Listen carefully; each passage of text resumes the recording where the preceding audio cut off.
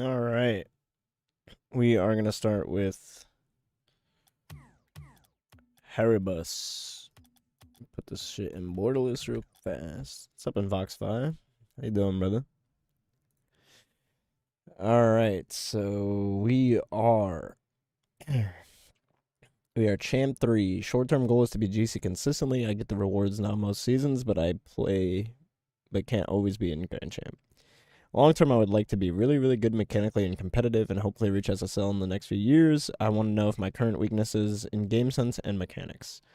Okay, so we're basically poking holes at everything in this replay, and then today's replay was low 1500s, which is peak MMR ever. My objective while playing is to get better during the moments where opponents is in control, and my job is to disrupt their play without me overcommitting, as I had a habit of leaving my teammate in 1v2s. Boost management and second man might also be an issue. Alright. I'll take all that with a grain of salt until we actually get a look at your gameplay. What's up, boys? What's up, everybody? Osco, it's good. Cute Monkey, hello. Marshy, hello. Gonna lurk and watch, sounds good, brother. Seaben, what's poppin'? Do you remember me? I don't know, man. I see a lot of people in a small amount of time, so. Yo, what's up, B-Dad? Thank you for the follow, brother. Welcome. Yeah, this guy's 1500. So for those of you guys that are like Champ 3, Grand Champ 1-ish rank, you guys will also be able to learn from this. So we're going to do our typical clean watch through of the game. And then we'll get a good look at holy B-Dap. Thank you for the primer, brother. Appreciate you, dog. Beat up, I decided to do Haribus first just because he has to go to sleep soon. Because I'm pretty sure he's EU, so hopefully you don't mind waiting. I'll do yours right after this one. Nice, good kickoff. Holy bumps. Holy bumps, bro. Little extension there. I'm not really sure what your teammate did, but we'll go back and... If you're new to this Haribus, how I do analysis is I'll do a clean watch through. I just want to see what your decision making looks like. I want to see what your bad habits and tendencies are. And then we'll go back, we'll analyze each goal, tell you why you're not scoring, why the other team's scoring, stuff like that. And then I'll give you a bunch of tips to work on and improve as well. It's good, get out, get boost, reset the play. Nice, good wide angle here. You're a little too fast for my liking. A little too much speed. Especially if you're trying to capitalize on that 1v2. Just reached GC3 today. Congrats, man. I haven't seen a Booma video that hasn't helped me in going to hard grind that LJ shooting back. Hell yeah, brother. I hope you enjoy the next few videos coming up because I've been putting in a lot of work recently. And I'm going to be hopefully bringing out some videos that not just like new people haven't seen, but also Rocket League in general. I haven't seen these kind of videos in Rocket League in general, so... This is a good ISO. You're a little... I don't know. You're a little late. I don't think your problem is so much of an overextension problem. It could just be your... I do like your speed. I like players that play faster than they do slow. Because you'll just learn the game better, and you'll get more comfortable playing at that pace. But as of right now, your decision-making at pace needs a little work. So we'll talk about... Oh, yeah, this is going to be rough. He may build you out.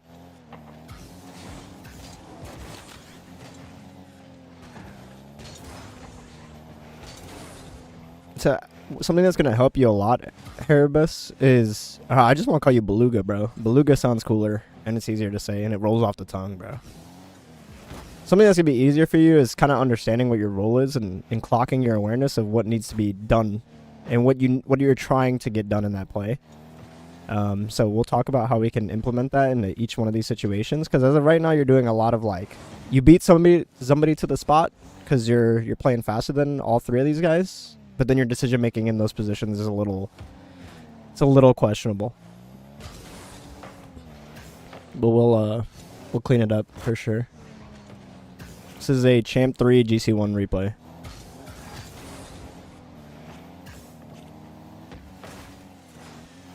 Yeah, and you're bumping your teammate a lot this game. You and your teammate have had a lot of collisions. And it's typically because your teammate's not playing as fast as you. So you're not really giving him the space to work. And this is something that could be a failure of you adapting to him, or you're trying to rush a play too much. That's scary. You almost invited that guy to double, yeah? That's really close. What's up, Skies? Liam, hello? Hello, hello. YouTube guys, hello. I'm sorry, I keep forgetting to check the YouTube chat, my bad. My day is good, brother. How you doing, Skies? How's everybody doing? Anybody watch the World Cup game? And something that also is going to help you a lot, Beluga, is like, I want you to position yourself to punish goals. Rather than like you forcing and spamming, like forcing plays all the time, I want you to focus on a punish role.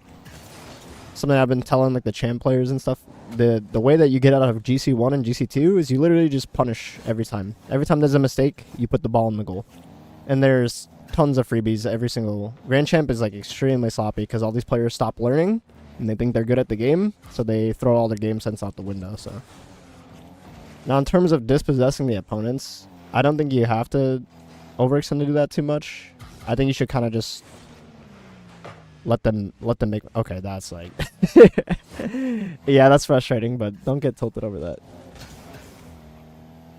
That happens. A little close there for a second. I think your biggest bad habit right now, and thing that's making the game really awkward for you is you're making yourself awkward. And we'll talk about that. I'm gonna make some adjustments to when and where you should be having speed and when you shouldn't have speed. Nice, good cheat on the kickoff as well. If you're interested in coaching this, guys, you can check out the Discord or Patreon. If you're interested in an individual session like this one, you can check out Discord. If you want monthly coaching, check out the Patreon. They're all discounted for the next 4 days. I did a discount, like, promotional period for basically all of July, so. What's up, CC? Welcome, brother. Yeah, I woke up with the flu today, too, so it's kind of rough. I was just getting real sloppy towards the end here.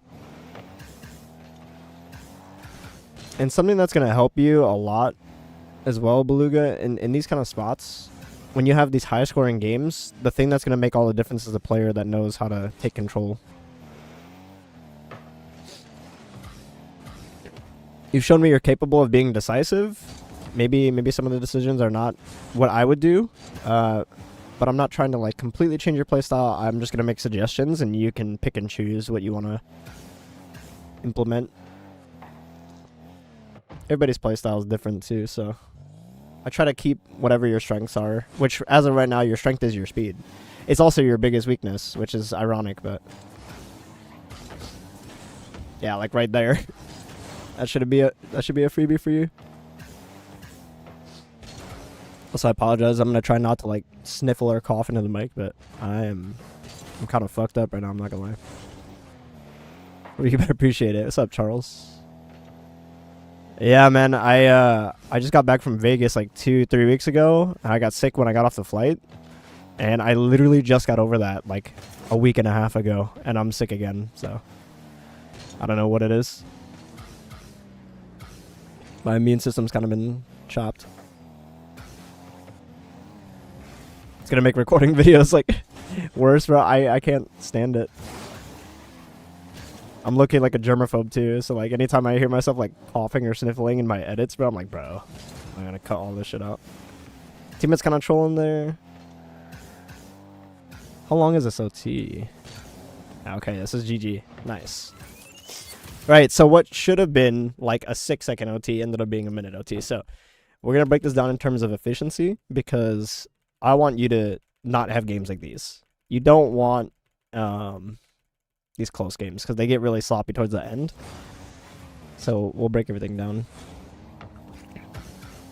Shit, am I too late? No, you're not too late. I just did so I do like a clean watch through first. So I just got done with the clean watch through. For those of you guys asking, can I coach you? If you're interested in coaching, check out the Discord or Patreon. Yeah, all the stuff is there. All the coaching is discounted, by the way, right now. So if you guys are curious on that, go check it out. So basically, to sum up, like what I've taken away from you right now, and I'm gonna call you Beluga because hair bus is interesting, but Beluga rolls off the tongue, bro. So your speed is your strength right now. Your speed and your aggression are your strengths, but you need to know when to tone it down. So I'm gonna try to find a middle ground for you for certain situations. Realistically, this shouldn't be bad for you, right? All the green signs are there, right? Your kickoff is hard won. Kickoff's good. That means play the ball or play a boost or play a car, right? You do the right thing. And this is just unfortunately like the worst shot of all time, right? Of course, I will be biased, but like you can blame this one on your teammate. This is fucking awful. This is terrible. You guys already have one out and this guy's isolated. There should be no reason this guy jumps as early as he does. He should literally just drive up, grab this pad, and just wait for you to get the bump. And then that's a free tap-in. So absolutely not on you whatsoever. So I'm not going to put this goal. There's nothing I have to say for that. It just happens. There's nothing you're going to do that's going to stop that. You'll have low SSL players doing that in your lobbies too. This is good. This is really good speed management. Why? Right? So kickoff's good. You have an ISO, right? You're to the spot fast, which is how I'd prefer you to play. This right here, I want you to save as like a template in your head. I know it's a post-kickoff scenario, but this is how you should be essentially treating every situation across the pitch. So we'll track your consistency with this kind of thing, right? Straight beeline, close the space, play the ball into space. This creates, outplayability right here. This is what you should be doing. Now, I'd prefer that you'd rip the shot this way. I think that's what you're trying to do. It's just a little bit off in terms of technique, which the shooting video, if you didn't watch the shooting video, bro, the difference of you slotting this versus you berging it, first of all, if you want to talk mechanics, you're still boosting. So you're boosting your car like this way. And then you also hit it with the wrong part of the car. So if you want to get the maximum amount of power, let the ball come across the body a little more and make sure you get that with the nose of the car, which is like here. And you want to be hitting like basically in the center of the ball. And you probably get a lot more power to this side of the net. But good try. I respect it. You created a good opportunity for yourself. Good disruption here as well. Now you've overdriven, okay? This is the #1 problem that Grand Champ players have. I don't understand why it is, but it's forcing yourself to play the ball when you're not ready to play it, okay? The difference is your decision here is, hey, I'm going to go back. I'm going to peel out, right? Don't second guess that decision, okay? What you should be doing here, this makes all the difference, is continue back and get a better line, a smoother line, so that you can react. This would be a fat U-turn right here. And that's a lot easier of a ball, and you give yourself way more options when you have a simpler line and a wider angle to that ball. Because now, you're forcing yourself to hit a shot like this. And it's just 10 times harder because you can't make this turn in time. Right? So, I'd prefer that you continue with especially if you want to play faster, Beluga, like, keep your speed. There's no reason for you to kill your speed here. So in order to stay fast and keep your supersonic, just peel out wider. And the boost is supposed to take you places, so you could have got there. The guy had to see through a smoke screen, so he wasn't gonna beat you to it. Now this is much better, right? You decide, hey, I'm gonna get out of the play, get some boost, reset. Now you're getting some driving speed back, but now you need to recognize in this spot that there is a guy who just got beat. Okay? It is now a 2v1 ISO. You do not need this much speed. Your job as second man is to play best case / worst case, and right now you're playing best case. You play here. And that's it. You should not be hauling supersonic through this spot. You need to relax, let up on the boost, let up on the gas in case your teammate beats him. And there you go. There's your freebie. So this is the difference of you winning the game or losing the game. If this was on, right, people want to make like a big deal about like not putting these in, but if this is the last 5 seconds of the game, you just threw. You fucking threw. Like it's terrible.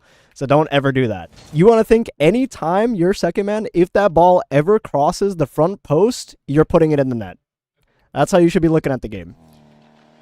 If you really want to break it down in terms of goal scoring, like percentage and efficiency, you just trolled that fucking open net for your teammate. Now here, okay, you are now technically second man. Your teammate should be getting out so you can become first man, but he's having a rough recovery. So in this spot, instead of forcing yourself into the corner, right, peel out, let your teammate get out. Okay, you can just chill out here, be getting pads or something, be passive.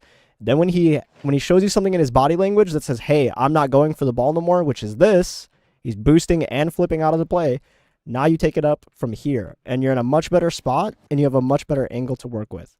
Okay, and this is where you'd be chowing when he makes this bad touch. But now you're here instead of backwards, or you're here and backwards instead of, facing the play, which makes all the difference. Because you would have had this guy to ISO, and potentially you could just drive chow that. Even if he flicks you in that spot, it's gonna go to your teammate, unless your teammate doesn't get demoed. That is right. See, because now you've ISO'd your teammate. You created a 1v1. So you gotta start thinking about the situations that you make for your teammates too. We know this guy's awkward. We know he's not as good as you. We know he's not as mechanical as you. And you're leaving him alone on defense. That is a big no-no. Big no-no. You should be here with layers. I'd prefer to be somewhere here already. Or like just watching this guy. You could be patrolling this area and stop him or just bump this guy out. Let your teammate have his ones. Okay, boom. Teammate gets the ball, and now we're here. Now you can play off this. But you're not here. You're missing for so long. So in terms of like presence around the pitch, you threw yourself out of the play and you were gone for what should have been like you in the play the entire time. Look how long it takes you to get back into the play. You've had opportunity, and now we're here. And now it's really awkward to chow because teammates overcommit again. And he has a bad habit of going for the corner boost when he's overcommit.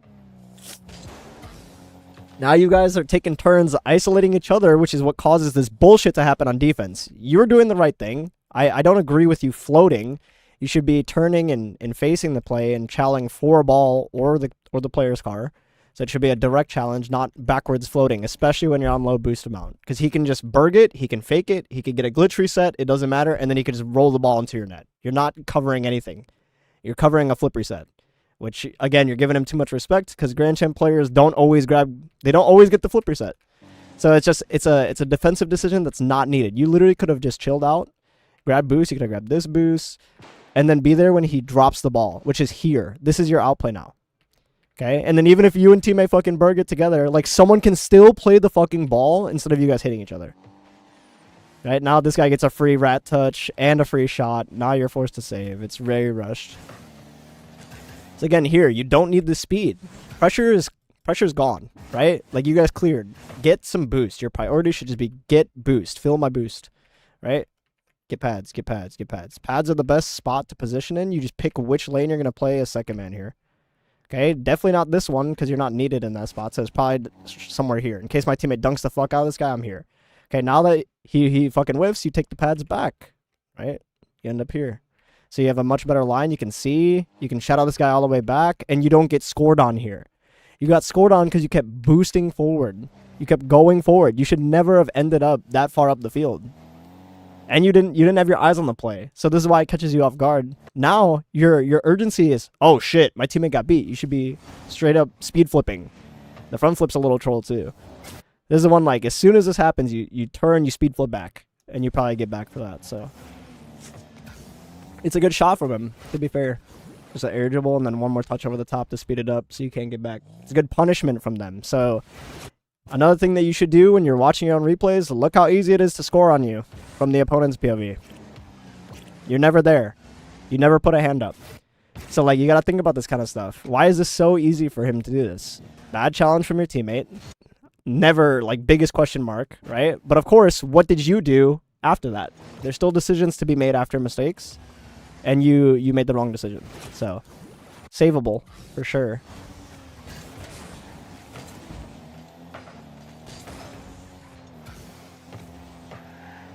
Okay, so like stuff like this, right? Okay, post kickoff. Kickoff's great. It means grab pads. Okay, teammates playing it. Your priority now, get boost. I don't care which one you go for, get a boost. That's it. That's your play here. So it'd be over here, you have a boost. Boom, now you're here. This is where you chow. You can catch him off guard and you can get a quick ISO against this guy who's driving up. Instead, you're ending up awkward. Now you can't go because your teammate's rotating ball side and he's going to fucking hit you if you don't. Now it's awkward to jump for and your teammate gets bumped. So again, let's watch it from the opponent POV. How easy did we make this for him to score? Okay, awkward kickoff. clears it nice and hard, gets the boost, sees both of you in front of him, doesn't like rush his play, lets your teammate get out of the way, and then he just hits it over you because you're way too close for a shadow and you had low speed. So all he does is speed the ball up with that flick, and you're gone. And then he just bumps your teammate. So you guys gave him basically, even though you're both in the same vicinity, you guys both gave him the easiest outplays possible. So it's really like we're gifting him goals. Is that because ball side rotating or wide rotating towards it? What do you mean? Which one? His teammate or him? Him. Yeah. So no, it starts from his decision in the post kickoff.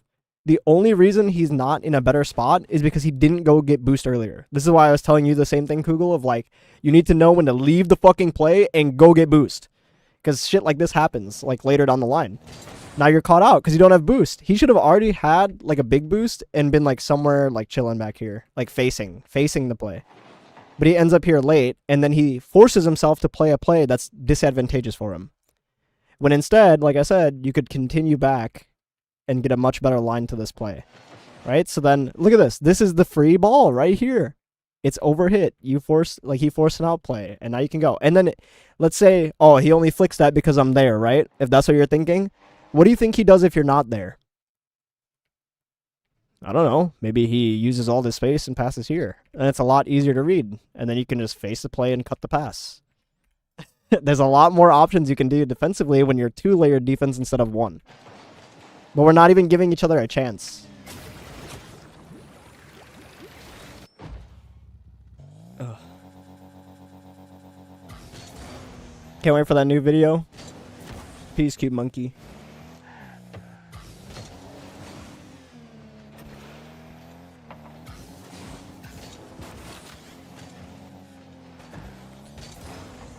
This is... I don't know. I want to go back.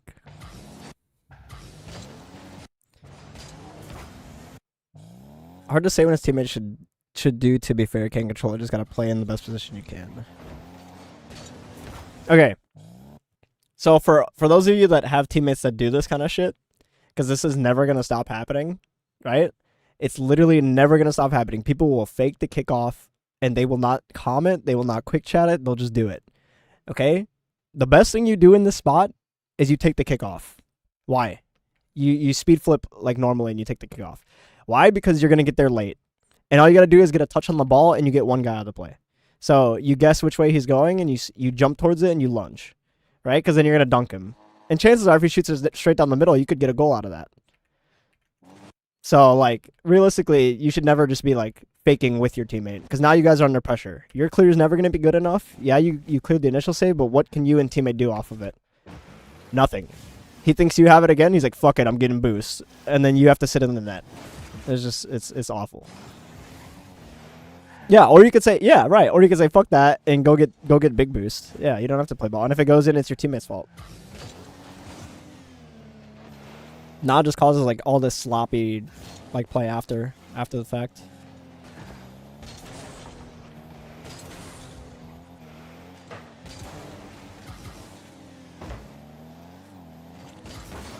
Did 50? Okay, that's just, yeah, you already did your play.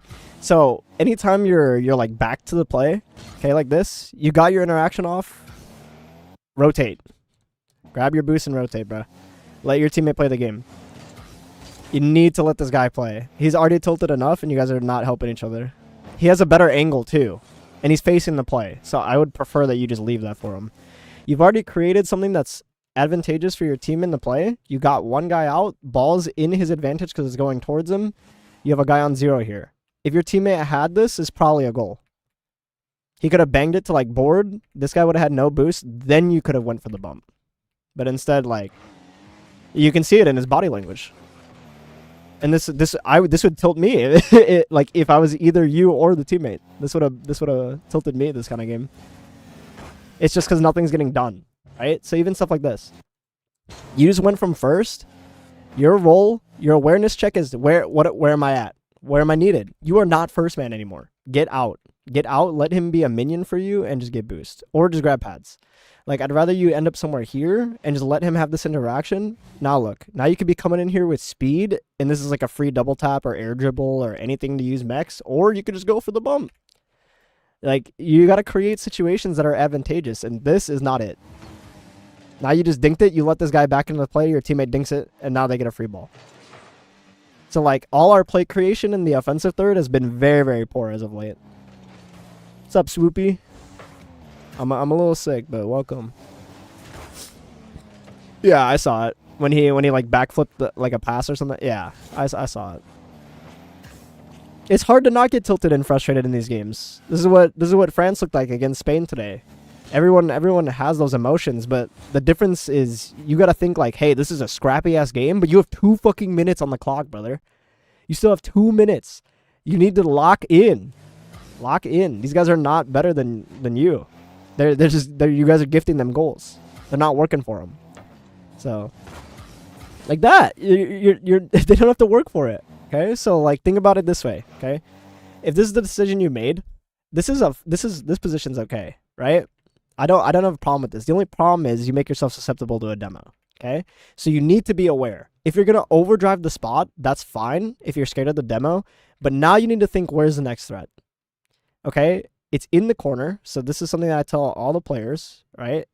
Anything in the corner is low scoring percentage. The scoring chances from here are extremely low.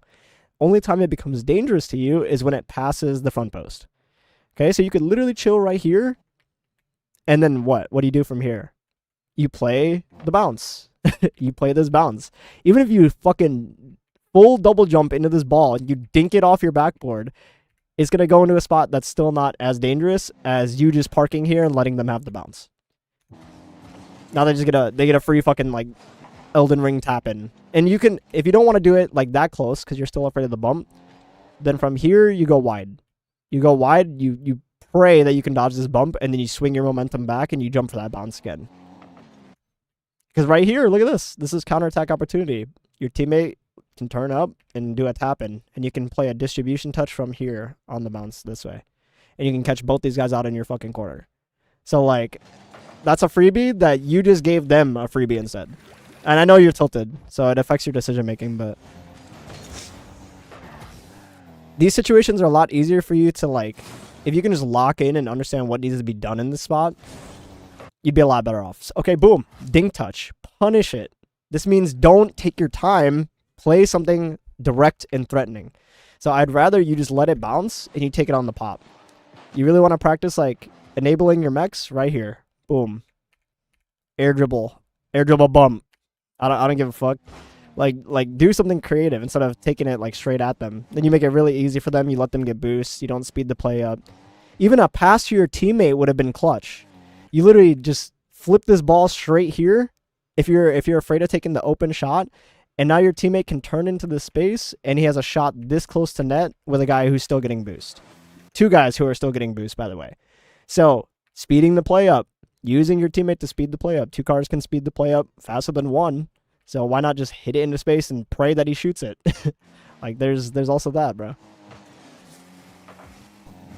You gotta create those situations. This would have been a great time. Okay, so in this spot, what is your intent in this spot? If you can recall what your thought process was. What are you thinking right here? Pass to me, teammate? Is that what you're thinking? Like hit it to me? Pass to me. Right. No. Stop it. Don't think that way. Why? Because you're solo queuing. You cannot control your teammate's decision making. You can only suggest information, right? You're not even in a spot where I'm like it's advantageous for him to pass it to you, because the other guy's too close and he's on like 0 boost. He's not going to feel comfortable passing to you unless he gets it down the wall. So what's a better play here? You're lingering in the play for this long when you guys have 1 guy out of the play. He flipped and he's fucking gone. Kill this guy. Bump him. Go be of use and give your teammate the tap in. You just got to get his car. Stop him from getting anywhere around here. He trolled. He's not protecting the net. You could go play spear for your teammate and give him a walk-in. Or you could just demo the guy. Flip into him. It doesn't matter. Like, harass the guy.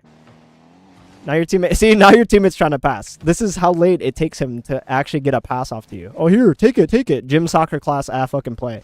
And even then, he got a great 50 for you. You just didn't stay.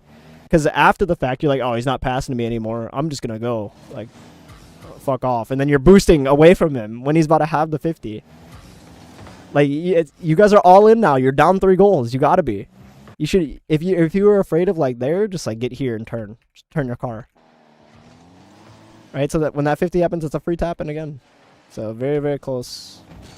And now, there you go. You guys, like, brute force it through. But look at the difference. He makes his player for you. Okay, he didn't get that one. Grab this boost. Let my teammate have the 1v1. And look at him hauling ass. As soon as the ball spills in front, he's scoring it. So low-key, he did a great job. Great job, second man. You guys had 3 of those this game that you could have put in already. So when you analyze replays like this game could have been 5-4 instead of 2-4. Now we'll see. We almost get a comeback, so we'll see what we do. We have to talk about what we did well. Okay, you're rushing yourself. Why are you rushing yourself? Because you never saw the other guy. If you haven't seen my videos on like information gather right here. You know where the ball's going. The ball's not curving. It's gonna bounce pretty much. You know where it's fucking going is what I'm saying, right? So look away from the ball, get your car in the vicinity, and look at what this guy's doing. He's nowhere near you. It's backwards. That means take your time. You don't have to rush into a perfect air dribble pop right there. Congrats, Charlie. Love to hear it, brother. Again, you're forcing yourself to play the ball. What is this power slide turn? Like, you want to see it in perspective? Let's see how much speed you lost. Look at your car speed. So what, we're at like 55 right now? You went down to 16. 22. It's so much harder to play that ball. I do like that you pass, but like the better play is, you know, apply pressure quickly. So I would rather you just boost out, use your boost to get places, right? Get out wide, come back, swing in, and you could be banging this to a free backboard. Freeboard. Or bang it to the sidewall, hit it around the guy. Or you could play this pass faster to your teammate into that space. Now your teammate can't play anything with it. So realistically, I know you got tilted at him taking that touch, but you hit the fucking pass all the way behind him. Better pass is this line right here. That's what creates a dangerous opportunity for him. So you can't be tilted at him because you did this burger turn, like you power slide. Like, swing your momentum, brother. Swing it. You'd be a lot better off.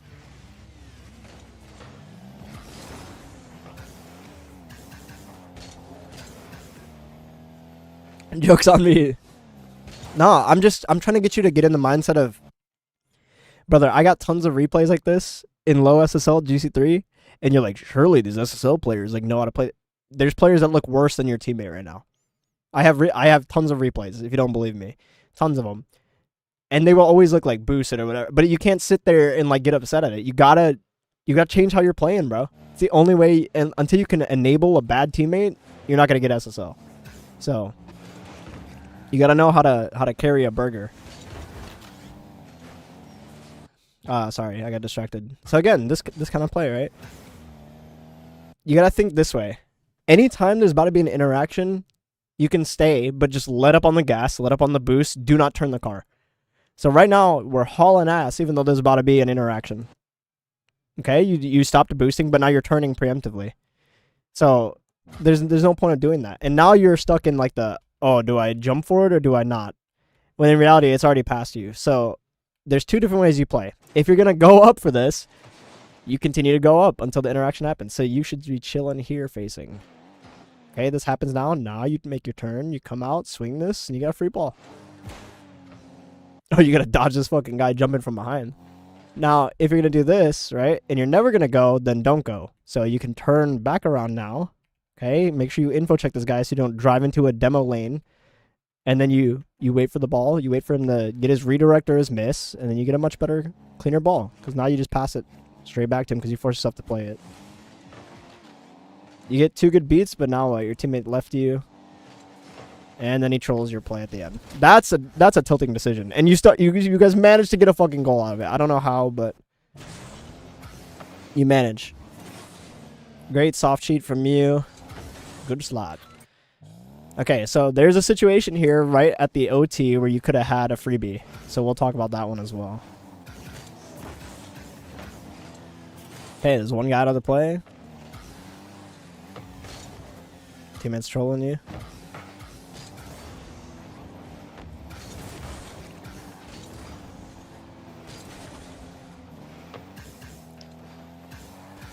There you go, let teammate play the game. Let them have their dumbass touch. There you go, apply pressure. Creates a slot opportunity for teammate nearly close. This is perfect. Good peel. I don't agree with the flip, but good peel. Just reset the play. Understand that you need to concede the possession. Don't play like a ones player that never gets off the ball. Concede the possession. You're never going to get anything out of this. Even if you go for something like this and you get a piece, like you're just going to 50 the guy and then you're out of the play. I don't know why players pre-jump stuff like this, but don't ever do this. What's up, established? Established. All right. So there's a goal scoring opportunity for you here, right in the OT that I want you to pay attention to. Right here. So why? Why are we not just taking the tap in? You think this is like a bad shot or something? I don't think it's a bad shot. You're there too early. That's the answer. You're there way too early. Okay? So, yeah, exactly. You're hauling ass in a spot where you don't need to. You're not respecting that the player's going to have a touch. You need to be aware of the other players. Boom. Okay.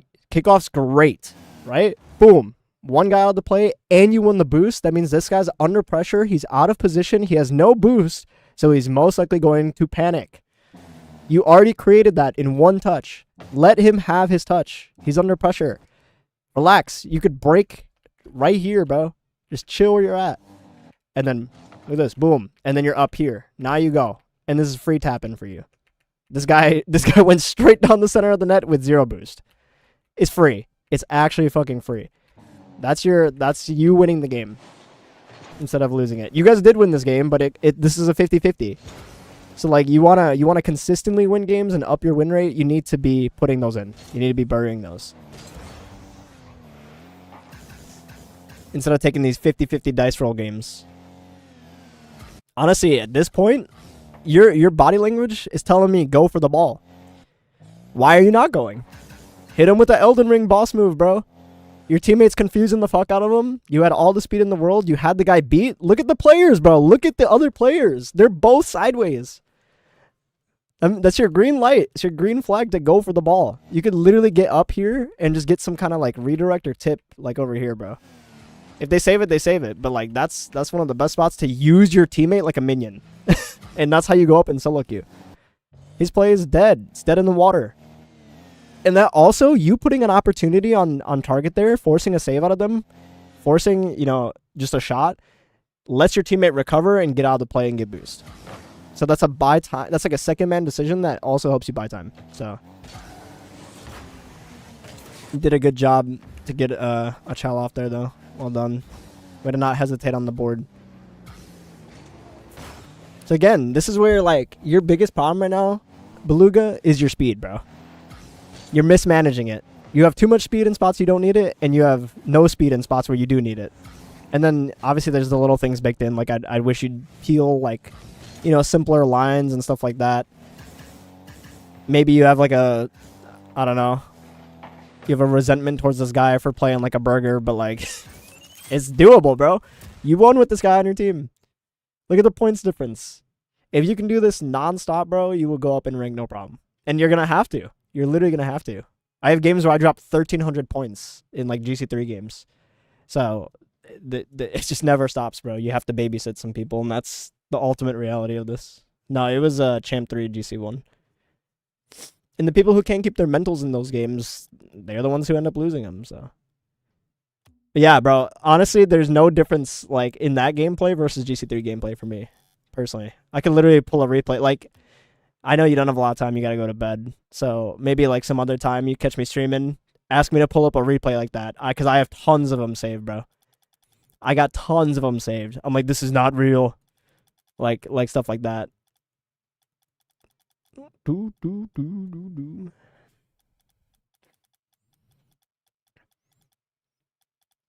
Yeah, bro.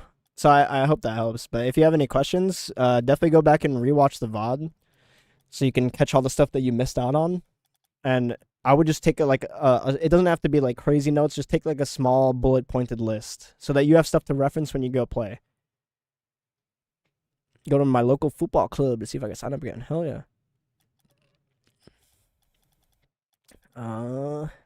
Here. Here. Example for students. Unreal. If you got like 5 minutes, bro. Let's watch this. I'm assuming I'm 6'7". Alright, yeah. We'll just play this through and you can watch. Watch how I deal with these games, bro.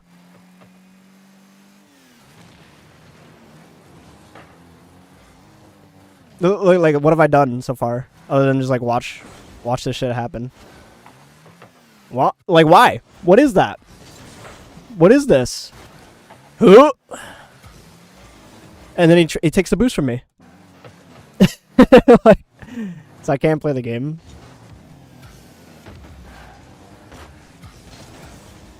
I was probably griefing too, Loki. If I'm playing with this name, I was probably griefing or having like a tilt sesh myself. But this is the kind of shit that you'll see in GC3, bro. Sideways on the goal line, no momentum, 100 boost, dink clear, forced 50, spills ball a second man.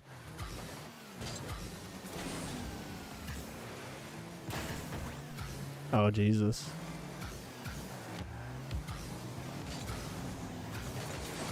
I look tilted as fuck, bro. Rage bait name, on God. This is definitely a tilt queue, bro. Marsh Berber and won most of my games. Oh yeah. Look at this clean aerial, guys. 100 boost gone, and then you wonder why you guys can't get out of defense, because that's what your 100's going towards. Give the ball to the other team, dump the rest for one touch.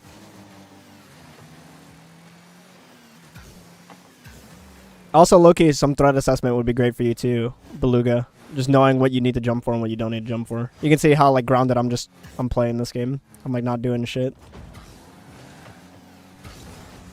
See? I get the fuck out. Let teammate play the game. Let him be a minion, bro. Okay, he's still not back, so I'm buying all this time in the world for him to get back. Gets fucking faked. Freak. It's like one of these games where you can't just like throw yourself at the ball. Somehow gets bumped there, because why? We're in the goal with no momentum, sideways, instead of in the play.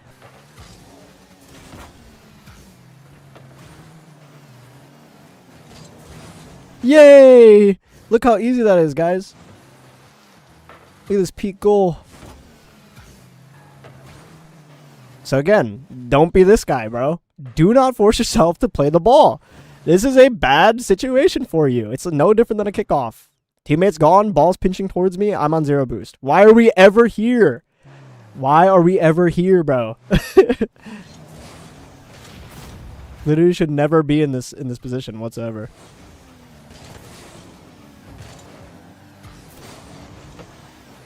Okay, kickoff's like dog shit. Yippee! That means I should have went to go get boosts. Seems like a good choice to turn. Yeah, turn up the field. We got the boost to play, guys. This ball is mine, surely. It's like, what do you do? What do you do in the spot? Right? So, what can you do? Does something like kickoff? This is why spilling the kickoff to the side is important. So you don't get shit like this. Now we're gone for 10 years. What are pads, bro? You're jumping for Joey.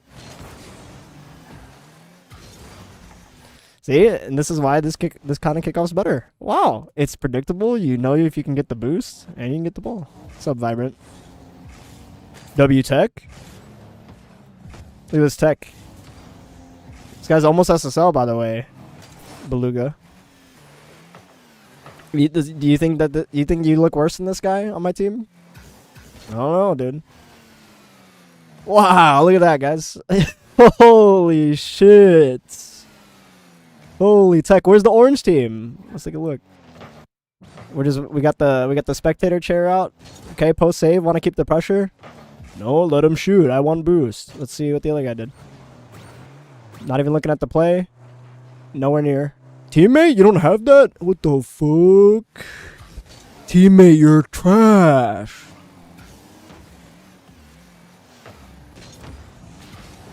Wow, there you go. That's a great demo.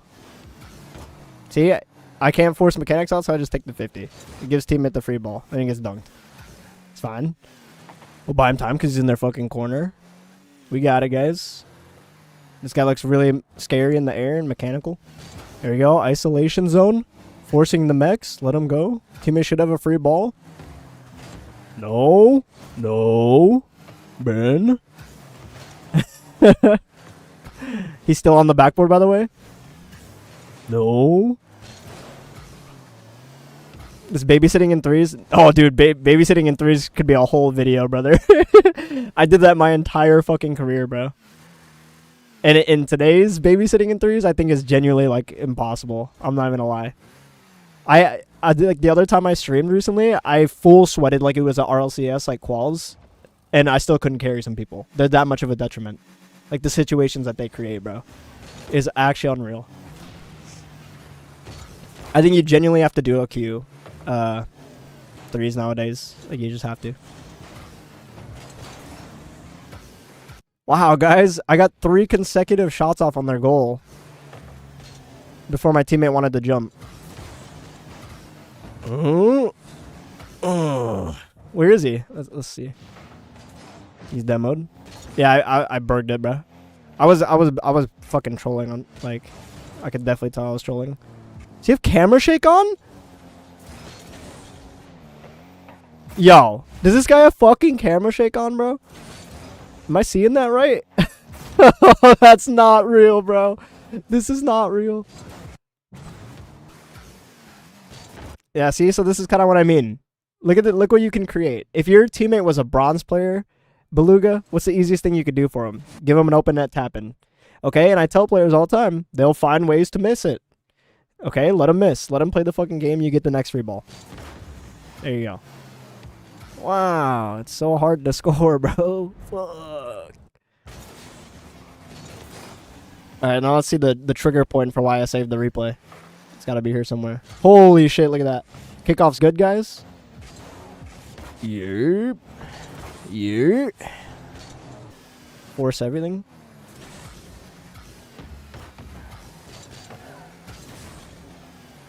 Like, look. Whoa. Whoa. Whoa.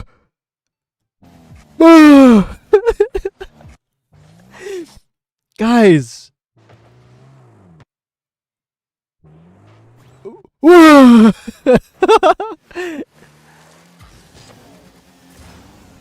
The difference of this is another reason why I tell you to peel out Beluga for stuff like this. Because if they hit it too far from themselves out of panic, like it's just always in your advantage. So if they don't take the beat, you always get a dust. It's free. That's how you can keep your speed up and keep your boost up. This is wild. I went for the bump, like on the guy, and I'm like, wait, my teammate's gonna surely like get the next free ball. So he's not there for the free open net, but he's there for this one. He's up, bro. Wong. Like, do we not have eyeballs? Can we not see the guy on the fucking board? Hello? Oh. There you go. And that's what I get for trying my best all game, right? Let's look at the point difference here, guys.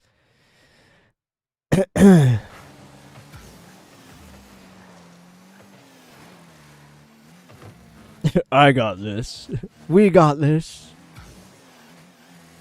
Anything you'd recommend to practice speed flips? Just get familiar with the flip manipulation and the timing. A lot of people think the cancel is what's most important, but it's the timing that most people have that fucks up their... Knowing for what, like, when they can actually animate and manipulate the flip is the difference maker. See, so this is one of the spots where he got a beat, and I wanted to get a demo, but because he hit the ball so fucking hard, I had no chance. So I was like, I'm already committed. I have to take the 50. He's finding a way to get bumped. I'm trying to relieve pressure off him. I still got to make the save by myself. We're currently almost at 1,000 points. Killed one. It's a free open net. Slot! Fuck yeah, guys. Slot. Oos. Now you guys know why I made a shooting video. Now you guys know. Booma, why are we making a shooting video?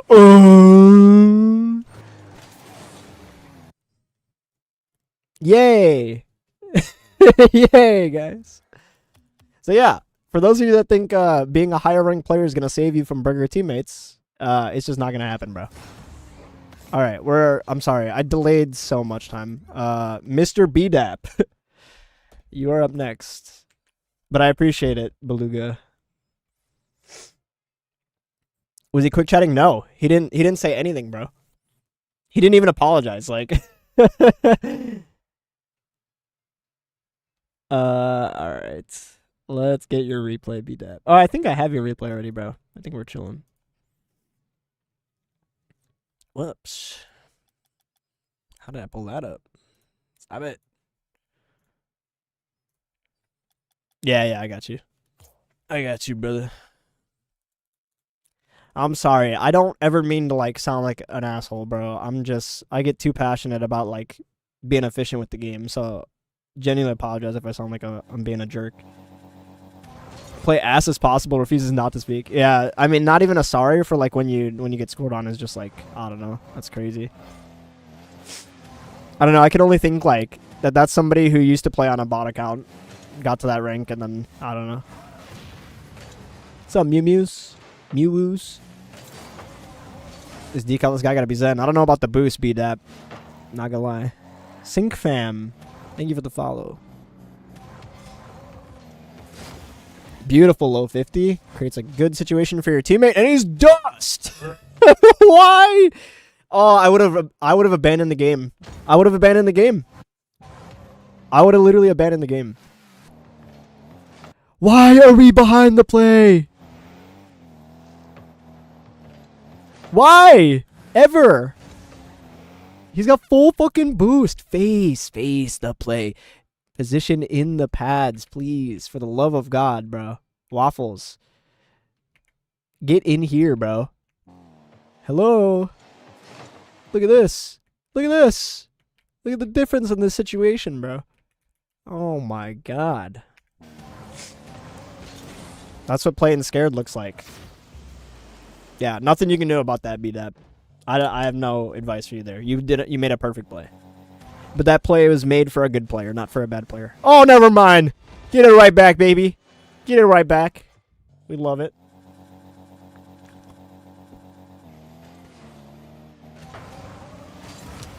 Oos. Yummers. Oh, shit. My bad. Hold on. Sorry. I accidentally pulled up the wrong chat.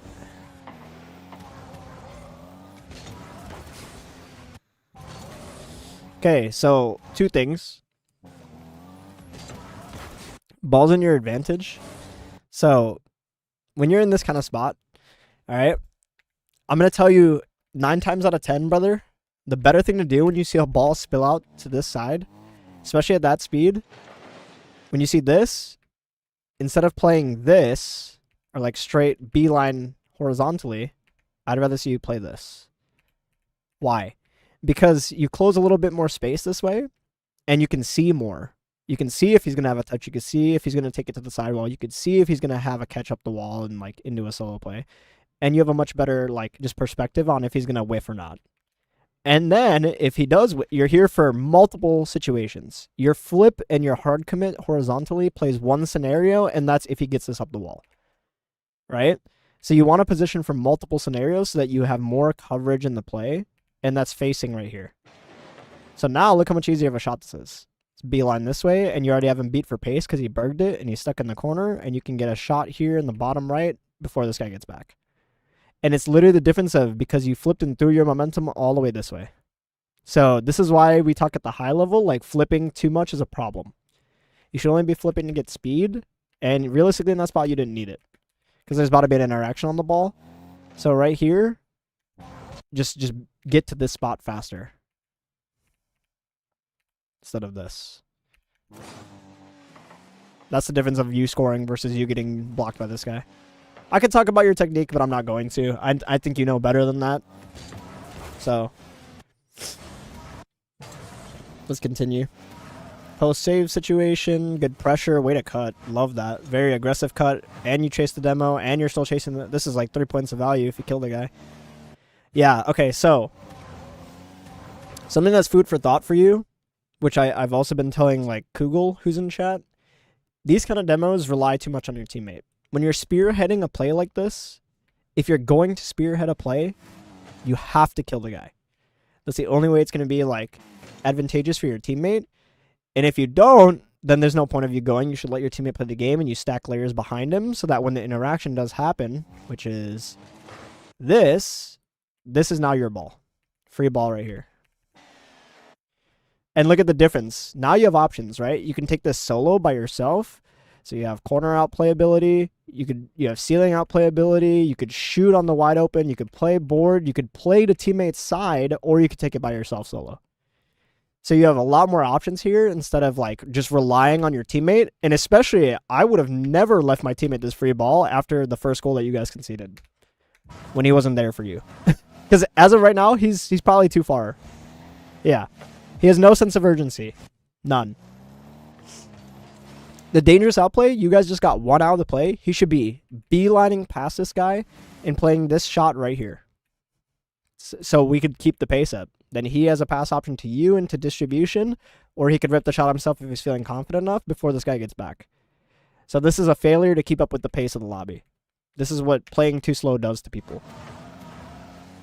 And now you can't capitalize on it because these guys just are too difficult to demo and your teammate's play was not good enough. Alright, so same thing that I told Beluga in this spot. If this is not a ball that you can feel comfortable turning on, which would have been, if I were you, I would have insta-turned on this, right? Because then you can potentially block the pass opportunity and you can get the dunk on the guy and maybe even the boost if you dunk him hard up the wall.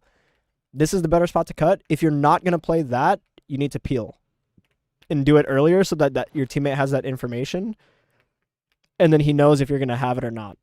And he's not even here. Where the fuck is he? Yeah, okay. So, my number one boo-boo in this game, and that you should never do, is this. Why? Why should you never do this? Never go into the net. Ever. Because you don't have the momentum that you need with this fucking power slide bullshit. Again, the number one plague in this fucking game. This fucking power sliding into the net. I will never understand it, but you need to be aware of why this happens, BDAP. It happens because he sees you there. Whether you like it or not, he sees you in the vicinity, so he thinks you're going to have some sort of touch or interaction. So he's never expecting you to just let the guy shoot. And then it happens too late. By the time he realizes you don't have a touch, you're scored on. Right? So the best way to prevent this is you don't bottleneck the play. Your teammate should be able to come through here, grab the boost, and decide if he needs to go board or save the ball or block the pass.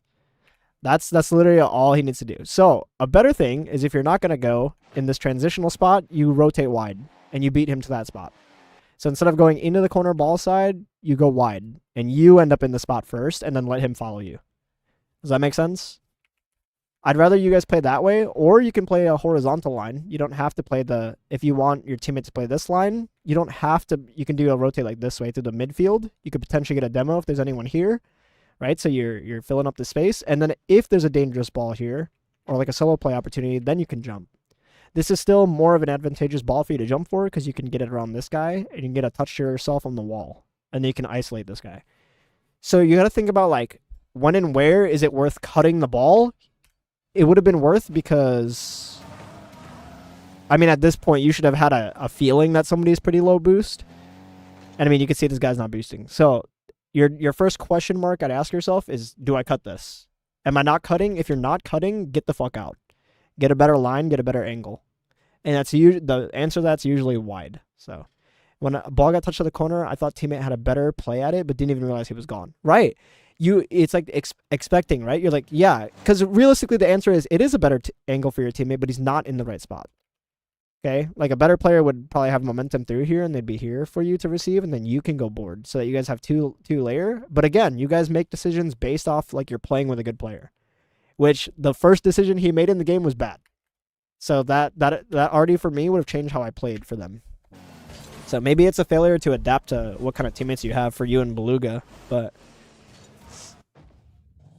he's definitely a lot slower than the lobby, so that means you need to kind of like reassure this guy and get him incorporated. Take your time, don't turn on it. Oh, see, like this, bro. Like the ball's, it's free.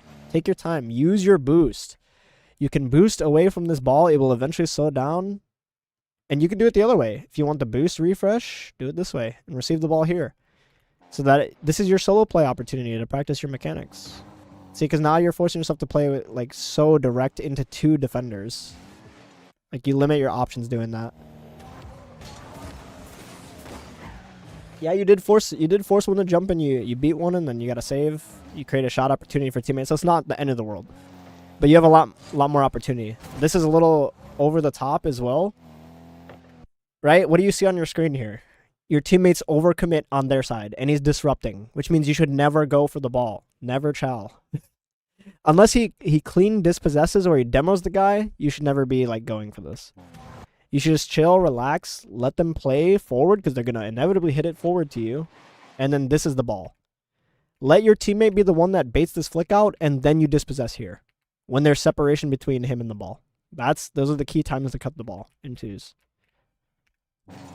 And I can show you that. I could pull like a pro replay, or me like playing pro players, and we could talk about like cutting the ball if you really want to see that. I have a pretty good replay in mind for that. This one is justifiable. You know, you get a twofer.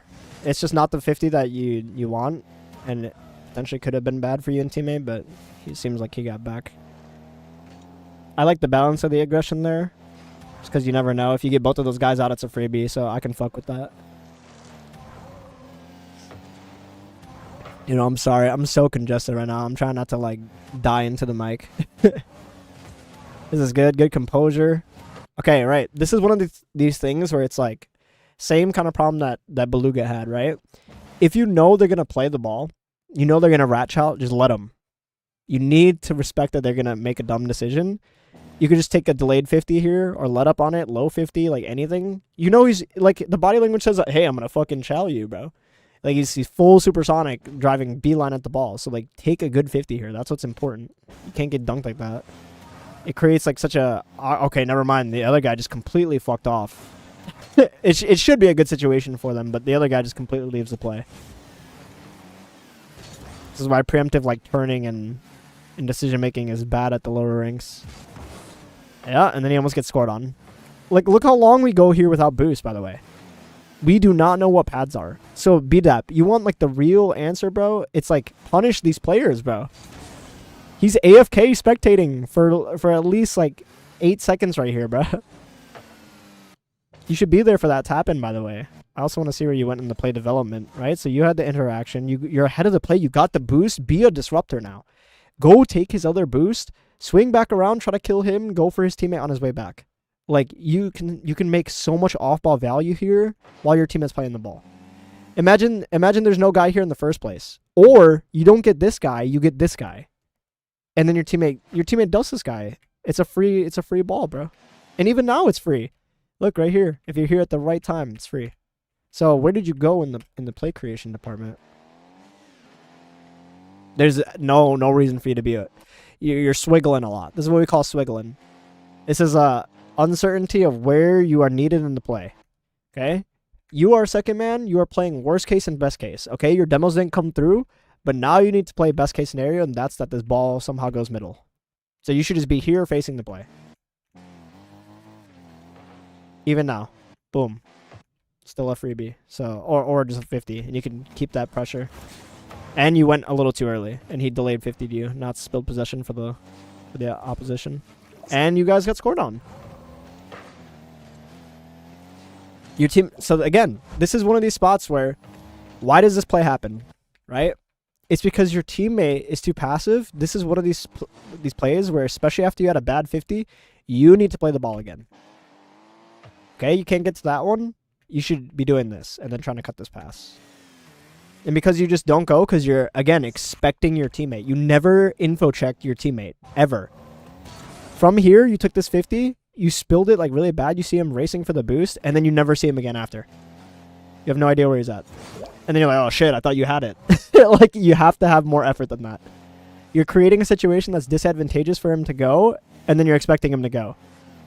Not like 90% of players are going to struggle going in these kind of positions. That's why 2v1s are so dangerous at the low ranks. And the high ranks, to be honest. So you have to do one more there. All right. This is going to be another pro tip for you. Use kickoffs to lock your awareness in. Okay? The first question, and you'll see players like, if you watch any Apparently Jack is probably the #1 pro that I would say does this. Ask yourself if the kickoff is good or is it bad. Is it good or is it bad? You lost it, but is your teammate there? It's in your teammate's advantage, which means it's good. So there's two decisions you can make here. All right? First of all, just because I see both of these players going for it, I'm not going to trust my teammate to just beat both of them. So this is probably a spot where I would try to get some kind of pads and get like this, so that I can support him if he needs me, right? If he does get the beat, then you can continue up through the pads, right? Or if the kickoff is fucking awful, then you just go get boost, and then you stack behind him. But look how long you're just lingering from your kickoff. You're struggling to be decisive in like where you're needed in the play. And now you just get outplayed, and now you're still irrelevant in the play. So in terms of presence, this might be another goal. Close. Okay. It didn't end up being a goal, thankfully. But it's just, there's nothing being done. There needs to be two-layered defense, meaning someone needs to force in that spot, and someone needs to play ball after. So you're not going to get anything out of this. There's no reason for you to be here. You need boost before you decide to play anything here. So I would prefer that you just get some kind of pads going and get some speed going before you try to play anything. And now here, like you're beat, get out. And I would never do this. Don't do this. Rotate wide. It's almost always going to be better that way. So you have a separation between who needs to play board and who needs to play low. At this point in time, you can now see your teammates board. You come in and play the low. Or you can do it back here. If you really want to be comfortable, you do it back here. Right? But instead, you guys end up on the same side. Now you're power sliding backwards in the net. And teammates not going. We're letting this guy play free play. So if you want to watch it from this guy's view, he has no one challenging him for so long. Gets a free touch to the sidewall, free pop off the sidewall, and there's still no one up. There's still no one up. You want to know what I would have done if I was this guy in the spot and neither of you were challenging me? I'm going to let the ball drop all the way to the floor, and I'm going to dink it this way so that my teammate can slot it on you. Because no one's going. No one's covering anything. You're both playing the exact same line. 2-layer defense means 2 layers, not playing the same line. You guys are playing the exact same line. So it's just not great. Oh my god, dude. Tell me you guys got to go out of this. Close.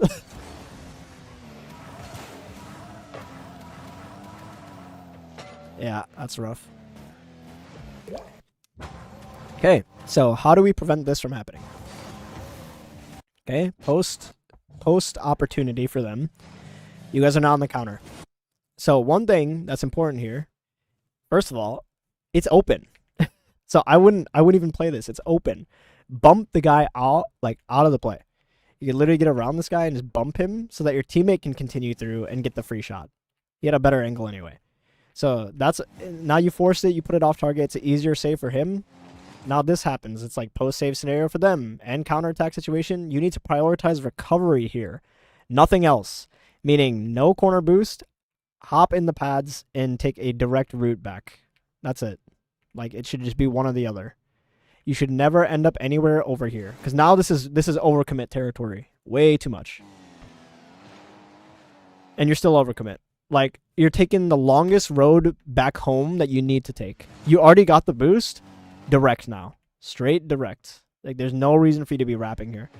And you can be clearing this bounce right here. Or if there's no one there to shoot, you can be turning and popping this into an air dribble.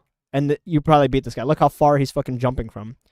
Literally jumping from the midfield. This is a free shot if you're in the right spot. But instead, we're lipping ourselves on the back line, and then you're inviting him to shoot because you went to net with 100 boost.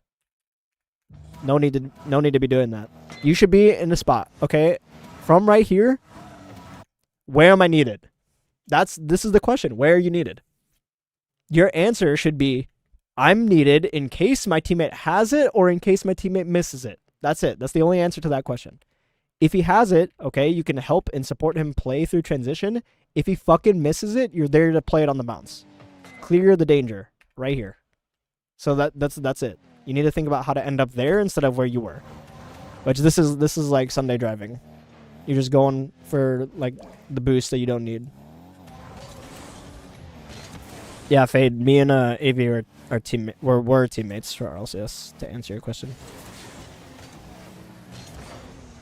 Yeah, that's the greed they speak about in the Bible, dude. Okay, so you're in two minds here. You're second man. Okay, you're buying time for teammates to get back.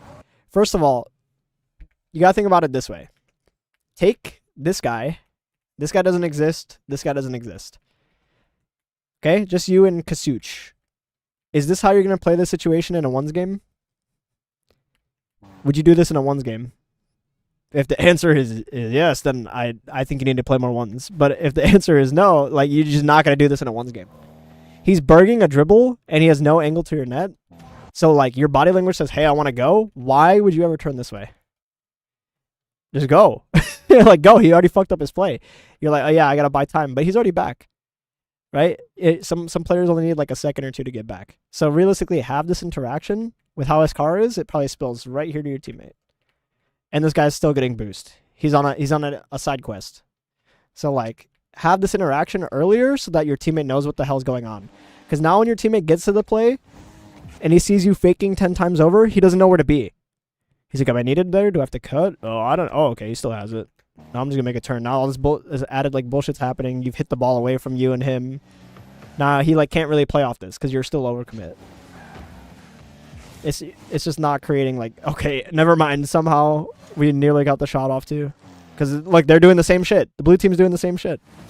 Playing the same line.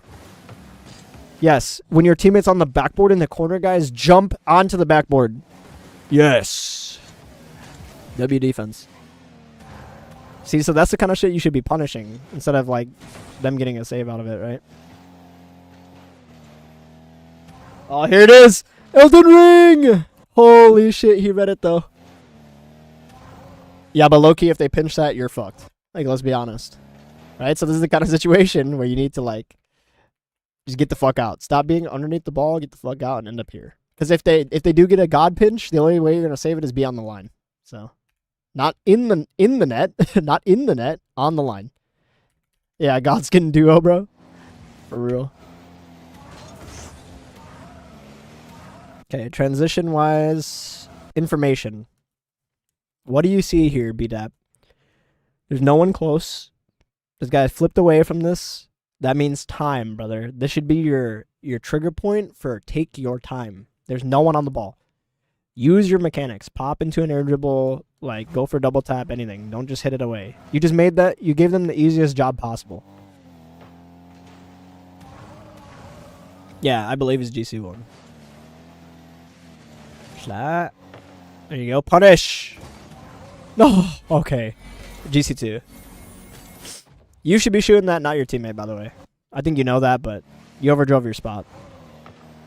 So again, this is why we talk about simple lines, brother. Don't swiggle, okay?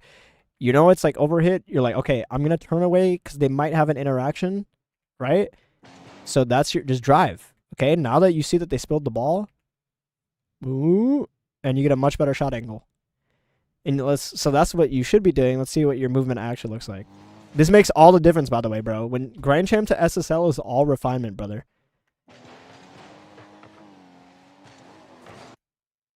Look at the difference in that. I wanted to go, but I didn't want to double tilt, or I didn't want to double. I was tilted at this point. Yeah, fair enough. But you guys need goals, man. Like, this is the same thing with that I told Beluga. You gotta lock in during these times, because this is when Grand Champ games are the most winnable. When people start bleeding, and they don't know how to stop the bleeding. Okay, teammates dust. Might just be in. No, watch the mid. This is perfect by you. Perfect. Okay, this is better. You're a little passive here. Now you're becoming your teammate. You need goals. You need to be aggressive. That means aggressive in your positioning too. I'd be right here, if not like right here, bro. Like anywhere in here, letting this interaction happen. Boom. Outplay. You could hit this to the corner, go for a double corner. You could literally swing your momentum and dink it to this part of the board and then shoot it. You could try to play it to the sidewall and go for a solo play. Like be aggressive here. There's no reason you should be getting beat here. It's the exact same situation that you had at the start of the game. Your teammate's doing a really good job, like forcing this guy to do something, like a ones game, and then you're not there to capitalize. Something that like a bunch of pro players will tell you. You go watch like 5-up videos. 5-up will tell you too. Like, just follow up your teammate better. Follow up your teammate. Usually whoever follows up the teammate faster is gonna like beat them, bro. You'll just win the game better that way. How do I follow this guy up? Just be here for when he has the 50. If it's the worst 50 of all time, okay, then GG. But like, he took a really good 50, just like you did at the start of the game, and you both let each other down. So, way to make up for it though. Good chow. Way to not isolate yourself. You didn't go to net either.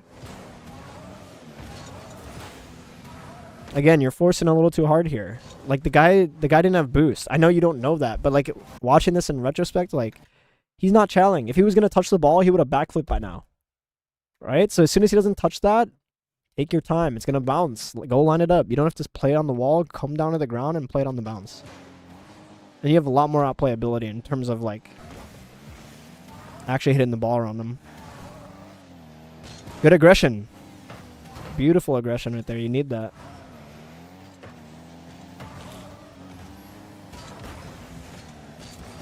See, if you had maintained this like aggression for the last like 30 seconds rather than like only picking it up now, you guys probably would have got more goals.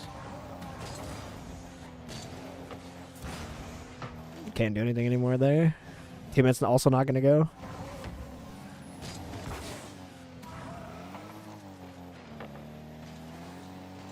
I'll pull a twos replay for you. I have a specific replay I want you to watch in mind.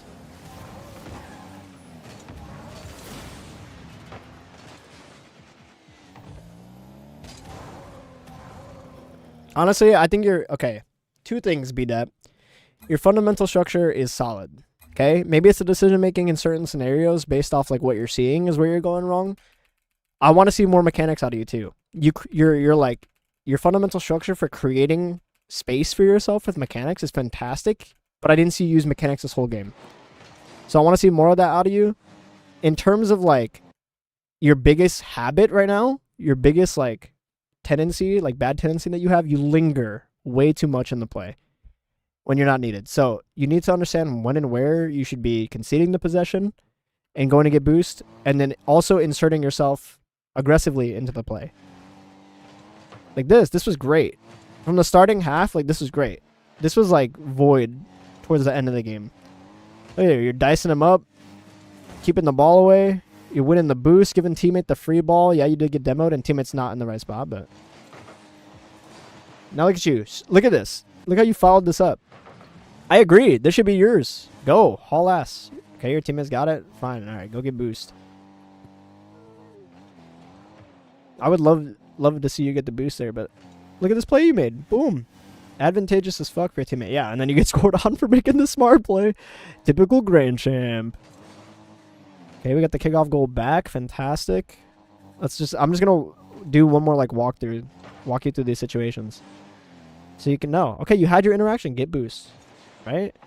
Now layers with teammate. You should be somewhere here. Perfect. Okay, relax. The interaction's about to happen, and now we're here, and we're here instead of horizontal. You see how much lingering you're doing? It's like you already got to the right spot. When there's about to be an interaction, relax, chill out. Let the interaction happen, then you react. Look how much driving, unnecessary, like, swiggling that you're doing. It's fucking with your positioning, bro. Okay, so this is first freebie. So that's 2-1. Okay, 2-1 instead of 1-1. This one, potentially 3-1 instead of 1-1. Right? This situation, if you were back here to receive. And instead, they get a goal. Like you gotta think about reverse Unoing all these situations, brother. All these can be different with decision making. This is a free ball. Take your time. This is the part where you take your time, enable yourself to use mechanics. That's a training pack setup. Now you're playing direct and you're playing alone. Also, I want to see you just create, like, I know you have it in you to have that trigger point for going for demos. Like, you like to spearhead demos a lot. But I want to see you do it from first man. Take a 50 with somebody, beat 1 or 2 guys to the ball, then get a demo. That's how you get points of value, so that you give your teammate literally the widest open fucking net that you could give them. You make it so easy for them. Now this, you need to balance out as second man here. This is too much aggression. You are not needed in this play. Let him disrupt. Let him play the ball. Get this flick out. Now you play this cut. He still potentially could have a beat, realistically, but like, it's better than you like getting dusted here and now no one has the net. There's no one. And the fact that they don't score that's even worse. Like, to be real with you. This was great. This is a good time to be aggressive. You get almost 2 players for the price of 1. We could talk about how you took the 50. I'd rather you take it on the side of your car. 50s are all center mass. You're taking it with your nose. So of course it's going to pinch.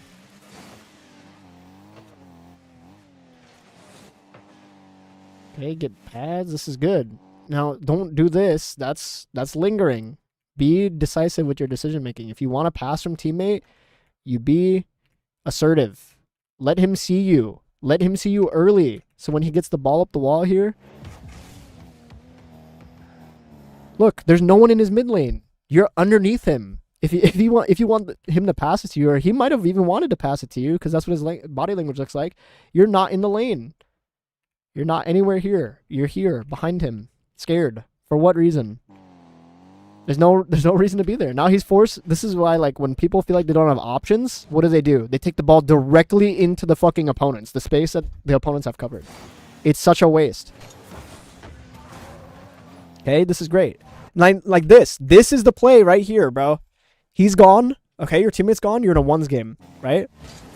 Boom. You got the touch. Grab the boost. Now what? Don't look at the play no more. Think about how you make this easier for teammate.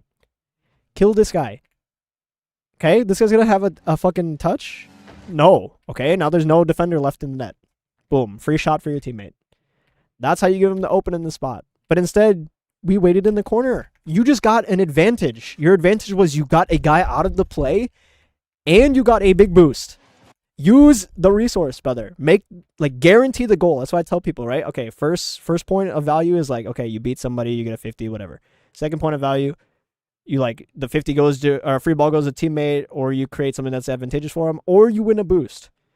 Now 3, how do you, what's like to guarantee that you score this? Guarantee that he scores this. Like that's what you're missing, bro. And right here, it's this unaware guy on the goal line. Look at this. He went to net too. It's a freebie. This was fine. Good patience here. Good composure. Again, I'd love to see you take a better 50 here. Maybe mix up your single jump and low 50s, delayed 50s as well. Don't forget those are part of the game. Again, you're spearheading the play here. Kill someone. There's no point of you going back during this point in time. Like, guarantee the goal for him. So this could have been like a 5-1 game. As of this point. Then that goal, you expected him to do something for you. Here you need to end up wide, not on the ball side, so you don't end up playing the same line. We talked about this one. You overextended and you grabbed 2 boosts instead of being direct towards the net.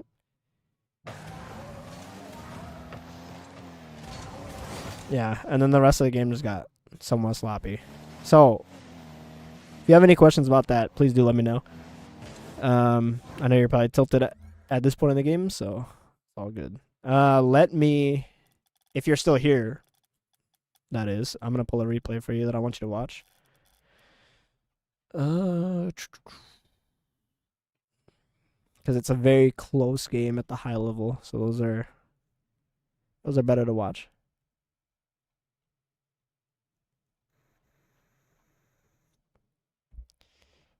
Do you have any questions about that?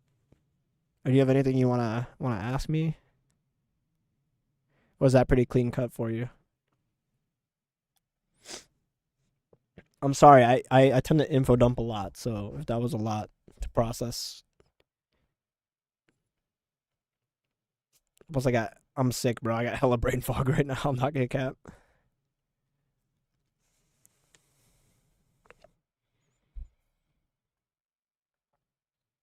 Oh, we were playing bots that long ago?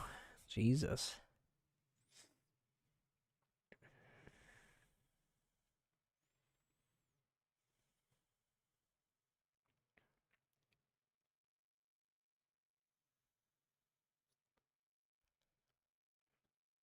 There you go. This is a pretty close game for you to watch. So this is me, one of my old RLCS teammates, Temp, and we were playing against Taroko, pro player, and Jathan, who was a up and coming bubble pro. Not really questions, definitely a different look at what could be done differently. Yeah, for sure. So I just want you to watch how we kind of treat these situations in these higher level games, right?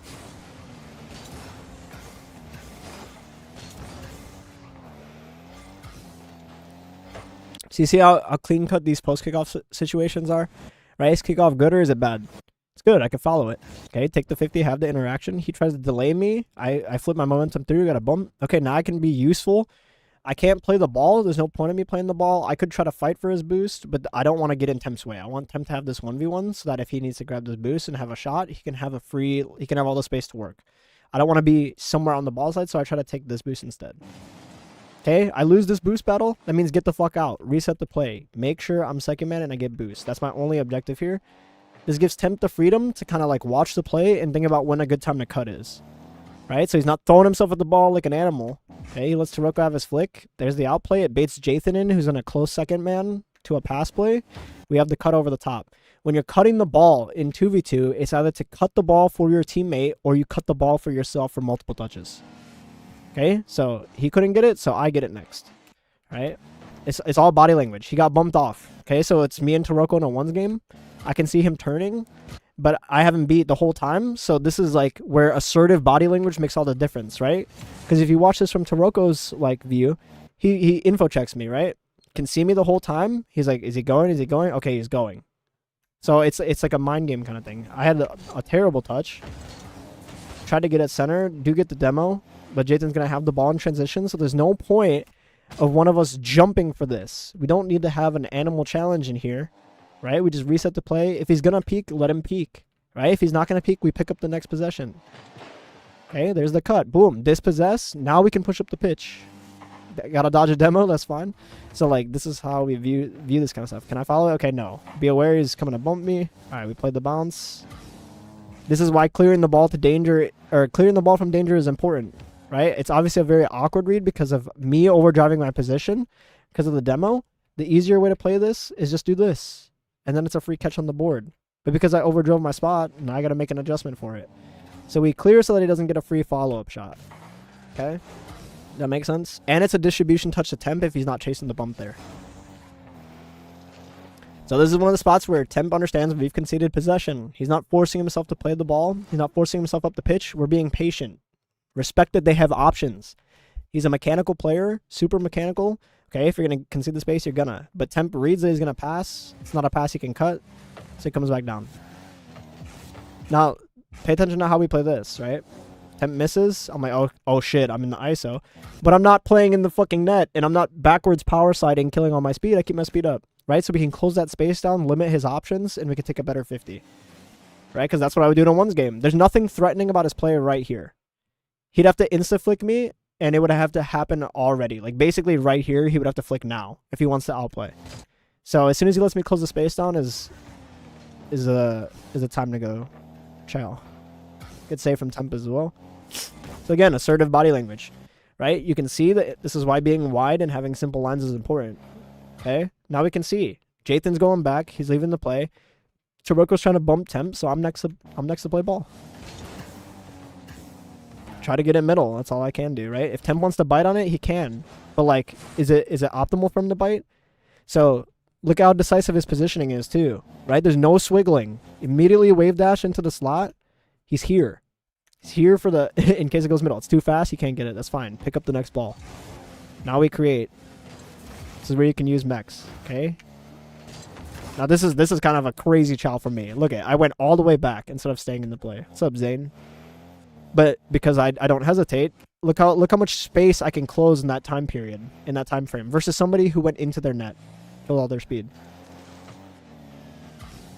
Right? There you go. Now we get a free ball for temp. Have that interaction early.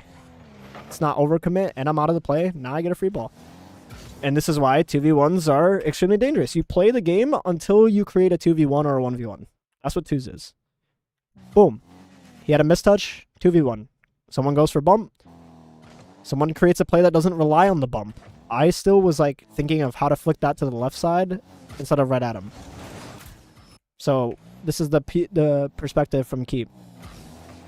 And the smartest thing that Temp did, Temp never jumped, never boosted for it. He's threatening it with his body language. Right? He's making him think. And then once like the interaction happens, Temp then is like, okay, I'll jump. Right? So it's really, really smart. That's why 2v1 should be like 99% of the time a goal. Okay, is it good or is it bad? It's good. Follow it. Okay, one of us got the boost. Great. Huge for us. They concede possession. We have possession. Temp's going solo. That's fine. Look how patient I am. Look at my positioning. Not swiggling, not doing nothing, just waiting. Okay, now I'm in the ISO. And I call his bluff. Right? Again, if he's going to flick me early, he's going to flick already. He's not flicking. Get in front of it. Block. It's not the greatest job by me. I can still get back, though. Temp gets a nice touch out to distribute. And then this is like another mind game thing where it's like game of chicken. Okay? If they're going to go, they're going to go. You're not going to stop them. At least be there for the 50. Taroko and I could look for bumps on each other there in transition, but not really a need to. His ball's kind of stuck. See, even if you're going to ego chow something like this, notice how I don't flip on something like this. Right? So in case I can, if I get the touch, then great. If I don't overcommit my recovery. Now I can still give 10 players. I got his infield covered. He doesn't have to worry about a pass lane no more. I shouldn't be rushing that 50 to be honest. See, this is one of these spots where I was like really selfish with the boost too. I created a really dogshit situation, but I didn't know if Temp was getting bumped, so I didn't want Jathan getting rewarded with the boost, so I immediately go take the boost for both of them, but now I still have to play Taroko's 1v1. Which, honestly, I trolled really bad, but he also trolled on his shot. So the difference here is he should single jump and flip instead of double jumping. That's how you gotta look at the efficiency side of the game. Beat him to the boost, don't reward him. Now, so this is like, you have all the information you need, right? No one's turning. They're both like conceding the space. Okay, I'm just prepping for a 50, win my 50. Take a look at what Jathan's doing. If there's an opportunity for me to bump him there, I'll try. Okay, but he's already got me beat, so there's no need to overextend. Get out. Reset the play, let Temp play the game. Good control from Temp. Try to speed it up. Somehow, like the weirdest shell of all time. We do get a piece that we do miss the boost. See, even if I turn here and stay, right? Like, you gotta ask yourself, is it scoreable at any point? If I turn here and stay. It's a two-layered defense, right? They are playing the same line, but my odds of scoring are only here. Which chances are, like, me and Temp are gonna dunk each other, and then we're gonna hit it into Jathan. So, like, it's really, like, low percentage scoring chance, so there's no reason for me to dive on that when I can just get the next free ball. Naturally, it comes to the next side, and we can try to use mechs. I have a burger play. They clear for pressure. It's just, like, this is why high-level gameplay is fun, because it's everybody kind of respects, like, the game sense side of things, but everyone's also very mechanical, too, so you have to respect that they can do things. This is like the only time I tell people you can play the net. And it's because I'm baiting and manipulating body language for what Taroko's seeing. Okay, so when he sees this... Okay, never mind. He never even saw me. I thought I was being big brain. Never mind. He was going to rip the shot regardless. I had a feeling he was going to rip the shot because it was going to be a good bounce for him. So I did the up-down tech. I would have been fucked if he shot it high. That's all I'm saying. And that was a free shot for me. I burged it. Okay, good clear for them, but it's in our advantage. We get that chow off Jathan early so we can create an ISO. Not enough boost to do anything mechy, and I'm a burger. Get out of the play, reset. Okay, free ball, take my time. Crazy bounce. Good shot from them. Not dangerous because we have 2-layer. Nearly a goal for us. There you go. This is a great demo. You see, so this is like similar to the situation that you were in your game, right? I see my teammate in the corner. He's chasing. He's like driving, playing disruptor. If he gets something, then yeah, I can play off of it. But even after post demo, I'm like, okay, Temp might like get another touch or something. I'm just seeing, bro. I'm driving up and seeing. Now this is kind of like, I don't recommend doing this. This is like, I'm speeding up the play so that Temp can get the free ball earlier. I don't know if that makes sense, but it's to basically get him the ball faster so he has room to outplay. Because if I let that 50 happen and then he gets this ball and Taroko can still jump for it, he doesn't have room to outplay him. Does that make sense? I don't know. I don't know if that makes sense, but look at this. Even this, I'm like playing damage control. I missed in the corner. I completely threw myself, but it's like, okay, as long as he doesn't get it middle, here you go. Like, I'll just leave it for Temp. Yeah, I'm making it easier. Like, so look at it from my teammate's view. It's not. We're not in comms doing this, by the way. This was like on stream. We're playing like not in comms. So it's like you have to just study what your teammate's doing. It's just understanding like that this is not a threatening play. The only thing that's a threat to us is if he plays this to a spot we don't have covered earlier, which he doesn't do. He doesn't have the momentum for, so he can't flick it. So as long as we work together there, it's an easy like dispossess.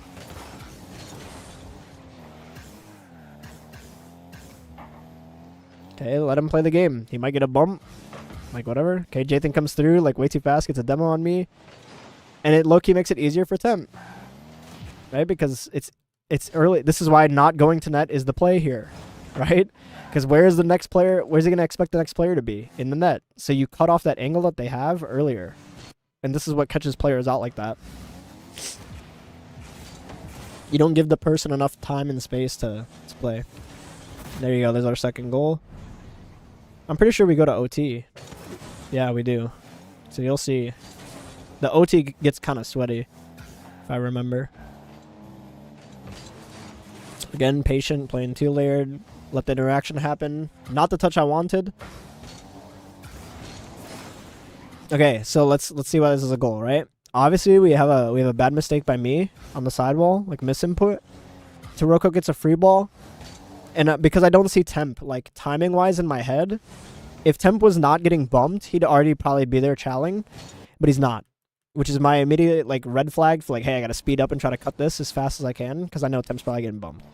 So let's see what Temp could have done to not get bumped. So it has this interaction. Okay, he's grabbing pads, and then he goes in the net. Into a 0 boost player. And then he stays in the vicinity with the 0 boost player. Turns himself backwards. So the better play here is like understand that this guy's overcommit in our net. After you bump him into the net, boom, turn and go for the ball. That's the difference here. He just needs to go. Right, and he could have a 50 here and stop it before this catch. And then we technically have a 2v1, so any interaction I'll be next to, not Jathan, because he's in our net. Right? Does that make sense? So because we don't do that, Taroko gets enough space to play ones, and he gets a flick over Temp. While Temp has to dodge an obstacle.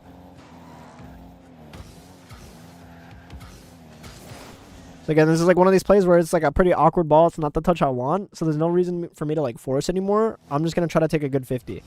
Right? Because I know I got to respect that he's coming for the ball. So I try to peel a little bit off of it and take a delayed 50. So it doesn't spill disastrously, and it gives me time to get back and gives Temp time to play. And unfortunately, I think Temp just like whiffed or something, or he misinputted. No, he didn't use his flip, so that's the troll. he didn't use his flip on this. Probably meant to, and then used it a little too late.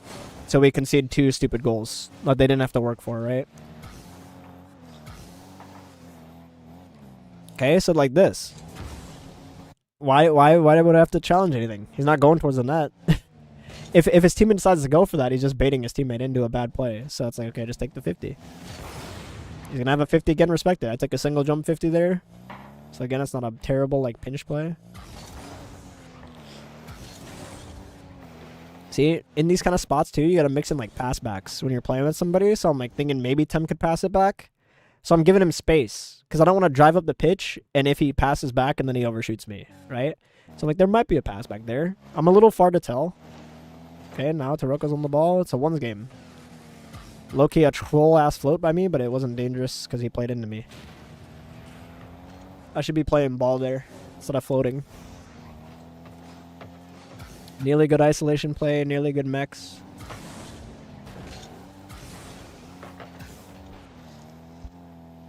I hope this is making sense, man. I got tons of replays like these that I could show. Better opponents, too, than these two, but I figure this is a really good replay to show you, like, those trades in possession, right? Like, look at this. This is scary, too. It's 0 seconds, and Temp overcommitted. He made one bad decision, probably, like, his worst decision the whole game, and now I'm playing this on 12 boost.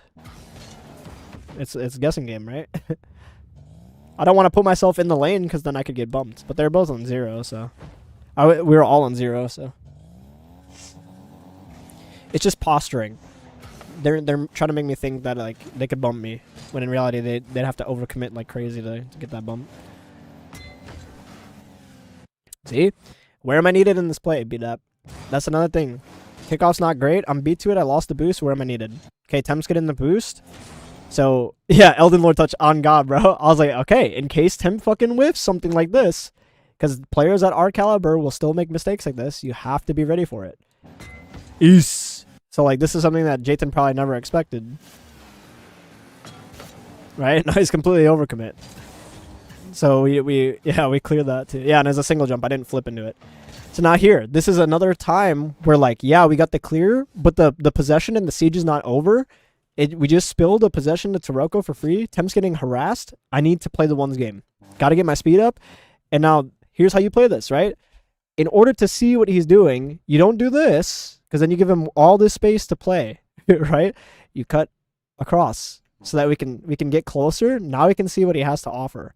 Okay, from this point in time, yeah, he might be able to get a flick off, but if I'm close enough and we get to the line that he's playing towards the net, this is why I tell people the game is all lines, and you just get in front of this line, it's a lot easier to save this kind of ball. Single jump and flip. And you don't lose any speed. And I can go be a disruptor. This was troll as fuck by me because I could have just went to bump Jathan after. I think I looked for it, but then, I don't know. I saw Tim too late. Could have guaranteed the goal right there. So lapse of awareness from me as well. And there you go. It's the end of the game. And you're like, well, why? It looks like a burger goal, right? Boom. Interaction plus a bump. Spilled ball. It's technically a ones game. Taroka's on no boost. I take a touch that I could follow. I also get this mid.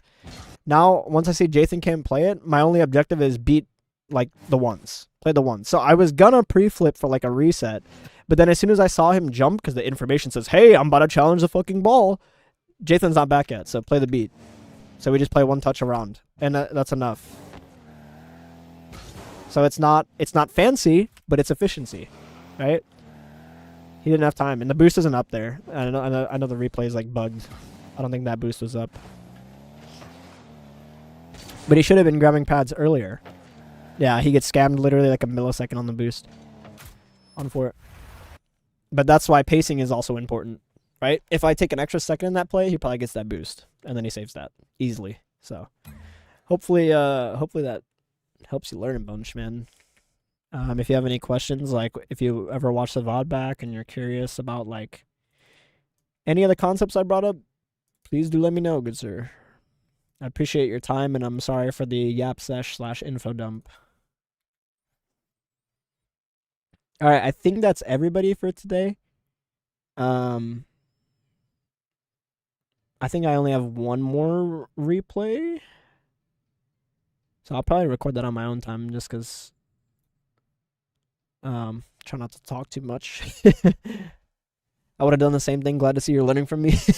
Okay, bro. Can always keep learning in this game, bro. Always.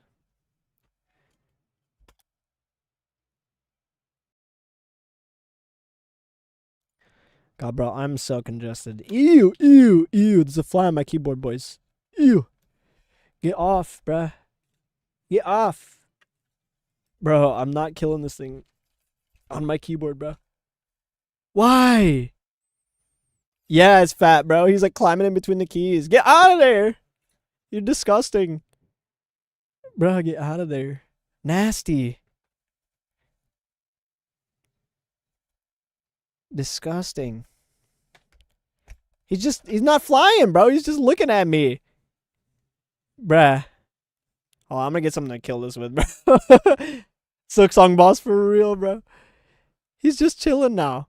Did you break your wing or something, bro? Oh, nah. Nah, he's rubbing his hands, boys. He's rubbing his hands. Nah. Nah, bro. Hell nah. Yeah, it might be GG's for him.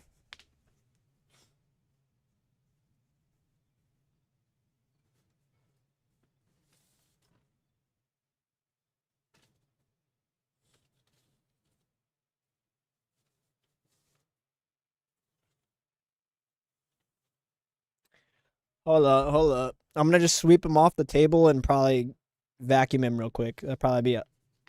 Oh, he's a capper, bro.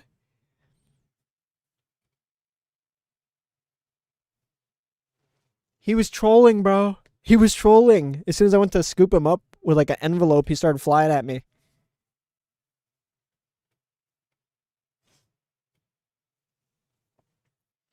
All right. Anyway, fake. Yeah, bro. I got faked by a fucking fly, bro. Freak.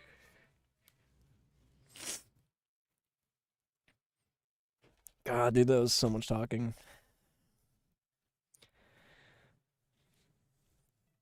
Google, are you available?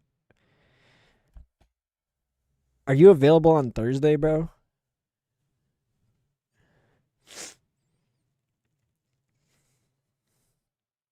I absolutely got mind gamed.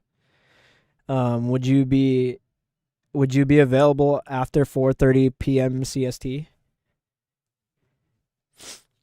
on Thursday?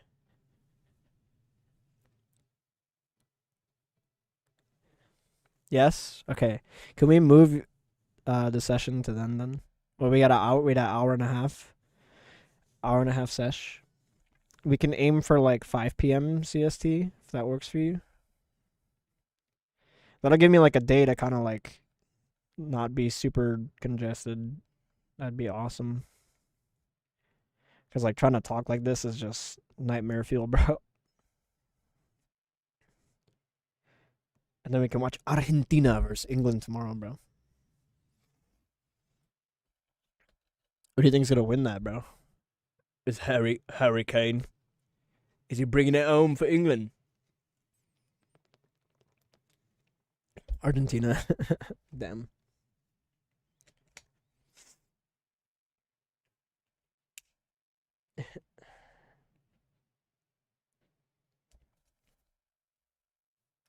Who paid the refs? Kane is shit. Damn. What about Jude Bellingham, bro? No way you could say Jude Bellingham is shit for what he's doing at his age. That's what I said. You think Jude Bellingham is shit? Oh, that is what you said. You said Kane is shit. Nah, he's the carry. Bellingol. Bellingol. On God, bro. You know something that I was thinking would be fun on the stream sometime, guys, is like, because the other day me and Pacific were in Discord and we were just picking random shit to draw. We'd pull up like a random image. So we did a giraffe. We did Mufasa. Jude Bellingham. Oh, he didn't do Jude Bellingham. We tried to draw a fly. The fly was the first thing that we drew. Yeah, and that shit, look, it was like some Gartic phone type shit. It was funny. Shocked England beat Norway. Really? I don't know, man. Holland looked lazy, bro. Are you gonna let them vote on which one is better? No. We could probably say that for viewer games. On God, bro. There's some really fun ones. There's like a pop culture quiz one. That's pretty cool. I turn off Baki's mod. There's like a pop culture quiz one, which is pretty cool, which you could do like sports or anime or just random shit, TV shows. That was kind of fun. There's like a bomb typing game, which is like hot potato, but everyone gets like a different word that they have to type. Oh no, it's like scramble. Or no, not scramble. Like you get like 2 letters, right? You'll get like an X and a Z, bro, and you have to make a word. You have to find out a word with an X and a Z in it. And if you don't do it, by the time the bomb goes off, you blow up. Everybody has like a different amount of lives and shit. That one's really fun. Let's see what's in the item shop today. Ew. Yeah, viewer party games would low-key be peak, bro. Low-key be peak. Yo, if you guys don't have the black painted Fennec, it's in the shop. You have a Skyline? I do not have the Skyline, bruh. Mecha Chameleon. Why does everyone want a Mecha Chameleon so bad, bro? It wouldn't be fair. We have a real artist, bro. Choice would just win everything, bro. Bro, you're a Panda or Mufasa? Yeah, that shit was low-key fucking burger. Maybe I'll show him tomorrow, bro. She looks fun. I don't doubt that it's fun, but I'm low-key sick of Friend Slap game, bro. Hurdle, Kugel doesn't know Hurdle, but CU knows Hurdle. Hurdle made me download like a $16 game like the other night, bro, and it was, I don't know. It wasn't super fun, bro. It was like an Among Us game. I'm low-key exhausted of Friend Slap games, bro. Run the viewer 2s, 3s again. I missed the last one. I am going to be doing that. I still have to do mutators. And I low-key want to get a new group. A whole different group for Roguelike League. Which I didn't even really explain that to people what it is, but the last group was interesting.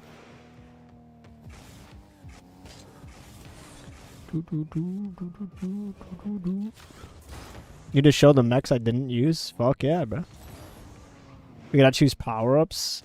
No, it's not like power-ups. It's, I don't want to spoil the idea on stream in case somebody steals it, but it's along the terms of a roguelike. So let's just say everybody starts the same way, and then after you score, you get to unlock something. Something similar to that. The last group was just, I don't know, there's a bunch of characters, and I like tried to salvage something out of it, but like watching the recording back, it was pretty rough. We had like 2 people that were just louder than everybody else, and not letting anyone else talk, and like it was just, I don't know. Someone ended up getting like annoyed too, so like, can I play the next one if it's like a raffle? I don't think it's gonna be a raffle. I think I'm just gonna pick. The mutators on the private games and stuff like that will definitely be raffle, but for the Roguelike League, I'm definitely gonna hand pick who I want for that video. I just want a crowd that gets, I want a crowd of people that gets along with each other. Is basically what I'm trying to get at. I think we had like 2 or 3 trolls in there last time that like knew each other, and I don't know. It just like ruined the whole vibe for everybody else. Yeah, Duck was the referee during that, so he knows. Twitch got characters for sure. Yeah, bro. Bal's got to invert their balls. What the fuck, bro? I can't even play this game right now, bro. I feel so like dizzy. I should probably take some medicine. I ain't gonna do shit as a ref. Yeah. You awarded like 1 own goal, I think, didn't you? Nah, you're good, Q1. Fuck no. Fuck.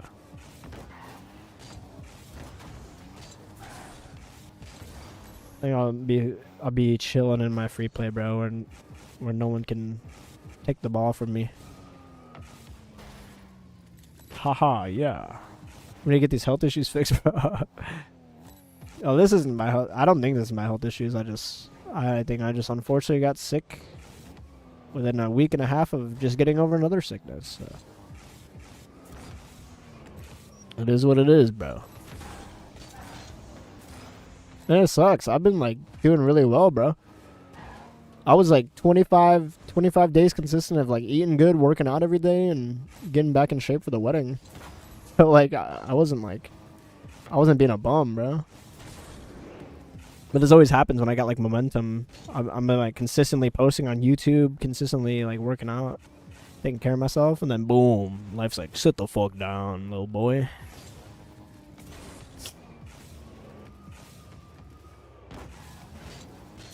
I went almost on an 11-game win streak with like a loss in between yesterday. I don't want to keep. Yeah.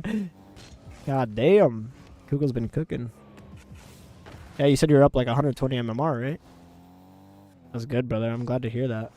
That's like the best thing I want to hear after like I had one guy that I coached recently, bro. I'm not even gonna lie. I haven't had somebody like this in a minute.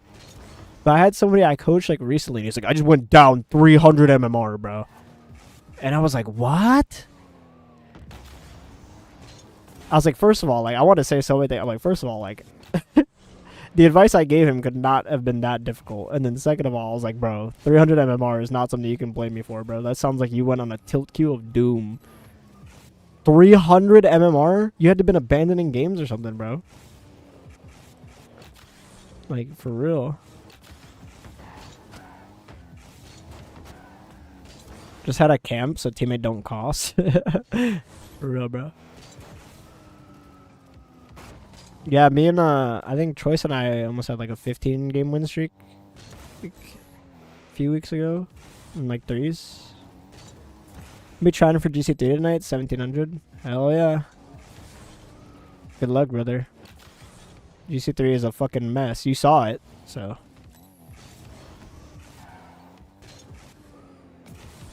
Should have showed match history, then you pick a random replay. Who, me? For what? What the fuck was that pinch? Jesus Christ. Oh, for the three. Yeah, bro. Yeah. Nah, he's just. I could just tell it was a tilt queue, bro. Like, someone doesn't go down 300 MMR when they're trying to work on something. It's just not. Doesn't make any sense. There's like. Those are the people that I think are. I'm not going to say this guy specifically, but like, I get a lot of people like that like. Are nonstop like looking for coaching, and then they just rant to me about how bad their teammates are, and I'm like, yeah, this person's uncoachable. Because anyone who does that is just like they're not gonna be able to look at their own mistakes. They really won't. The people that come to me and they're like, yeah, I know I'm like weak at this, and I really want to improve at this. Like those are the best kind of people to coach.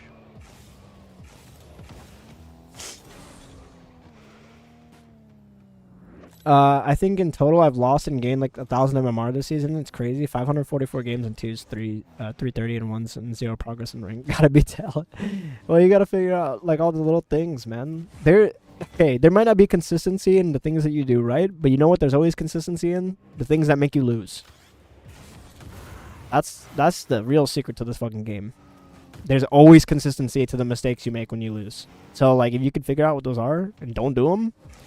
You're just asking for easy rank up, bro. Take a break? Yeah, a lot of people can't do that. It's easier for us to say that because we're like a little older. But I was once like that too at a point in time. Like I would just keep queuing. You're like, surely I gotta win at some point. Right? But like, I don't know, bro. 50-50 at MMR all the time, then you don't win enough. Difference is you need to win more and then you lose. I'm gonna make a whole video on that too. There's a difference between playing to improve, playing to have fun, and playing to win. Those are typically the 3 reasons why people play this game. And if you're somebody who's competitive and you're trying to rank up, you need to play to win. And if you're not doing that, then what are you doing? You must be playing for fun. Like or you're playing to improve. You can never be mad at MMR loss if you're playing to improve because you're raising your skill floor. Right?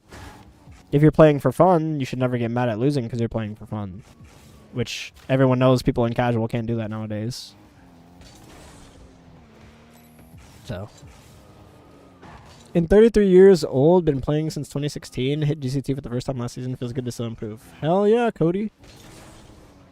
Love to hear that, brother. Watch your pop flip resets video a couple of months ago, and I'm hitting them pretty consistently in game now. Thank you. No, thank you, bro. Thank you for watching it. Taking my advice. Appreciate it. I'm glad you enjoyed it. I'm glad it's helping. GG's Booma, thanks for the review. Def will be doing it again. Would love to 1v1, 2v2 against you to see how bad it goes. Hell yeah, brother. Peak 1265 and ones. That's good. That's really good actually. For your twos rank. Wow.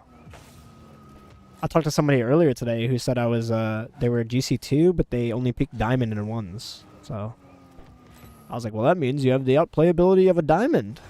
Like when you hit them with that reality, it really puts it in perspective for them.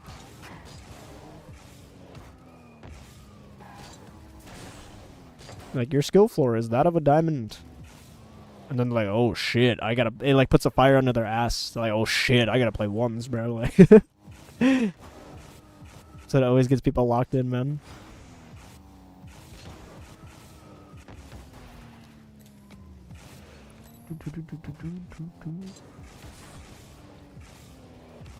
Dude, I want to start this subathon, bro, but like, looky, the channel is growing like crazy, but like, it's looky taking a while, man. I'm gonna stand on business, bro. I'm gonna keep saying that in the videos. I'm like, share it with your friends. Share it with your friends. Warming up? No. We just got done with replay analysis, and I'm just free playing and chilling because I am sick as fuck. What do you think about it? I actually, like, I low-key was really interested in it. I love, like, the idea of it, but the fact that it's on a Switch just kills everything about it for me. I asked my buddy who has a Switch too. Oh, you know Mikey. I asked Mikey if he was going to get it because he has a Switch too, and he said he's not going to get it, so. Unfortunately, I'll probably just watch people play it. Yeah, because then it's just going to become like another, like, it's going to become like another, whatchamacallit, bro. I can't think of it. The game that you and Mikey want me to play. With the guns, bro. It's going to become another one of those, bro. Never going to bring it to PC. Bloodborne, yeah, thank you. God, bro, I'm so congested, man. It's disgusting. Like a bag of pus, bro. For Pocopia? I've heard a lot of people say that game. Pocopia or Pocopia? I've heard a lot of people say that game is good, bro.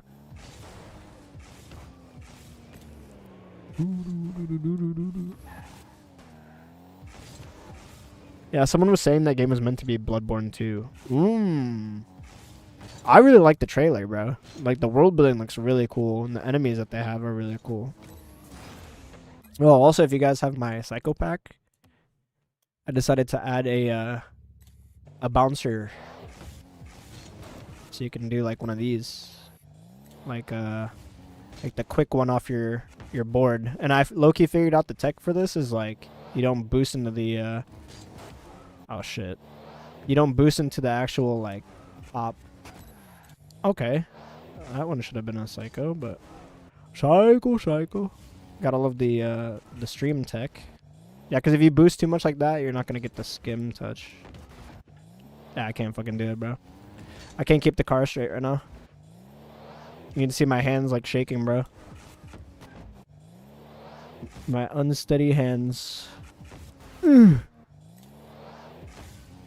don't know, like, how much is a Switch 2? Because, like, bro, I feel like that'd be a peak thing to, like, have and then stream off the cap card, bro. Like a $150? Really? It's not that bad. Watch all your videos all the time. Are you an X-Pro? I'm not an X-Pro. I've been top 64, bro. Depends on what you define as pro. There's non-stop argument for that in the scene. If you define pro as like top 16 player, then I'm not a pro. If you define somebody who's professional as somebody who got paid to play the game, then yes. So. Cool.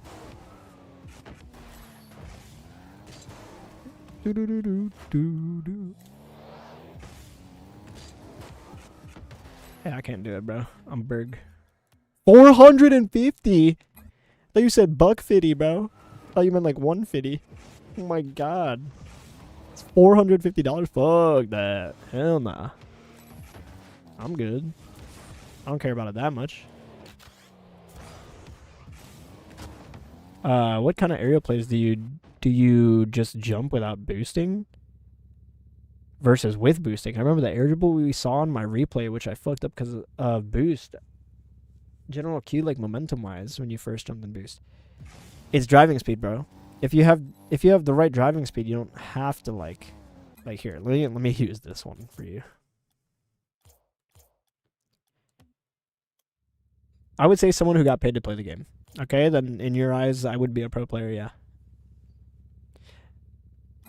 I mean, if it makes you feel any better, I have 3 of the challenger tags too, which people clown this tag because there's no way to really differentiate them. I also have 1 on an alt account, so I technically have 4 of them. But people clown this tag because there's no way to differentiate between someone who's top 128, top 64, top 32, so on and so forth, so that we all just get the tags. But yeah. Anyway, moving on. Basic question, but do you have any tips for regular bounce to air dribble? I struggle a lot with it. I'll be making a whole video on air dribbles for you, bro. I already had it planned since like 2 days ago, so don't worry. I'll have a whole video doing like every fucking air dribble that you could think of. Literally every air dribble in the game, how to do them, when to do them, best technique for all of them. I'll be making a whole new training pack for it. So just wait for that, please. Because I was trying to double tap in a training pack and I was full boosting and aerialing to it, but when I just jumped without boosting, then boosted towards it, it felt way more consistent. Wait, what? Like you're saying you're just like that? What? Which pack was it? It's all up to driving speed, bro. Like if let me go and like double tap playground. Like this one. What do you mean like just jump and then boost like this? I don't know. You should be able to do realistically you should be able to do it all. Like at the same time. It depends. I guess it depends what you're trying to do. Right, but like realistically for stuff like that, you want to get up as quick as possible. So the like jumping and then boost. I mean, if you need to have a clean separation to get your shit, it was in the last shot and the shots you shouldn't miss.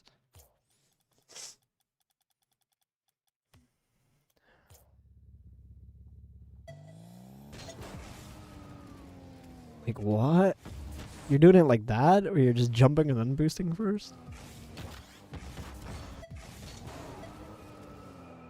I don't know. Maybe for this specific shot, like it makes sense, but like, I don't know, bro. Maybe I'm like weird because I can press everything at the same time. So like, I've never had to think about that. Second to last. Oh. What are you even jumping for in the shot? Like are you just shooting it? But you're trying to double tap this one? Wait, what? Double tap while full boosting and aerialing to it. How do you double tap this?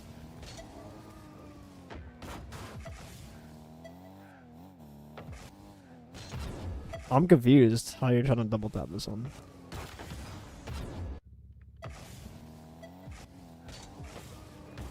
I don't know. I'd have to like see a clip. Do you use double air roll? What do you mean by double air roll, Noah? Just hit it in after the bounce, I mean. Okay. So you're saying you jump and then boost. Right. That's what I've been trying. This is correct. Like, that's what I said in the shooting video. Your step process for this, okay? The first 2 things would be you drive and you boost, and you turn. And you jump after. It's not like you jump and then boost and then... Like, you want driving speed to get here faster, and then you want to be up. Like, as soon as it peels away from the wall and it passes that front post is, like, where you'd want to be. Right? So if you don't wrap this angle, like, wide enough, the shot is, like, a lot smaller to hit. Hit it from the top like you were following up your own air dribble. Wait, what? Is this such an unorthodox way of, like, going for this? In my eyes. I would never, like, shoot like this in a real game. I don't know. If it's easier for you that way, then I guess train it that way, but... I wouldn't even aerial for... You don't need to aerial for this. It should later just be like a wrap boost and... And low-key, I wouldn't shoot near post here. I would try to shoot far post. Touch the ball at the same time anyways. Right. I don't know. He's got me overthinking it, bro. Nah, I'm overthinking this shit.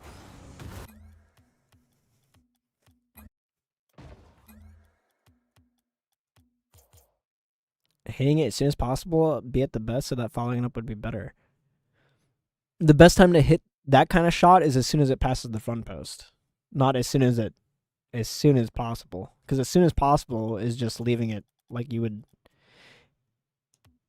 Oh shit! I gotta go back to this back. How do I clean first touch?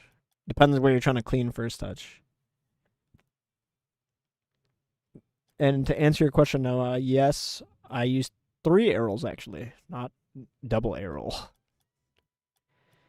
This pack, if I were gonna hit it like as soon as possible, I don't know, bro. The only thing you could possibly do is like pancake double.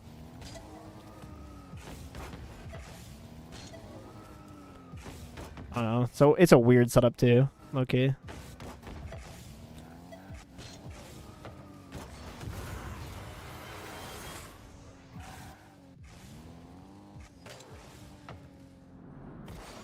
You can just redirect it in if you come out a little bit.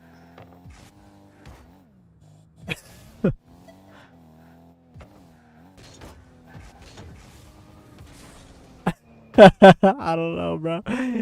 This is supposed to simulate a 0-second shot. Like, you should just be shooting it as soon as possible. Like, as soon as possible by as soon as it's like available. As soon as the angle's available.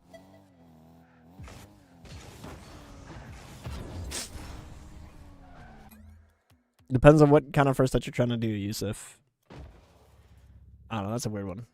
But basically, I was gonna say for the to answer your question, like the way I was gonna answer it before. You see how different this looks if I boost into that one, and how I end up in front of it, right? Because I'm still boosting my momentum, and then if I do it like on a different line, so I'll have like left variance here. You see how much harder this is to like get a stiff touch without going to the left, right? Now, if you don't boost her in this, and then you boost after, you can do that. And there's no line variance there, right? Because the momentum doesn't get fucked on the actual pop. But that's because I have a lot of driving speed as it is, right? It's going to obviously be harder if I have less driving speed, but it'll be a stiffer touch, right? So if I want to pop this one, you can see, like, you might need a little boost to counteract it, but, like, as long as you're interacting with the ball with no boost, you can see how much stiffer these touches look. So that's why I make it a habit to just not boost when touching it. Like, you can boost everywhere in between. Boost up until the point, but as soon as you're about to make contact, let go. That helps you stay online, like, better in any situation, so. I don't know. You'll get there, bro. I have no doubts. You just gotta make it a habit.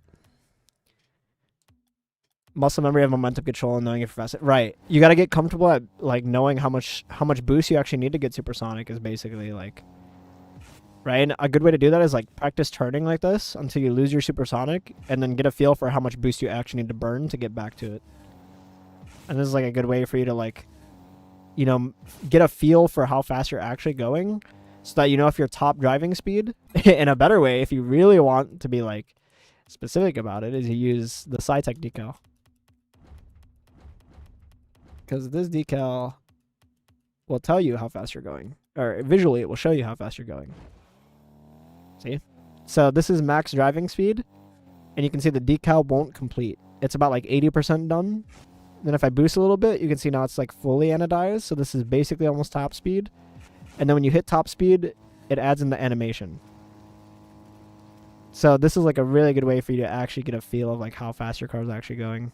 If you wanted a visual representation of that as well. And so you can see when people have like a bunch of speed and then they do this bullshit. There you go. There's all our speed gone. Or if you have a bad recovery.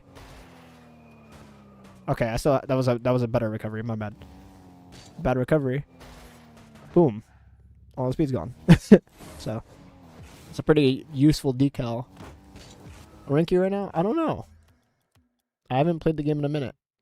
GC3 1703. Do you watch sports? Mike says. I watch football, not American football, but football. Yes, I do. That's about it. I used to watch a lot of NBA. I used to play football/soccer growing up, and I was aspiring pro in that. Then had some health issues, couldn't play anymore, and then Rocket League became the temporary like thing for that, and I wanted to play this game pro. Never made it top 16, but might still try. We'll see. I'm getting old.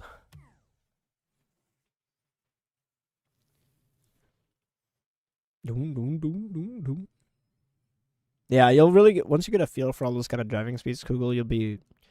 It's also just being comfortable playing on low boost. That's like another thing that will help you with like driving speed, how to get back, how to like really maximize your reach for certain shit.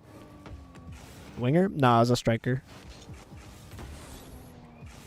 Striker slash false nine. Collar soccer? No. I was looking to play collar soccer, and that's that was like around COVID time, and then I got hit with my health issues like right before that. I was thinking about relocating to Europe to actually play, and I had a tryout lined up, and I unfortunately never made it to the tryout. So I ended up in the hospital instead. So yeah, just a quick little summary about me. Was you proud of the USA? Fuck no. That's why I wanted to relocate to Europe. I hate USA soccer. They really were like into like big man up top, target man, long balls over the top. Like, I don't know. It was just, they didn't appreciate like the more versatile players than that. Michael. Yeah. World Cup? No, even worse. I'm not patriotic by any means, brother. And everyone was like, the U.S. is about to make history. And then they made probably one of the most historically embarrassing goals of all time. So it was literally like a gym soccer class moment. Rocket League ass moment on the field, bro. If you watch that goal from the referee's cam, fucking insane, bro. I literally bet against them too, so. Didn't realize you had to give up your aspirations. I mean, yeah. It was really tough at the time, bro. It was the only thing I wanted to do in my life. Kind of like all throughout high school and like when I started college, you know, and like your counselors are asking like, what do you want to do with your life? What career do you want? I never had an answer for that. My one or two answers was I was going to end up in culinary school if I couldn't play soccer. Ended up doing neither. I didn't get to finish school because of my health issues, and then COVID happened. So low-key kind of got double fucked. And yeah, that's kind of how I ended up here. I unfortunately couldn't work like a normal job. Last year, I recently tried to. I did a work from home data IT job with a fan company, and did that for maybe like 6 or 7 months. And then I unfortunately couldn't maintain it, so I got to experience what like corporate America was like, and can probably say that I won't go back to doing that. I know I can do it, and I know I could probably get myself a good paying job, but I have zero passions for that. The efficiency side of things was great. You know, working with data and learning how to be more efficient and make people's jobs easier was great. That was a great part of the job, but all of the corporate BS on top of it is what I disliked. You know, spending hours and hours in fucking meetings where everyone just dances around the bush is not what I want to do. So they just booted up for the striker? Yeah. My entire like varsity career in high school was like that. We had two twin wingers from Mexico who were insane at the game and insane for like their level, like absolutely incredible. And the only times we'd be allowed to like play kind of like close ball and like I'd actually could drop into a false line spot was when I had those two guys like on my wing. But anytime I wasn't on the pitch, they were playing like a much taller, like 6'2", 6'3", 6'4", like big man up top. And they would just have the two twins spam crosses at his head. So really boring stuff. And one of my favorite things is that they started me as a left back. I was running a 5:38 mile at the time, and they put me as a left back when I said I wanted to be a striker. So I played left back basically starting out. And then all of a sudden we had a volley practice one day, and I was shooting better than some of the strikers, and they were like, "You want to play up top?" And I was like, "Yeah, thank God, finally." So, how did you escape the corporate life? I need to escape too. I'm tired of these mandatory policy modules. I don't know, man. I don't have the answers for that. I can't say what I'm doing right now is sustainable either, so. If it eventually becomes like that, then I'll let you know, but I can essentially say I'm taking a pretty big gamble right now in terms of what I want to do with my career, so. Still pretty young and still trying to figure it out, and I got no shame in that, so. I've had a different path, kind of, how my life has unfolded than most people my age, and I'm just kind of taking it day at a time, you know? I don't have some of the luxuries that others have, but I also am grateful for certain things that I have. So it's kind of an interesting perspective to take on it.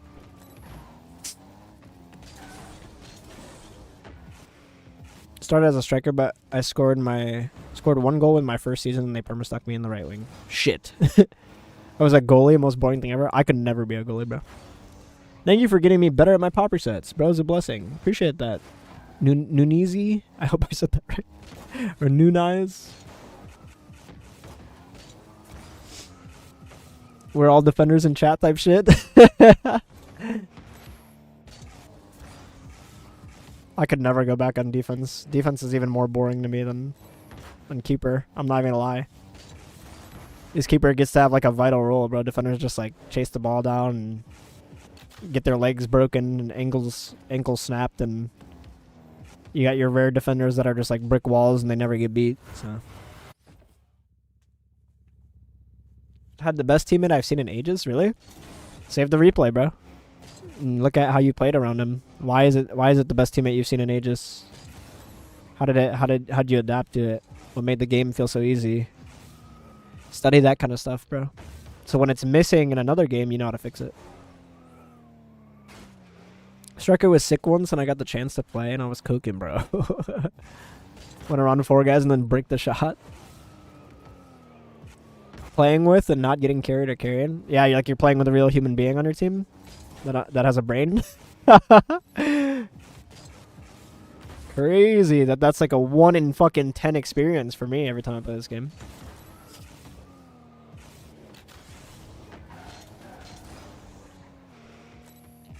I was always the smallest one playing center mid or center defensive mid. Really? I don't know. I might enjoy playing like a cam. I probably wouldn't. I like to drop like false 9 and drops a lot like into the mid. So yeah. Try to set up again tomorrow. Hell yeah, bro. Personally hated player up top. LMAO. Really? You want to be pro in Rocket League?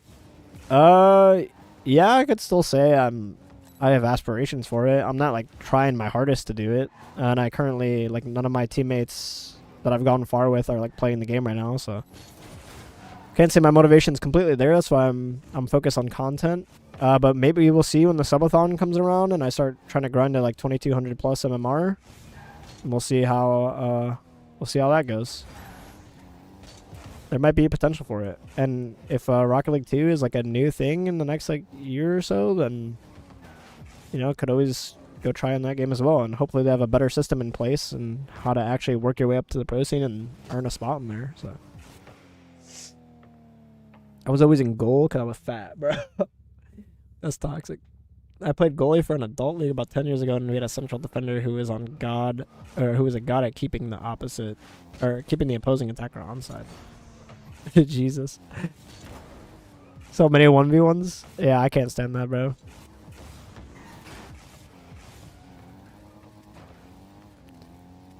Not pro because of AV got it? Wait, what? Because of what? Because AV got what? No, I'm just saying none of us are grinding the game. The farthest team that we had, like roster-wise, was me, Unky, and AV. Unky just moved to a new city and is like living the quote unquote, how do I say this? Building a roster life. No, I'm not saying I'm not pro because of AV. I'm not pro because of AV and Unky, bro. Imagine. When are we gonna get a pro player interview like that, bro? Like after a World Cup game. My teammates are dog shit. No passion. When we get somebody's gonna be straight up honest about how the game felt, bro. Peace, Duck. Yeah, our style in the UK was to put the best midfielder or best players midfield and okay players up top and the worst players in defense. Wow. Yeah, you know what? Okay, that does make sense. Tom was a striker. He used to tell me about shit like that. Pinaldo interview. For real, bro. That Euro win must mean everything.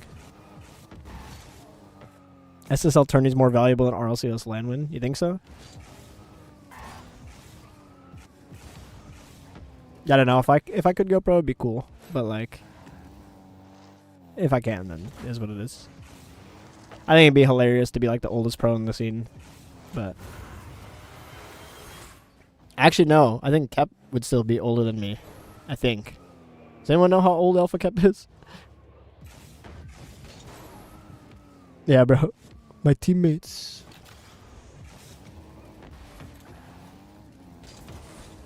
Maybe that's what I'll do. I'll draw like a funny version of Ronaldo, and then I'll do like a voiceover, bro.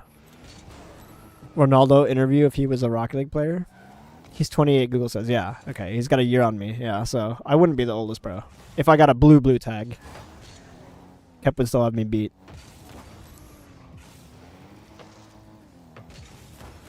Old enough to be better about everything, apparently.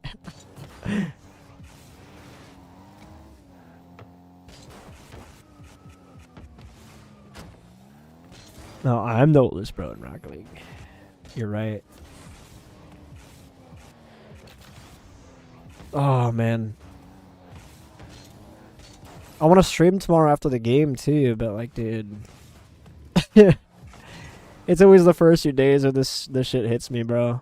It started, like, the exact same way it happened in Vegas. Like, you know, your throat just starts to hurt, like you're about to get strep throat. And you just feel, like, the weakness in the back of your head and your neck. And then you're like, oh, boy. And then you wake up congested, like, can't breathe for shit. Then tomorrow I'm going to develop a cough. It's going to be rocking my chest. I'm going to feel lethargic and in pain. Everything's going to be sensitive. Like, I'm going to be sensitive to light and sound. It's fucked. Gargle the shit out of it when you get that feeling. Bro, I do, bro. I tried. Even Choices tell me, like, you should make, like, a lemon tea with, like, ginger and all this other stuff. I try, bro. Like, all the home remedy stuff. Honey drops, fucking hot liquids, showers, steamy showers, hot compress. Iodine gargle, that shit works wonders. Yeah, bro, it's miserable. And then it takes me like a while to get over them. I'm like, hooray, another 2-week period of me like just sniffing and coughing, bro, in my YouTube videos. Like, it's so annoying. The diet issues? No, bro. No, when we got back from Vegas, I was the only one that got sick. And then recently, my grandparents came here from the Philippines, and so my sister was sick before then. My sister got over her cold, but then when my grandparents got here, my mom got sick the day before. So my mother was sick with something, and then my grandfather brought something here from the Philippines. So, like, there was just no way I was going to avoid it, bro. Like, realistically. I think I just got super unlucky.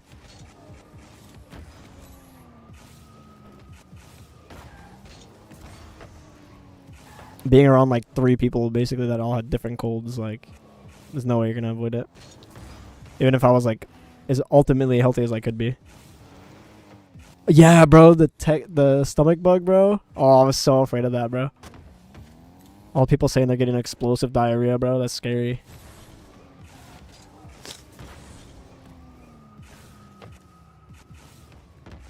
Taco Bell making everyone sick.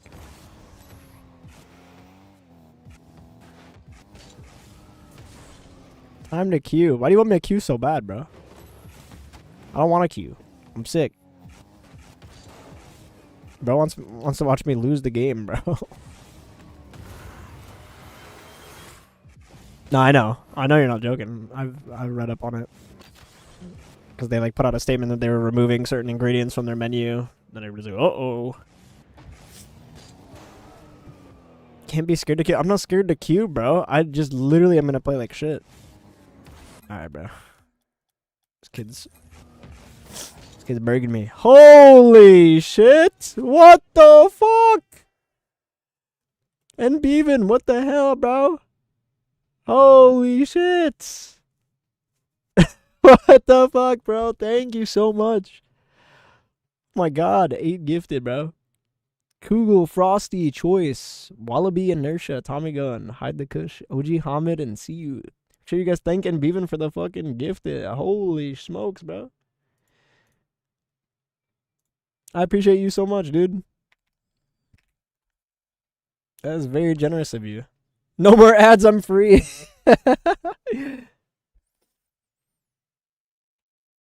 I appreciate that so much, man. Never gifted ever, and though, fuck it. Like gift 5, and then it said gift to the 8 guys eligible, so I said, fuck it, you deserve it. I appreciate it, man. I didn't do anything to deserve that. That's very generous of you. Thank you, dude. Alright, well, not because I tabbed out. I'm gonna restart my game, bro. This guy's got me paranoid.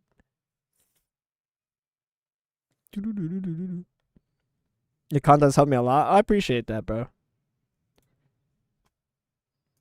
I'm glad to hear that. It's kind of shit that makes me want to keep making more videos. Okay, bro. And people are like, dude, I love reading the comments and people are like, bro, I couldn't pop reset before, and now I'm hitting fucking 3 of them in free play. Like those are the best kind of comments, bro. So I appreciate it.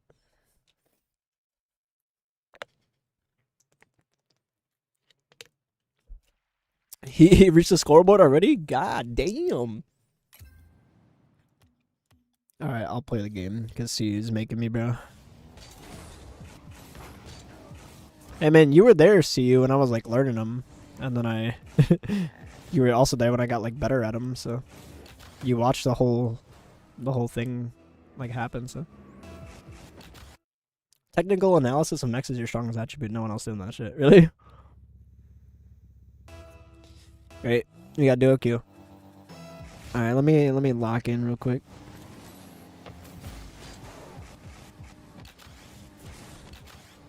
Why is there so much variance right there? That was fine.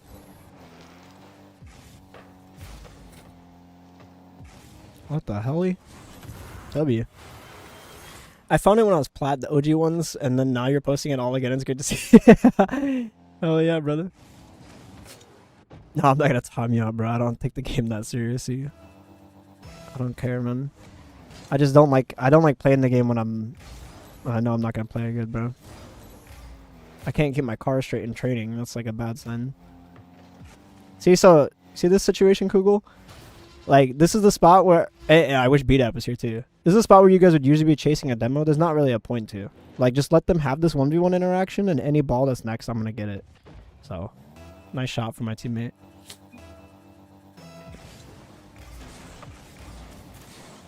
Kickoff's good here, and I can shoot. Slat!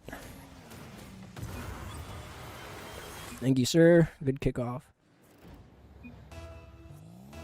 Teammates playing good. Bro, I'm not even a cap. Why are you like reading my mind for content ideas? Yesterday with the 50s and now with the documentary. I have a Rocket League documentary, like, script started. Why are you reading my brain, bro? I was literally gonna make like a, why are you playing the game? Like kind of thing. Like, why do you play this game? And like, how you should actually, what's like the reality of how you should view it and all that kind of jazz. You make this look easy. Well, they're making it easy for me. Oh, there you go. That's why I don't want to play the game, because I mess stuff up like that. He's kind of in a rough spot. Good cut, brother. I'm dead. Useless demo. Teammate should be okay, I hope. Hi, man. Makes a lot of sense. Haven't been going Fort House Ultra aggressive demos, seeing them great results. Yeah, bro.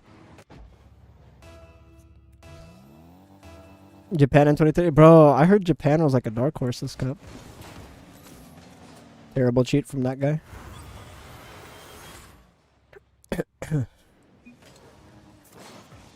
Get past, brother.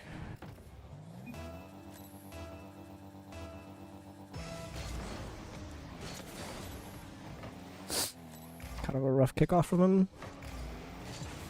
Oh my god, I can't shoot, bro. Open. W, bro. He's scoring the turtle. Nice, man. High five. Come here. Oh. Hey, we got a hype chest. What is that? It's good, Asian Dave. Hello. Forfeit incoming. Ah, these guys got W mindset, bro. Lucky. Ooh. Teammate should have time. I'll cut it one more for him if he needs. Okay. You get the boost. You get the boost, bro. I insist you grab the boost.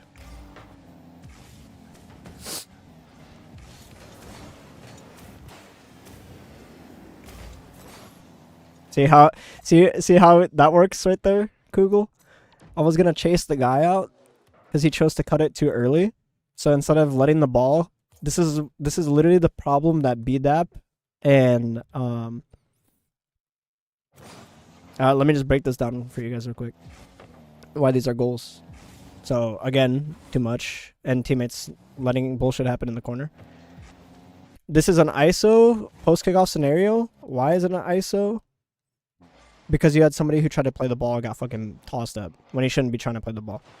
And then this guy, instead of buying his teammate time with like a chow, doesn't chow at all, and he jumps from underneath the ball. Always at a disadvantage for somebody who has momentum. So one touch over the top, teammate's super smart for doing that. There you go, that's all you need. Another kickoff goal, this is bad because kickoff is somewhat neutral, but he doesn't play either. He doesn't play the ball or the boost. He doesn't decide quick enough. You need to play one or the other. He opts to play boost, loses the boost battle. And once I saw that, I know to just put the ball in the net because he's the only guy to beat there. This is why counting players is like really, really important, bro. This guy's gone. Trank is gone. So if you pace well enough, you're just in the right spot, right time, you punish with the tap in. Okay, so this is one of these situations. Let the bullshit happen. Don't play like super fast. Let the interaction happen. And then you get the next free ball, right? Now I can clearly see he doesn't have it again. He's fucking it up, so just shoot the ball. I realistically don't know why the other guy is completely off the mark. It's another post-kickoff scenario where the kickoff is bad and he went for the mid-boost. So he should never go for mid-boost here because his teammate doesn't have the ball clean, right? He never thinks his teammate's going to lose this. And then here, like, where's our awareness? If you want a position for covering multiple scenarios, he should be here. Now he just watches a free tap and go in his net. I left my teammate ISO in that spot. So this is one of the confusion spots because I wanted him to get the boost. Oh no, this isn't the goal, right? Yeah, I could have did a better job dodging the demo. And then I kind of left him alone. But I could still pick apart his decision if you want. So here you're not needed anywhere here. After the interaction happens, his only priority is get pads. Like literally just grab pads anywhere in the diamond. Boom, 1, 2, 3. He doesn't get any pads. He flips to corner. Corner's not up. Now he's missing pads. Gets one pad. Now he can't defend. So that's looking like bad by both of us. This is why you don't hard cheat in twos. This is a hard cheat. He boosts and flips. Now the ball's hit over him. This guy was throwing most of the goals the whole game. But yeah, this is the situation where, right? So especially when I'm spearheading play like this, okay? This guy's overcommit in the corner now, so I know not to rush, right? Because this guy, realistically, even if he gets the boost, he's most likely going to turn again anyway, so this is why I played the flick earlier than I think I should. If I wait a second, he's probably going to have a dunk. And I don't want to bottleneck the play in case my teammate's running from a bump or a demo, so I want to let him get boost, so this is why we flick early. Just get the ball moving in transition, so we create this, and we can capitalize on the man advantage. Now here, I've already done my job. He decided he wanted to jump for it early, so what I was going to do is I was just going to wait under his car. So that when he lands, I'm either going to bump him away, or I'm going to just spin him out, and then my teammate can shoot for free. Which realistically, my teammate already knew that, just based off the body language. He knows just to wait here, let the interaction happen. Oh, look at that. Freebie. So the easiest Brazil I think you've ever seen. Right there. And that was a GC3 game, so you can see how. This is why I tell people like in GC1, GC2 to just kind of simplify and refine. Hype chest, me when I see a good rack. Choice. What's up, Saeed? I am satisfied. Are you? You want to watch me play threes so we can see if I can babysit in threes at 14:34? Should we see how chaotic threes is? Almost GC2, bro. Let's go. We good?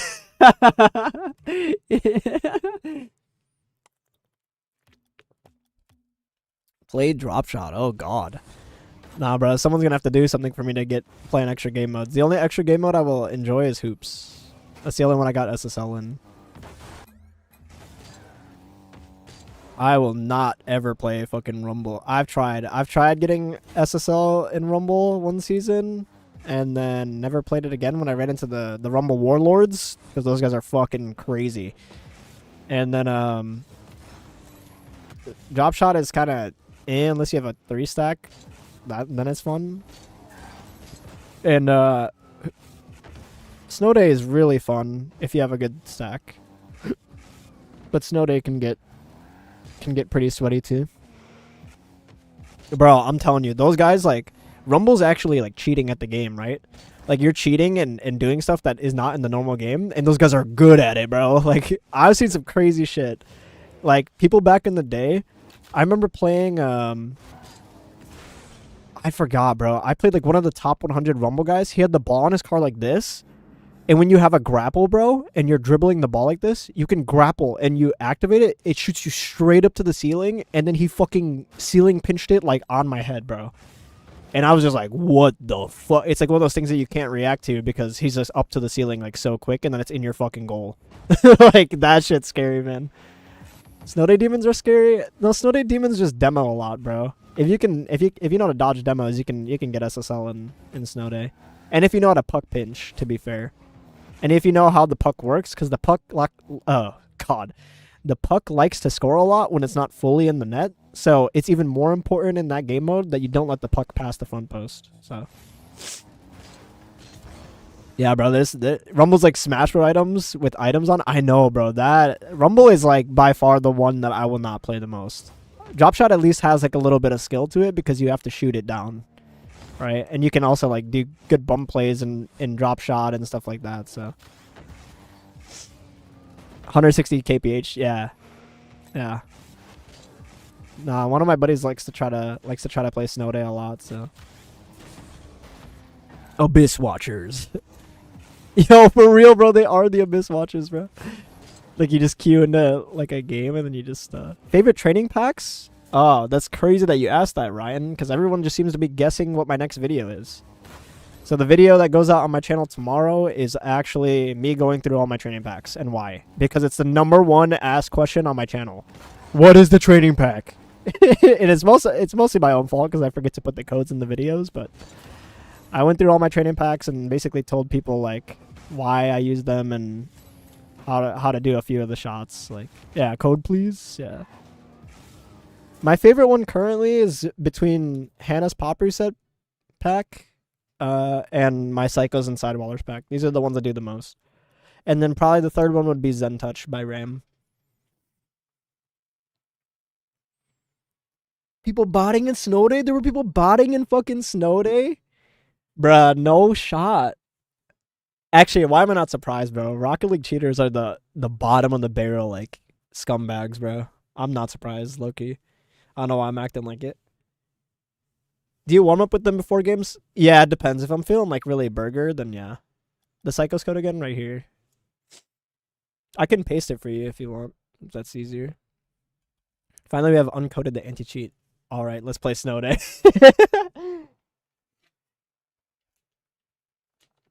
Yeah, bro, that's low-key crazy. That people are cheating in the extra game modes. That's diabolical.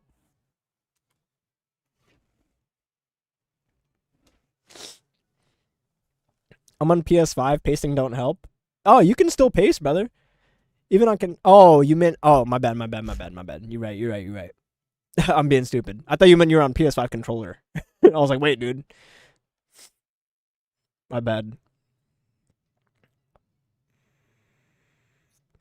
Yeah, if you actually want to know how to do that whole pack in Bevan, there's a YouTube video I made on how to do the entire pack. There's a few new shots in there from that video, but yeah. I've done one time and it was absurd.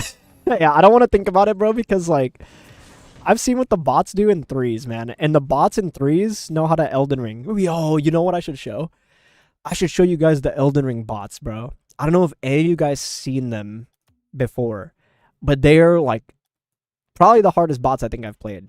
They know how to like team pinch and like fucking oh, it's so scary. They know how to team pinch, they know how to dribble the ball at the same time, they know how to flick the ball at the same time. Like that's probably the scariest bot that I've played, I'm not gonna lie. That's it. Flip reset into air dribble them. I seen ones that can triple pop reset from their backboard. That's probably like the second scariest kind of bot, bro.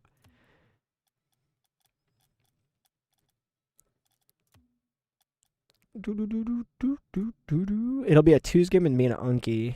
Woo bot. That was the bot that wooed me after it scored every time.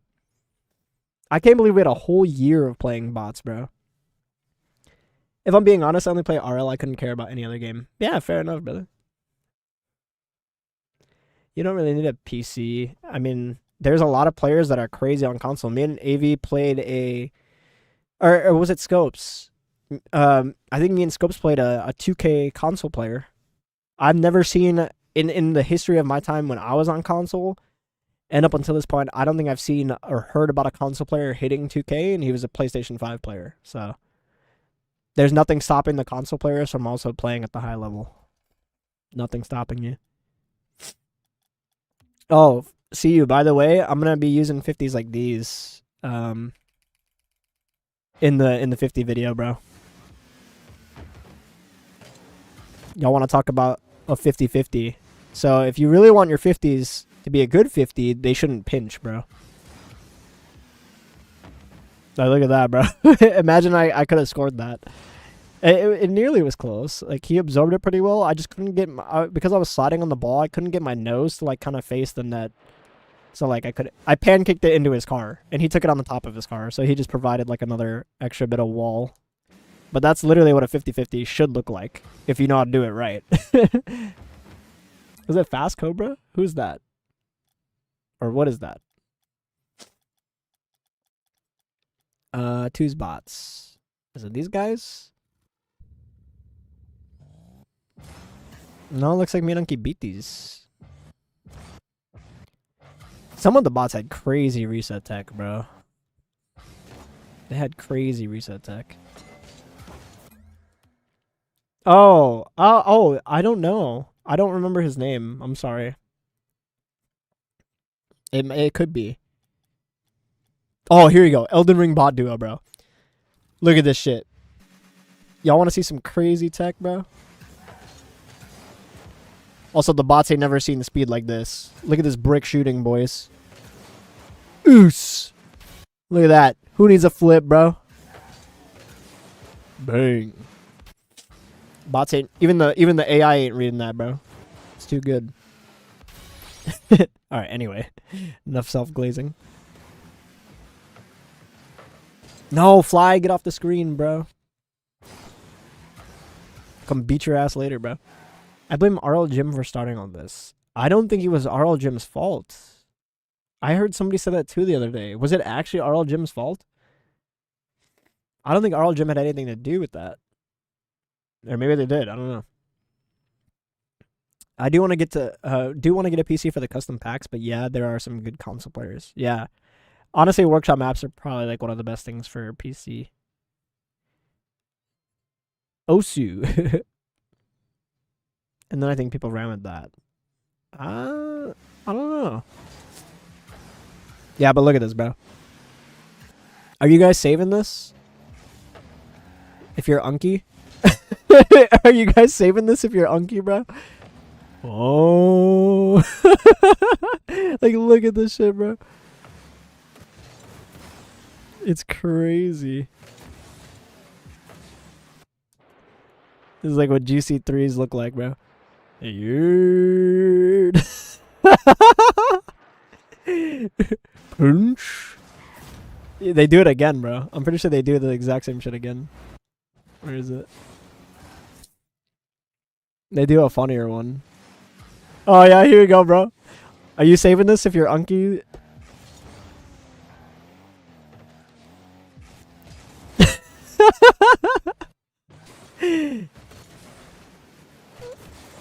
Bro, like, what are we reading?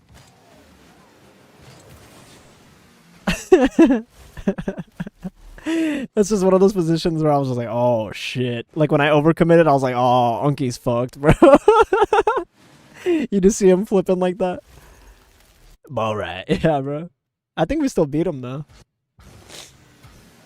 These were also the bots that really sucked at reading flip resets, so you could just do like burger ones and they would just break. These days were sad, bro. These days playing these bots every like other day is just in and out. When we were trying to train for RLCS, it was just like, it was such a bad time in the game, bro. Oh, you guys want to see the difference between me and a top 16, or sorry, a top 8 RLCS player? I know some of you have probably seen it already, but just in case anyone's curious. This is the mechanical skill difference, skill gap from a 1400 ones player to a top 100 ones player and top 8 RLCS. The bots put in the towel, yeah. And you guys want to talk about input efficiency? Look at this guy's fucking input efficiency. He's an arrow swap merchant too. His pops are like some of the cleanest pops I've seen. That reset doesn't even look normal. It's crazy. And he gets a demo on me. I'm Diamond 2, so you all look like mechanical gods. You'll eventually get to this point too, bro. Yeah, it's Resinal. This is like one of the rare times where I've genuinely just got bullied. It's like, what the fuck, bro? Look at that control. Like, there's not a point in time where I feel like comfortable like challenging this. I'm like, uh-oh.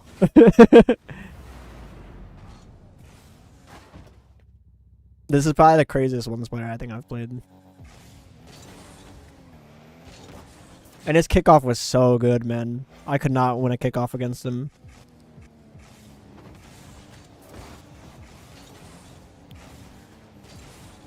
Leave your right stick alone, buddy.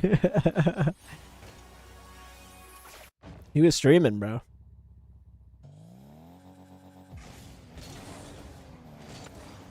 This guy just makes me like, this is what puts it in perspective. When you guys like want to think about like what you should be learning, you should be like impressed by other players that like beat your ass.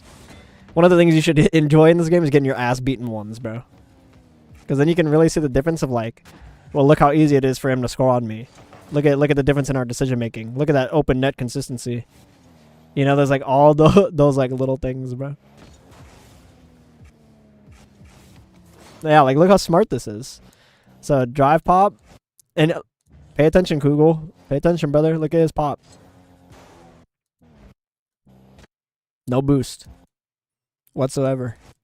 Now he's got 100 boost to play with. So why does this work? It's all lines, brother. Right? It's all lines. See, now he has no line variance, right? Because he's not boosting to the left. He's going up with the ball. So he can make his correction cleanly. Use his empty jump to get up. Get some momentum going. And now we're boosting to get to the ball. And then right here, he's faking a pop reset. Like orientation-wise. So I have to respect it. And then as soon as I chow, because it looks like he's going to turn over for the reset, he arrow swaps on me and then just taps it over my head. This is something that Atomic is like really fucking good at doing too. Atomic is like probably the player I would name this shot after. Atomic like would always do this shit back in the day. And it's still so effective to this day because it's all like mind game, car body language kind of. And it punishes people who think. It actually is like mind game for people who read other cars' body language. So this is a game I can confidently say I was just not mechanically up to par. My touches don't even compare to this guy's.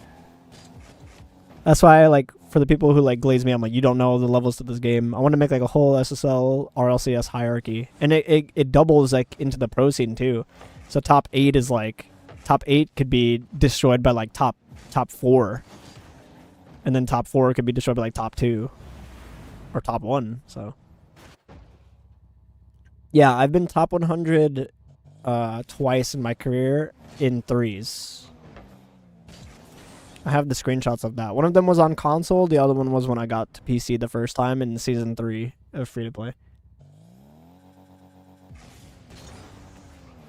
But I want to get top 100. I was 100 elo off top 100 in 1v1, and then 2s I need to get like 2k plus. 2200 plus is like realistically where top 100 usually sits. And I just never like had a full season where I only grinded 2s like a madman. So I'm hoping that's gonna be the vibes for when we do the subathon. I figured like, hey, I'll put in like one last like, you know, full fucking sweat grind season and see if we can improve still. Because this is what I'm missing. I need this kind of outplayability in terms of mechanics to get top 100 in 2s. And I just lack it. Which it's genuinely like the playtime. So this guy probably has like way more hours than me. I mean, most pros are around that. Like, look at that, bro. Even though I shadowed like well, he still was like almost scooping it around me. And this is where line correction is like this is what resets are built for, right? I've read the line that he has, and it's a complete change of direction off of the line that I'm covering. So lucky if he had enough boost to kind of get it away. Even though I saved my flip, I still can't get to him or the ball. It's literally margins, bro. I almost got smoked right there. Yay! My next open net tap in. I'm so good at the game, guys. I'm so talented. He can be. It's the muscle memory for these kind of things. Like, look at his first touch here. This shit is like really impressive to me. This is the shit I appreciate. I could probably do like understand all the mechanical stuff that he's doing, but these kind of touches are like what I want. It's so perfect. He's ambidextrous with both his air rolls too, which is something I need to work on because my air roll right is still lacking like a little bit. Like there's nothing you can do. It's like I can close space and like jump when he's got the reset, but like because I can't save my flip there, it just gives him all the outplayability vertically. There's only so much you can do in ones, bro. Like I'd have to wait last second for the double, and even then it's gonna be a rough save. So there you go. Bullied my kickoff. Flat. He just looks so like free with how he plays the game. So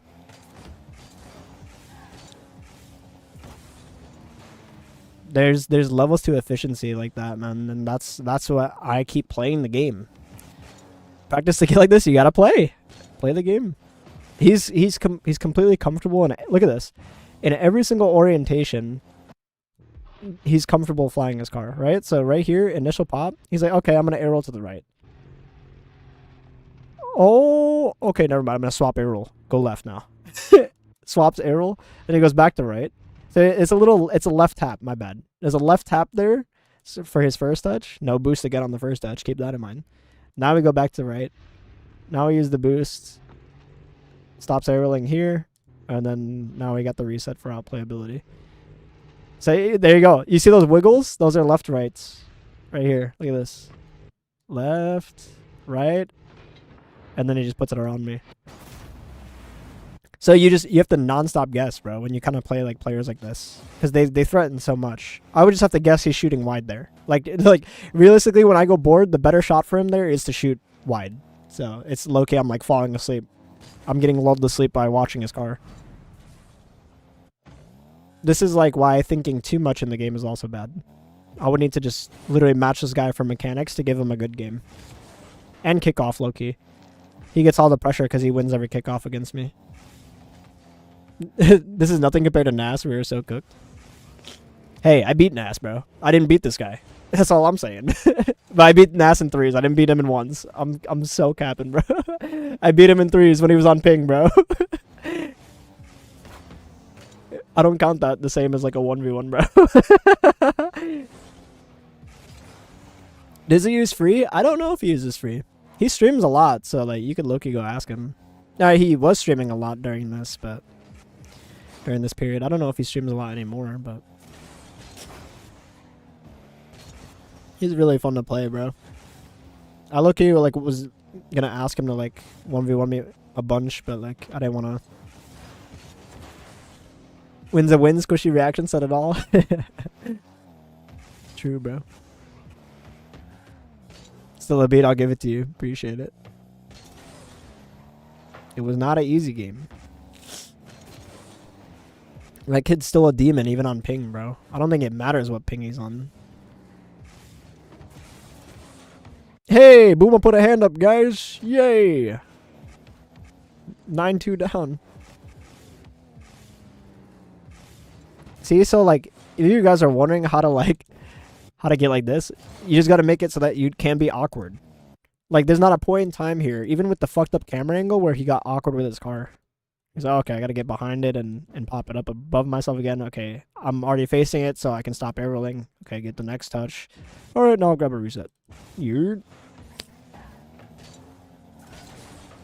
Like, he's just so... They're so input efficient with everything.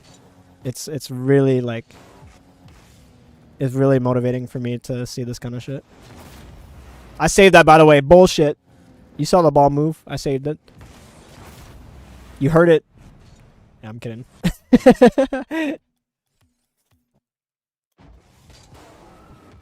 So it's like, it's always margins, bro. Rigged. Yeah, for real, bro. He's got the better gaming chair. That's the true difference between me and him. Better gaming desk, better gaming chair. Nothing I could do. He's younger, I'm older. GG's. I'm an old, ancient dinosaur. I can't input as fast as him. Jeez.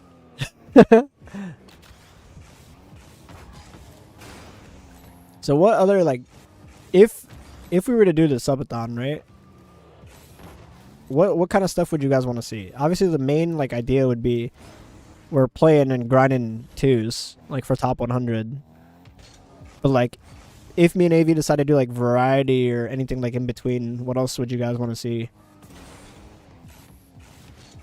Would you guys want to do, like, more variety games with chat? Would you want to get onto, like, we pick topics and we talk about them? Full month of horror games. It's not Halloween, bro. I've did that the last 2 Octobers, bro. And they were never good games, I swear to God, bro. You always play like those games that don't have a volume slider and they're just loud as shit for no reason because loud equals scary.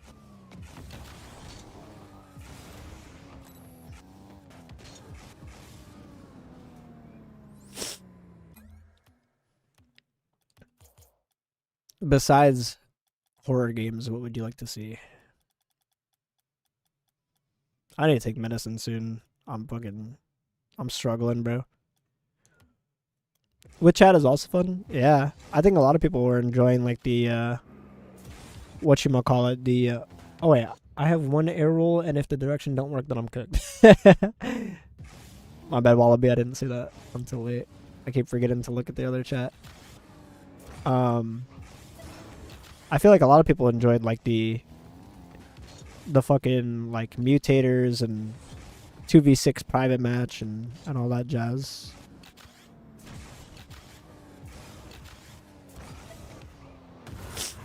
I know hours don't really matter, but I want to ask your opinion. I'm only human. So am I, bro. Think you're at the level that you can play with your eyes closed because you know exactly what each button press makes your car look like. Oh. Alright, I'll try to close my eyes after I get the first reset, and let me see if I can chain 3 together. Nah, that's just not possible, bro. I'm only human, dog. I can't see any of the... Shows you how important, like, visual is in this game.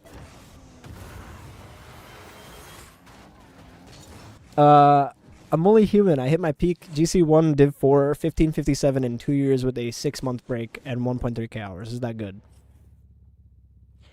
So, in my eyes, for today's game, yes. For like back in the day, players would usually only get to Grand Champ after like 4k hours. 4k, 5k hours. And now, because SSL is the top rank, players will usually get SSL within 4k, 5k hours.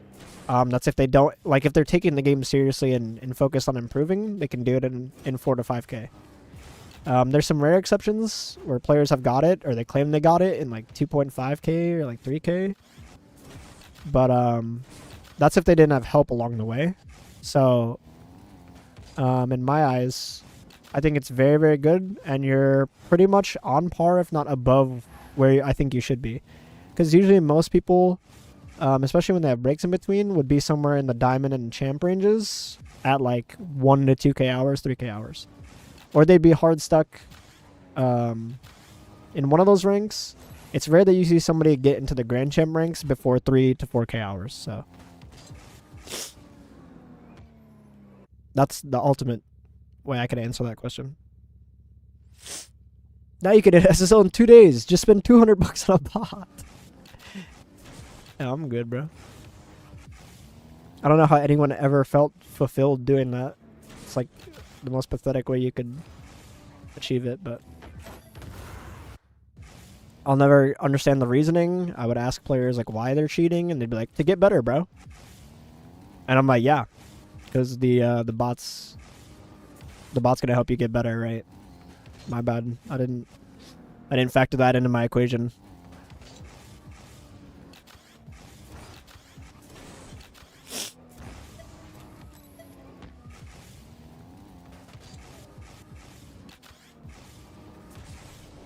Bro, my game feels like shit.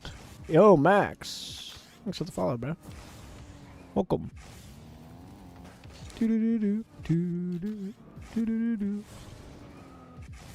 I never understood cheaters. Yeah, me neither.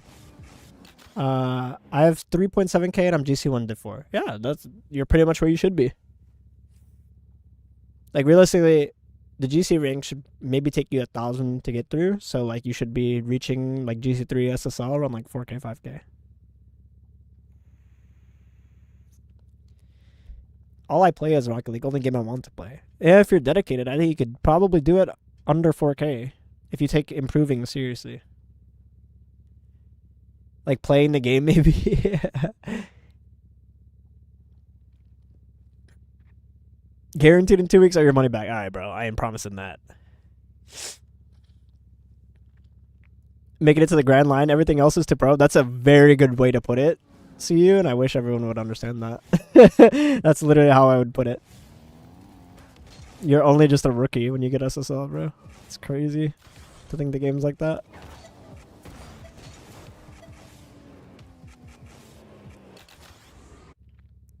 I want to learn the spin out reset that Ahmad was doing, bro.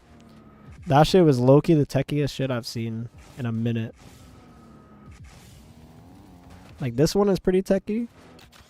And then you just, like, ground pinch the shit out of it, but, like...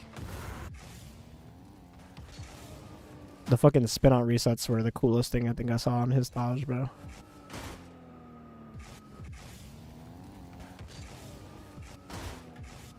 Elite ball knowledge? You know One Piece like that, Beaven? Where we at, bro? Are we caught up on anime and manga, bro? You only watch anime? Don't get me started on the One Piece, bro. I live for that shit. He's a yo, relax. Nah, I'm kidding. Dude, this Booma guy is the best coach. Appreciate that, bro.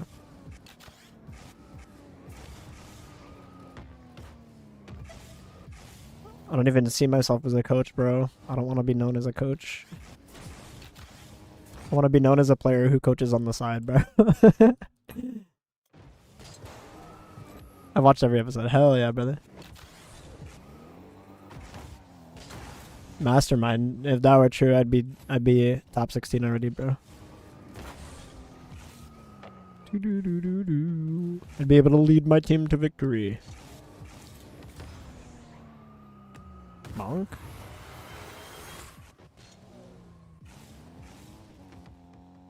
I'm gonna go use the bathroom real fast and take my cold medicine.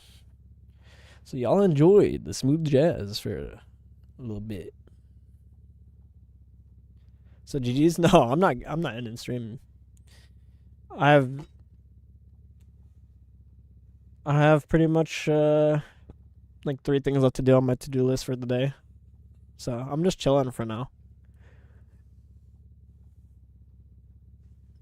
I'll be right back though.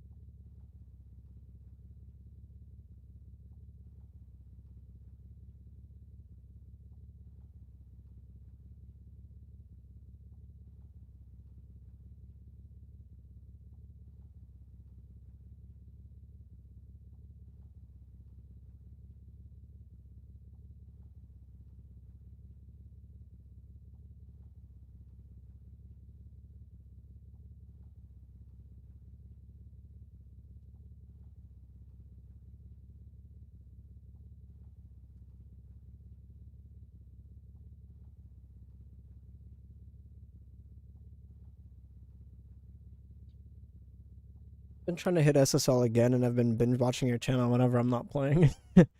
Appreciate that, Darf. Appreciate it, man. The One Piece is real. For real, bro.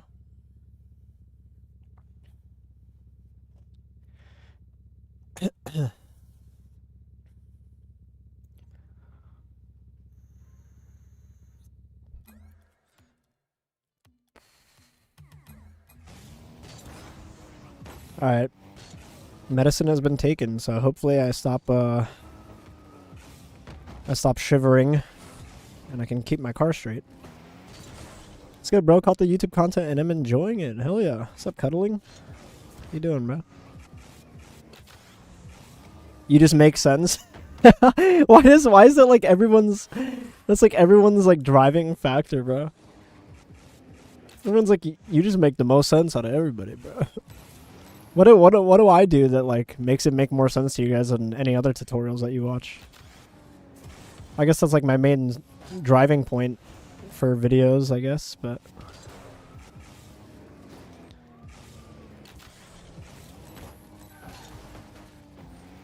yo, I happen to be back because I took a 100% calculated nap. Let's go. You feel me? Yeah, bro. Basketball. You describe things in clear, simple terms, at least in my opinion. Okay. Making sense is probably the most important thing that any coach can do, not gonna lie. I feel like when I'm at least like in kind of like I guess like a flow state of like explaining information to people, and I always feel like I'm like info dumping the shit out of everybody, and I'm like, does that make sense? Because like I feel like it's very simple for me to understand, so I want people to kind of like view it from those terms. So I guess it's me trying to like relate like what I've learned and what's helped me, and help people see it kind of through that lens. I'm not trying to change it, because obviously everyone has like their own questions, and they want to see things like they might, you know, play the game and approach it differently, approach different situations differently. So it's like I try to take that into account too, but I'm like, if we're speaking straight like factually, then this is like what's most efficient to do in this spot, because like this, you know, like that's kind of what I feel like that's usually what gives people the light bulb moments, because they're like, oh well, I never thought about it that way. Which I mean, like, makes sense. You don't. Rocket League's not one of those games where I feel like people are nonstop, like, kind of forced to think. It is very much like muscle memory, and kind of just going through the motions, and it's easy to autopilot, which is maybe why it's like one of the games that's not like high on the IQ list in terms of esports, but like I think it could be a lot more higher level, and at least experiencing it from the level that I'm at. And seeing the difference between me and the level above me is what I kind of want to translate for the lower ranks, because I think that's more vital for them to know than anything. Your input efficiency stuff makes a lot of sense. Okay. RL has too many bad coaches, for real. I'm sorry, but like if I was a student like looking for a coach, I wouldn't get coaching from anyone who's not been the top rank in the game. That's just me, like logically. I wouldn't, but some people do, and it is what it is. Yeah, I'm pretty dumb, I can't lie. No, you're not dumb, you're probably just unaware of the mistakes that you're making. That's another thing. A lot of Rocket League players like to self-deprecate, but at the end of the day, if you're under SSL, you're still learning. So, like, that's the ultimate reality of it, and you have to figure it out, or you have to figure out what it is exactly that you need to learn for that rank. That's how you should view it, so. Probably very attuned to all the ways that things can be misunderstood, so you make every effort to ensure that message is right. I like to approach it in that manner of like, okay, if it's I don't ever script shit, right? Like I'll just write the idea down and then I just hit record, right? And then whatever comes out of my face, like, is what comes out of my face. But I always approach it in the same way. It's like, okay, well, here's what we're gonna learn. Here's like a simplistic way to look at it of how we learn. I'll talk about like things that players have misconceptions on or that they make the mistake of doing. And then I try to teach it so that's translatable for your own gameplay, regardless of rank. So it's like it doesn't matter what rank you're in. The concept is simple enough to be applicable everywhere. So maybe that's specifically what it is. I know it makes sense to you, but I promise it doesn't make sense to me, right? What do you think of Spook Luke? I don't know. I've never like really watched his stuff. I've had people come to my chat and tell me that they've like worked for him and that they haven't gotten paid. I know he's like a meme in the community. I don't really have an opinion on him because I don't watch his stuff. So I can't. I'm not gonna make like an opinion on someone that I don't have like knowledge about.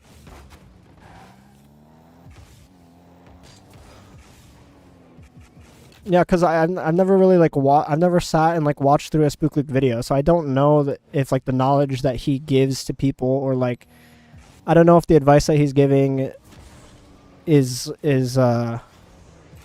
you know, that of a high level player or anything like that. I can't make those assumptions, and so I'm not going to.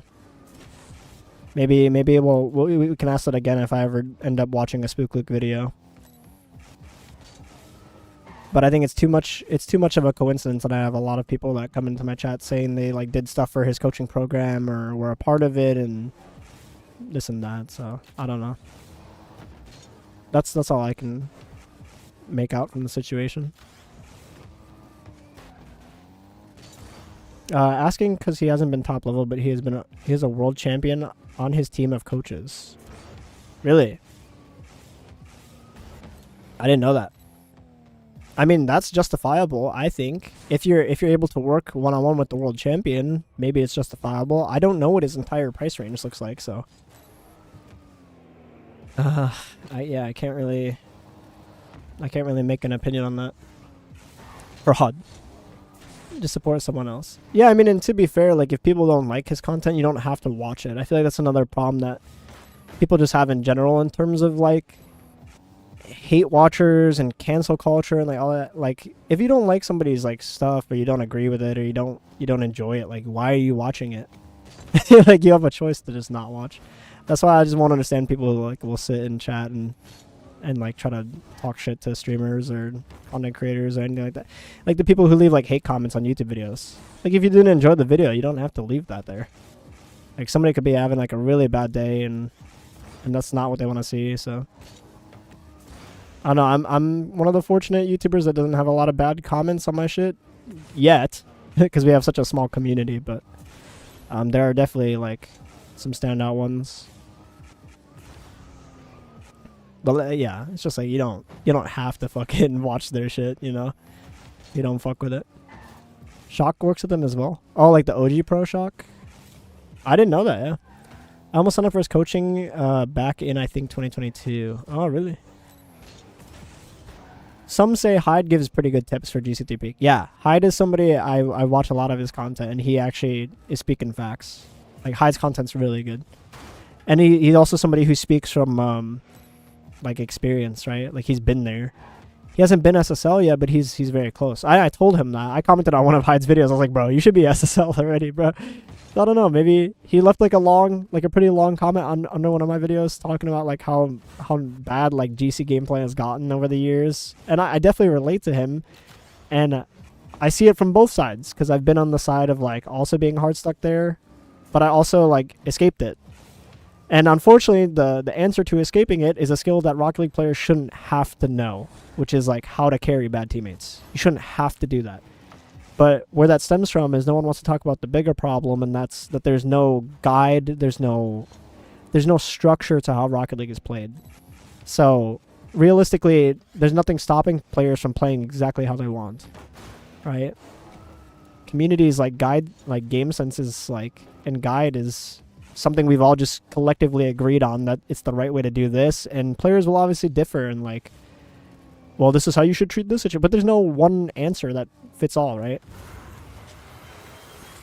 Education is very important. Yeah, not only that, but there's just like, there's nothing to say, right? The thing that you would give credibility to is people who are obviously like higher level, or they've been world champions, or they've been, you know, whatever. That's where credibility comes from. But at the same time, there's nothing stopping 3 world champion players who are on the same team from telling people to all play the game 3 different ways based off how they played the game. You see what I'm saying? Like, because they might all play the same way when they play in RLCS, but when they go play ranked, all 3 of them might have a different perspective on how they go through ranked. One of them might be a little more passive and he just waits till his opponents make mistakes. The other one might be super mechanical and say mechanics is everything. And then you might have an in-between. You might have a hybrid player who's like, you need to have a mix of both, right? So it's always something that's going to be like that. And I feel like until we address the fact that there needs to be structure brought to how you play this game competitively and in ranked, that problem is never going to go away, unfortunately. And one thing that would fix that is if Epic decided to bring a fucking premiere mode to the game. That is the ultimate answer. And is that going to happen? Probably fucking not. I've said it a billion times in all my videos, so that would be the true ultimate answer. Penultimate answer. I like Beaches, but he plays different than you a bit. Really? Yeah, I've had a lot of people come to my stream that also like watch Beaches as well. One of my friends, Hurdle, is friends with Beaches, and I think CU was also part of Beaches community, or maybe I'm wrong about that. CU, if you want to correct me. But yeah, I've heard me and Beaches have a lot of similarity in terms of like how we kind of view the game or like break it down or do coaching. I haven't really deep dived or like checked out Beaches content, but I think I've rated Beaches like once or twice before and kind of like sat around in his stream. He's a chill guy, and I think he actually is like an actual coach. On top of that, like I think he actually is a real coach, like IRL. So there's also a big difference between, you know, me just being a video game coach. So he might have different things to bring to the table than I would. The approach to playing in RLCS is different from approach to ranking up for sure. Exactly. RLCS, the margins are thin, right? So that everyone can pretty much agree that there's a structure to playing in RLCS, right? And there's a structure to like, maybe threes. Everyone has like the general understanding of like what roles are, like first man, second man, third man. But you can't get punished. You know what I'm saying? Like if you go play like League of Legends and you pick like a jungler role and you're not doing absolutely fuck all the entire game, you can get punished for doing that. Right? Because there's no penalty for Rocket League players, which is what enables very, very weird behavior. Right? That's why you can get teammates that fucking fake every kickoff. They take your fucking boost and they bump you, they own goal, and then they talk shit to you. And there's no punishment that can be done to that player. None. So you have to sit there and you have to learn how to not piss teammates off. You have to learn how to play around bad teammates, boosted teammates. Like that's ultimately what the skill is to get to the high rank. You have to be that much better to be able to carry that. So it's like, I don't think it's fair to say that everyone has to learn that.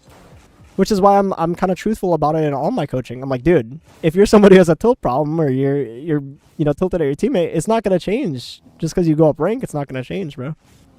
Every season since free to play happened, I have struggled in GC3 because of players' inefficiency in that rank. They're either they're scared because they're so close to their SSL peak and they've never gotten it before. 2, they like have an ego and they think they're the best. And then they just like talk shit to everybody, including pro players. Or like 3, they're just a piece of shit. Like there's nothing you can do about that. So I watch him and he got his coaching too. He's goated. Yeah, I hear a lot of good things about Beach's coaching. So used to want iBeaches when I was playing Valorant. I don't play Valorant, so I didn't understand what was going on. Oh, you mean like the headset? You mean Turtle Beach? Wait, what? iBeaches when he was playing? Oh, you said watch. I thought. Why did I read that as want? My bad. Medicine's kicking in, bro. Yeah, there isn't a penalty for roleplay, right? He was an NBA coach. Yeah, coached some real good players. Your coaching is very different. He peaked SSL. Oh, okay. Booma, did you see the screenshot of me getting Plat 3 teammate in a 3C1 lobby as well? I'm not surprised. That's another thing they need to fix, bro. You should not be able to queue with like that big of a gap in threes, but it is what it is. I ain't gonna lie, I'm probably the bad teammate right now. I was stuck 1600 last season, and I'm a couple games from 1800. I feel pretty out of class right now. I wouldn't self-deprecate and say you're the bad teammate. You're probably just like getting familiar with like the new feel and pace to that rank. So, especially if it's your first time like reaching 1800, you need to establish like, what's working in that rank, what's not, and refine your gameplay for that rank specifically. So, Rocket League eventually gets to a point, Darf, where you are micromanaging and adapting based off elo ranges. So like, if I were to start on a brand new account, there were things that I would add to my game and things that I would take out of my game for each rank. So basically from bronze to, if I were to like summarize it, bronze to diamond, I could probably escape that rank just by shooting the ball hard. Champ, definitely I could escape those ranks. And then champ is where it gets a little awkward. So champ ones are a little lethargic and they like to try new stuff, but they still lack fundamentals like diamonds do. So I would punish them the same way. Champ 2s is an animalistic rank. Like they turn for everything, they jump for everything, they boost for everything, they don't get off the ball. So what gets you out of that rank is just knowing how to take a 50 and how to like keep control of the ball. And then Champ 3 is like where you'd see people getting a little bit more mechanical. Game Sense will get you through that rank. And then all the Grand Champ ranks I could get through just by punishing mistakes. So that's kind of how I'd categorize it in the elo ranges. What did you type next? Only thing that gets me is when pros or just people with blue tech start bashing me for being bad. Like I'm trying, man. Yeah. There's also people like that are unfortunately gonna talk shit because they're in a higher or have been a higher rank or whatever. I almost never type to people in this game unless they're completely just being a piece of shit for no reason. You're never gonna get anything good out of typing, and I've requested that like Epic could add it so that you can't talk during the game. Like, it just doesn't make any sense. Like, it would completely remove the people who go AFK and they type to you mid-game.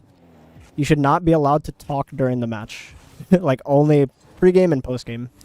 That's just what I think. Because the people that sit there and they just type to each other nonstop, it's insufferable and it's exhausting. And everyone has had their own experience doing it, and you know nothing good comes out of it. Just leaves you sitting there not wanting to play the game. And then you're just like, wow, like, what a waste of time. Or you end up down elo. Like, it just never ends up good. Never.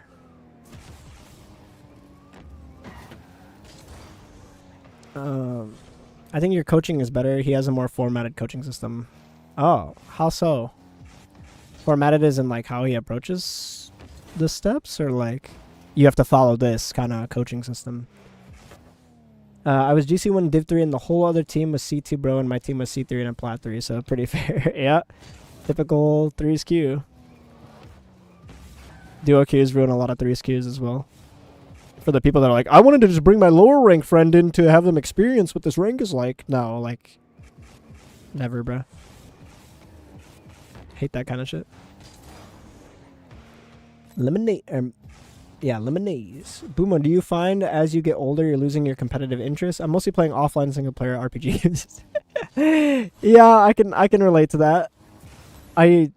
It's not like I don't have the dog in me still. Like, I still want to compete. Like, don't get me wrong. I want to compete just because the whole reason I wanted to go pro is that, like, since I started playing this game when I was like 16, 17, I thought, hey, it'd be like really sick because, like, I grew up with, like, a lot of my family and relatives that were gamers. So, like, what inspired me to start playing video games is, like, my uncle introduced me to Budokai Tenkaichi when I was young. Dragon Ball Z fighting game. Right? And I just thought how, like, cool it was. Like, I would just go to my relative's house and me and my uncle would just game. Like, I thought it was the coolest shit ever. Like, had a console, had, like, a big TV and, like, a stand where he just kept all the games. And I thought it was the coolest shit of all time when I was a kid. So I just thought, like, if I were ever have kids in the future, or like nephews or nieces, like, I would love to just be like, yo, like, I used to game back in my day, but, like, I was also a pro gamer. You know, like, that shit would be, like, the coolest fucking thing ever. Like, it doesn't hit the same if I was like, hey, I was semi-pro in Rocket League. Like, it doesn't. And like I said, that definition changes based on what people think. People think top 16 is pro. People think if you got paid to play the game is pro. I don't. Regardless. Yeah, there are times where I do lose the competitive drive for this game. I mean, I've been playing it for fucking 11 years. It's hard to keep it fresh, right? But I think what helps me keep it fresh is, like, that I can't stop learning it, regardless of age. I think even when I'm, like, 33, I'll probably feel the same way about it. Like, there's just so many things that I look at and I can, like, be like, yo, that's fucking sick. I watch, like, an Ahmad montage or A7MD montage. I'm like, bro. You know, like, that shit gets me hyped. It makes me feel like a kid again. I'm like, bro, this is fucking insane. Like, I'll sit there and be like, what the fuck is this? Like, watch it back, you know? It's the same reason I, like, played soccer. I watched Messi dribble a whole team, and it was like, bro. Somebody who was, like, not the tallest person and, like, loved to dribble the ball. I was like, I didn't like people who just spam skill moves. So, like, it's the little things that keep me inspired. And like I said, if there's another chance, you know, next quals comes around after this Worlds, you know, and I have some friends who want to play the game or, like, a team that wants to play, like, yeah, I'll fucking run it up, bro, because I think they would be dope as shit.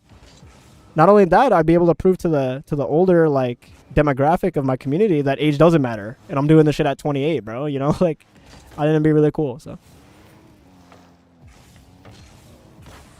he tells you exactly it's tailored, but a lot more opinionated. Oh, okay, gotcha. That shit is the coolest ever, right, bro?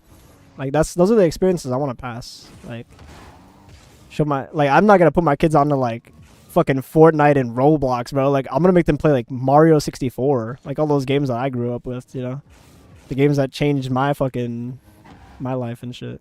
And Messi's still dominating, right? Messi's proving it right now too, yeah.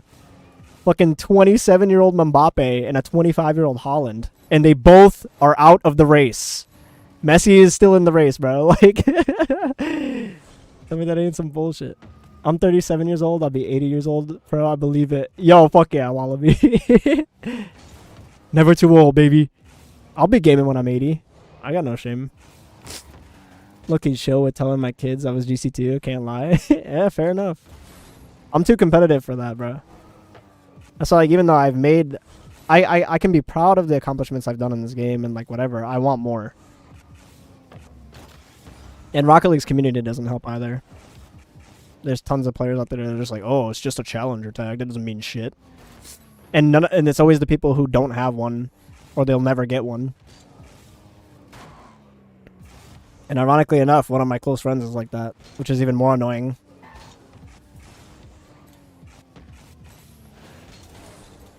Budokai games were a personal favorite. Hercules was too OP. Yo, bro, for real. Hercule was fucking insane, man. I miss those games. I would love to go back and like play them sometime. Hercule, Mr. Satan. Yeah. Peak, brother. I'm glad somebody knows in chat. Fuck yeah. Almost 40. Yeah, you know, low-key, I fuck with that. My demographic is like people who are quote-unquote older. Because we're allowed to have conversations like this on stream instead of like brain rot TikTok chat. It's like, oh my god, chat. Do 4 flipper sets and we'll get a gifted right now. Like, send me a universe for Musty Psycho. Like, I can't, bro. I'm sorry. Also think I'm doing it too much for threes. Doing what too much for threes, Darf? Oh, a challenger tag? Yeah, but they're low-key sick, and they're different color than the normal blue tag. So I was like, I'm down, bro. They got an amethyst glow instead of that, like, lime... Or not lime. That, like, light blue glow. The amethyst glow on these tags is aura, bro. It's probably the coolest tag in the game, in my opinion. But... I'm gonna need to pay Epic to let me get this sub, bro. So very young. I'm not 40. 40 is still very young. Hey, I'm not brain rotted. Energy beam battles where you'd have to manically spin the toggle sticks were intense. Dude, that's probably my favorite part of this game is the beam locks, dude. For real. 5 gifted if you get me Tossy right now. Wait, what? The fuck is Toss? Came down to teleporting out of the way of hits. My brother went toe to toe in basically a teleport battle. 5 gifted if I get to S right now. You want me to do this? I'm sick as fuck. Hell no. Who else? 21? God, bro. I feel... Am I the only one that feels like... Like, let me know if I'm the only one that feels like this, bro. Does anyone feel like you have, like, no recollection of what the fuck happened to the time after COVID?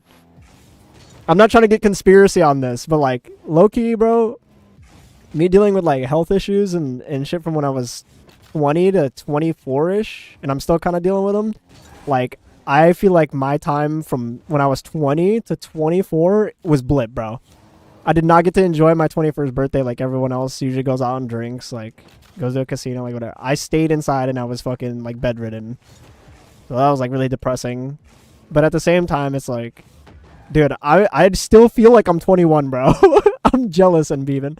I literally still feel like I know when people ask me my age, I'm like, I want to say 21, bro. What's funnier about it is I look like I'm fucking like 19, bro. I get carded all the fucking time. It's insane. I got carded when I went to Vegas like last month, bro. In one casino, I got carded 5 fucking times. 5 fucking times. I got served a goddamn beer. And then I got carded while I was drinking the beer. The guy literally came up to me and said, I know you're drinking a beer already, but he's like, can I please see your ID? And I was like, bro, you gotta be shitting me. Like, I'm sitting at the fucking slot machine and drinking a beer, bro. It's the genes, bro. I don't look anything close to 27. But I don't know what that's supposed to be in. I don't know what it's supposed to... Well, I don't know what you're supposed to look like when you're 27, bro. Because I always get like a look from people when they card me and they're like, you're 27? I'm like, yeah. Nah, I'm 21, bro. I'm 21, bro. As you older, time feels like it speeds up. Bro, don't say that. That's so dark, bro. I'm just getting blipped. The days mesh together. It is facts, though. I can't lie. There's like a video I saw on YouTube Shorts. It was like life after high school. It's like, oh, you're in college now, and you're 25. You're in debt. And it's like, and you're 30. It's over. And I was like, bro, that's literally how it feels like, man. Nah, bro, 30s are the new 20s, gents. 30s are the new 20s. Don't let anyone tell you different. I'm from the UK, so my 21st is 18. Yeah, that's low-key peak, bro.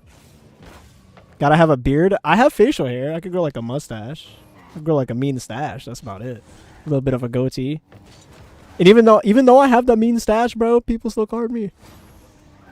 It's weird as fuck. I guess it doesn't matter though. People grow facial hair like early on anyway. I just don't think there'll be a time where I don't get carded, bro. I don't think it's in the books for me, gents. What the fuck is that? How am I supposed to score that? Sorry. That's a good thing though. Yeah, I mean if you're on the Twitch stream, Wallaby, you could scroll down under the stream and you can see a picture of me if you're curious. I mean my profile picture is a picture of me too, but it's a better picture. But yeah, I don't think I look 27. Like if people were to guess, they probably wouldn't guess near there. I look like a 45-year-old dad of 2, my beard, and 20-year-old femboy without. Jesus. It's true. 2030 went like a flash. 10, 20 felt like a lifetime. Yeah, for real, bro. 40s are the new 20s. Oh, God. I feel like because when you get to like adult like age, bro, it's like there's so much shit to just take up your fucking time, bro. There's just nonstop shit to just steal free time from you. You know what I'm saying? Like, you got fucking bills, you got fucking work. It's like you gotta plan with your friends like 3 months in advance to just go out for drinks. Like, I miss the times when you could just hit somebody up, be like, "Yo, what are you doing?" And they're like, "Nothing." And you're like, "Let's go do something." Okay. Now you gotta have like a whole fucking itinerary just to like go get food, bro.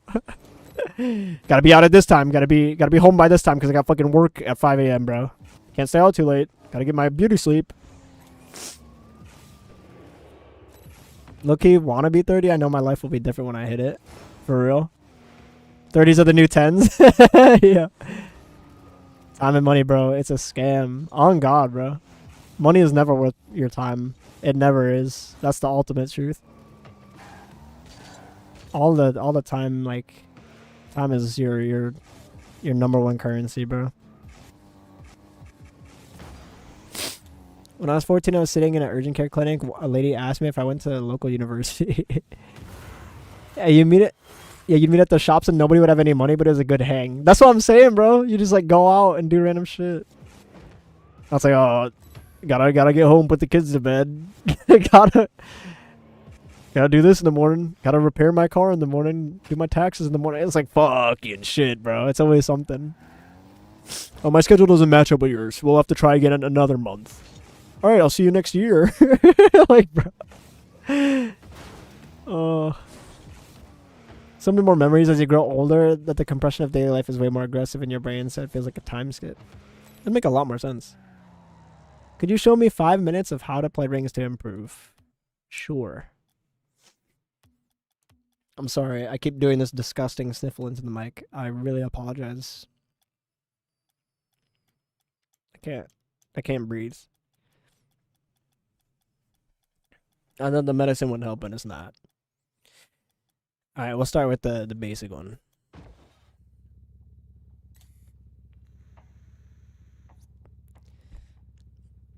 To be real, hangovers start to last for days as you get older, so it's just not worth.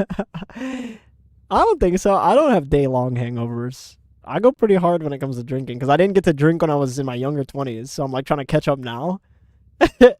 But like, I feel like if you take precautions, you know, like I know people like liquid IVs. I just chug like a water bottle, have hot soup, like have foods that kind of help with the hangover, take a hot shower. Just wait till late 30s. Oh, fuck. Oh, shit. You're right, bro. 4 days to completely recover. Jesus. All right, so Darf,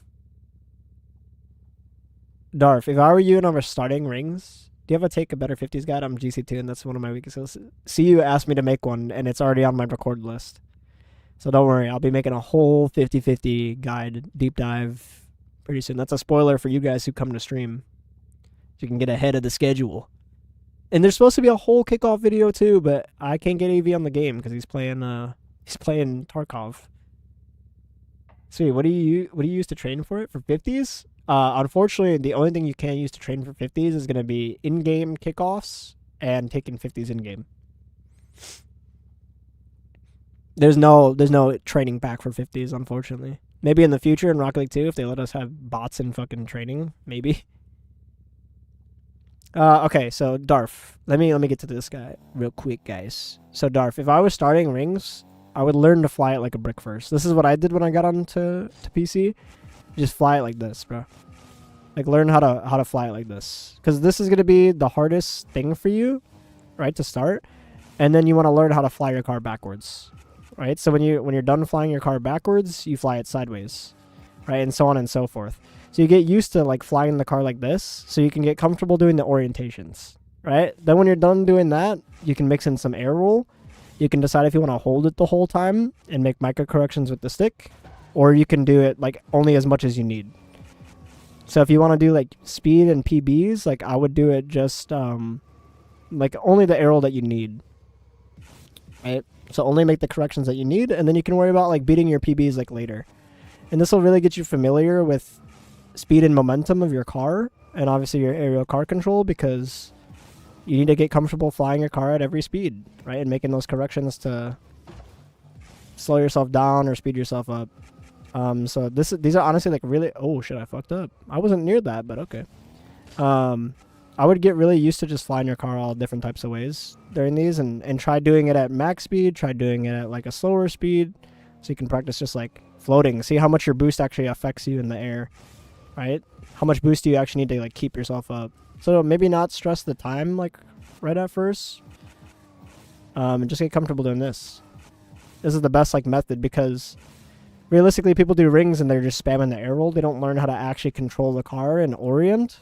So when they're actually going for like intentional touches for double taps, air dribble catches, stuff like that, they've not learned how to control the car while it's spinning the whole time.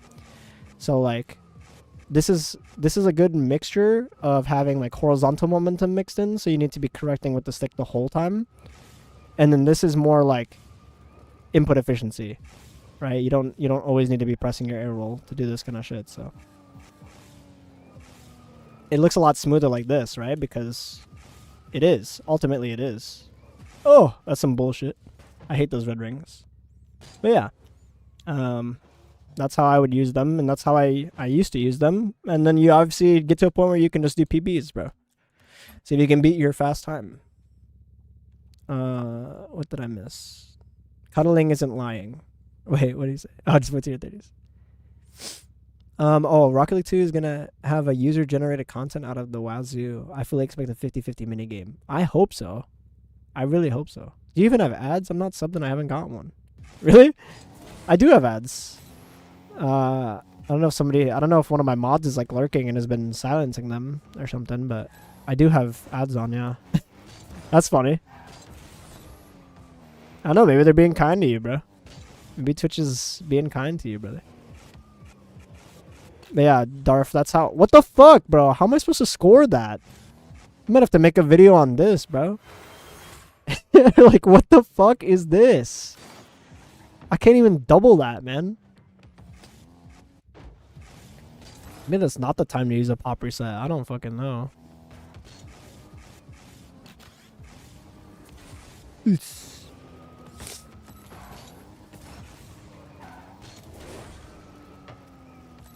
W ads. Need a break from the ads. Oh, also I was gonna ask you guys,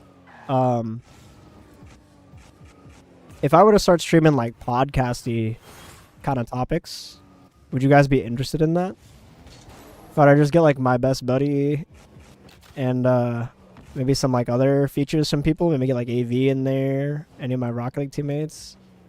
Maybe we have a section where you guys call in and you join the call and then you guys ask like a question. Like I feel like something like that would be cool. Anime podcast confirmed. I think that would be really cool to do like live on stream. Yo, cuddling. Thank you for the primer, brother. Prime now. Thank you so much. Appreciate that, man. For sure. Yeah, but like what kind of topics did you guys want? I have a few. Like topics that I've been deep diving with some people and I think would make for great podcast episodes. Chalkcast, but good. Yeah, it wouldn't specifically just be Rocket League related. Like I would love to actually get out and do like outside of gaming stuff or maybe gaming stuff. I also want to get like a setup to do cooking videos, bro, because I'm at the age now where I want to learn how to like cook a lot of good shit, and I don't cook enough. So like, you guys know what I mean by like survival cooking, bro? That's like what I'm good at right now. I got survival cooking down, bro. But I wanna start to actually like cook. Only if it's a Sigma male podcast filled with misogyny. Crazy, bro. Cooking stream when? Yeah. No, for real. I've been wanting to do a cooking like video for a while. Okay. Jessica, thank you for the follow. Let him cook. What's your favorite cuisine? That's tough. I grew up with a lot of different like influences because I'm Polish, Filipino, Italian, and American. I mean, that's just like so. Like, I grew up with a lot of different cuisines. Like, you're basically hamburgers, hot dogs, but then like also the Italian cuisine, like all the different kinds of pasta and like hearty stuff. And then I grew up with the Filipino cuisine, which is it's very deep, it's rich. There's a lot of cool dishes in there. But recently, I've been really interested in Korean cuisine, just because I've been eating a lot of Korean food recently. And I've actually been like asking Jonas for like recipes to actually try to cook some stuff. Inverted, thank you for the YouTube sub. I'm finally home, bro. What is the yums of the day? I haven't eaten since earlier. I had some mastacholi before I took my medicine. And I low-key don't have an appetite right now because I can't smell or taste anything. It's the best. What do you know about only having noodle and need to steal your Unicoat made spices to season? Yo, you're talking like not even cook the noodles. You just eat it with the packet. I've done that before, bro. I've done that before. You live off that. Maybe like a hard-boiled egg. Been there, done that, brother. Also, thank you for the biddy, Marshy. Make a cooking stream where every 5 minutes you spam a ratatouille goal explosion. Oh shit, bro. Monsoon. Bro, I nearly lost a game where every goal this motherfucker had was a 50 but won. I'm actively taking 50s that would be considered safe too, delayed and shit. Yeah, well, just because it's delayed and shit doesn't make it safe. It depends. So this is the hardest part about 50s is understanding which orientation is needed. So that's probably what I'm gonna try to make the video about primarily, but it's gonna be difficult if I can't have specific examples. I have tons of replayed examples of like crazy fucking 50, but like I need to find. I'm sure I have enough for like. I'm sure I have enough for like different ones like single jump and delayed fit. Actually, there'll probably be a game here. I was playing some casual last night actually, and there was a delayed 50 somewhere in here. So let me see if I can show you. 50s are never luck, by the way. I want everyone to know that. Even when Rocket League's like physics, 50s are not luck, bro. 50s are straight up a skill issue. If your 50 ever pinches, that means you're 90-10ing, you're not 50ing.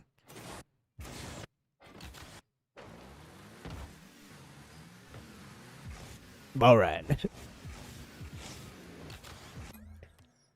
That's not it. It's in one of these games.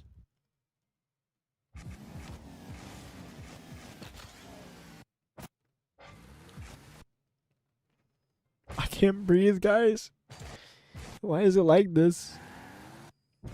Why does having a cold always do this to you?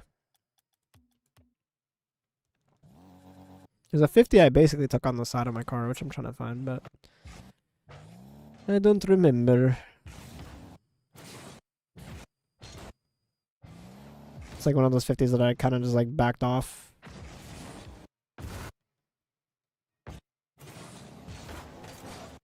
You think I'd win at least at 50%?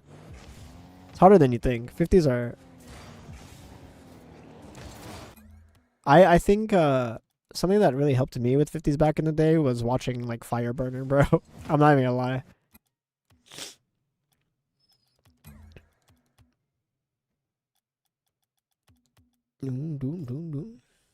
Relate to that.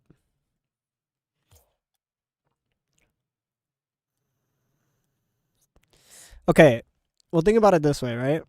If you're struggling, and this is why ones is a good teacher. Okay, if you're struggling with someone who just throws themselves at the ball like an animal, you need to go in the replay and think about why that works.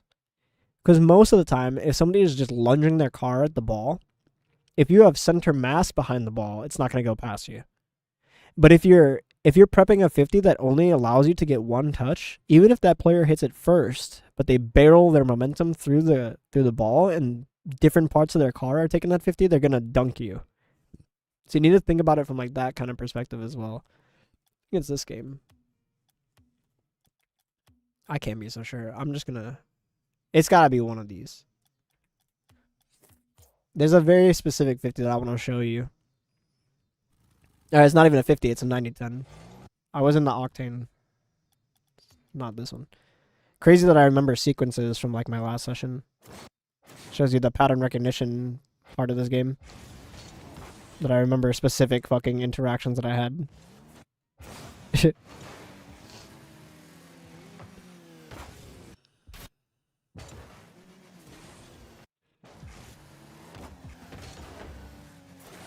See, that guy's throwing himself. This guy's throwing himself. So, like, these could be decent examples. Okay, that's not even a 50 hit my car. But why does this one work? So, he's first to it because he's throwing himself full speed. Look how early he fucking jumped. So, it's going to be weak. So, center mass, right? Even though he hits it first, technically delayed, but he hits a wall. Right? So, then when we actually have the interaction and it's stiff, and we both technically have center mass, because he's hitting it first and he's hitting it lower than me, he ends up folding. Excuse me. And I feel how 50s work. Yeah. That's not the example, though. Is this Tennessee whiskey in jazz form, guys? Why does it sound like that? Here's one where this guy threw himself like a madman. Excuse me. I was gonna say, bro. It says Simply Delicious is what it's called.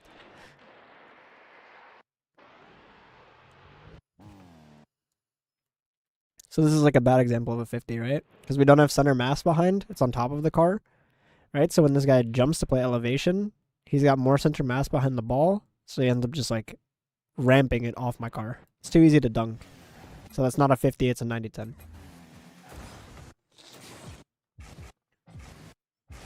Here you go. I think it's right here.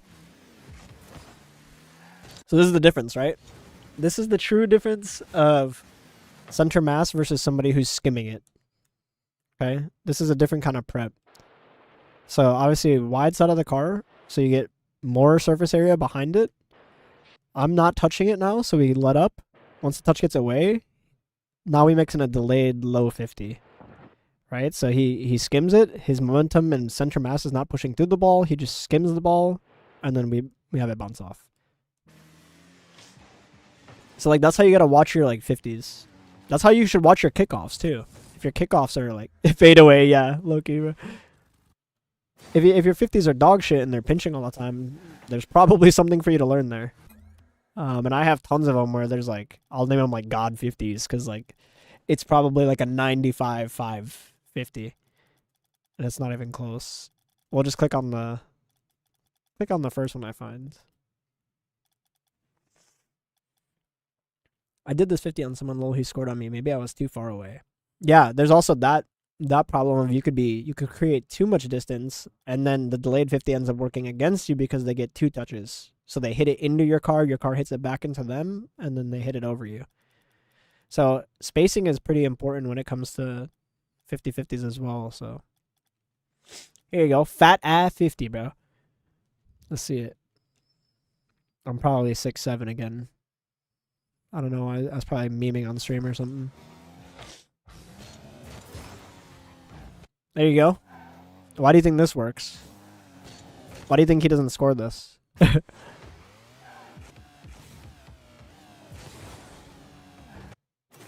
So let's break it down, right? Okay, so he's behind the ball the whole time, but is it center mass? No. He's got his nose behind the ball. Right? So he's jumping and boosting into it, which means he's going to hit it first. Oh, okay, never mind. Well, he's still gonna poke it this way is what I meant. So this is more center mass. We're above the ball so that it can't spill. Right, we're keeping it dead in between the two cars, so we're trying to push it this way instead of into my net. Right, if I'm on like the far side, it's easier for him to body me, and if it was behind me, it's easier for him to body me. And if I jump into this part of the ball, I'm gonna pinch it with him into the goal. So this is like a timing thing. Now we use the flip cancel so that we can kind of like pinch it into the wall. I do get a little bit lucky that he kind of like picks me up and pushes me into the post, but this is what prevents the ball from going in. So watching Abject made me learn about 50s. Yeah, dude, watching pro players take 50s is also like a really good way for you to learn. So I do in 50s against champs, so it must be a skill issue, right? It is a skill issue.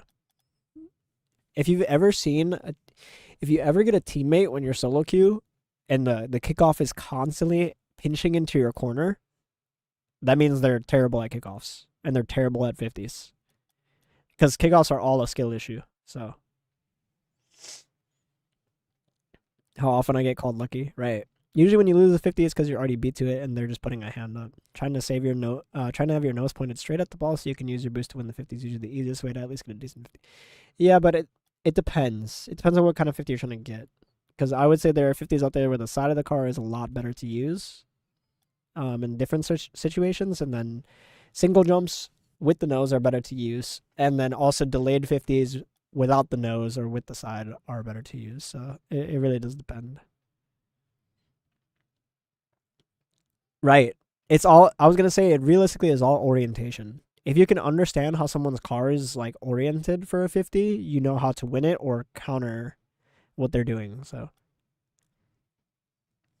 he won that 50 where I delay side carried it by air dribbling it while I was on the floor. So he kept his car to the ball and pushed it past me. I guess he perfect countered it. Yeah, he probably did. It is very situational. The side of the car is good to lose or hard win 50s to a pass. That's basically what I would do. Danger Taco is a... Why did I name this, bro? Why did I name this? Did we get farmed or something, bro? We must have got farmed. Okay, bump for the open net. Bump for the open net. Open net.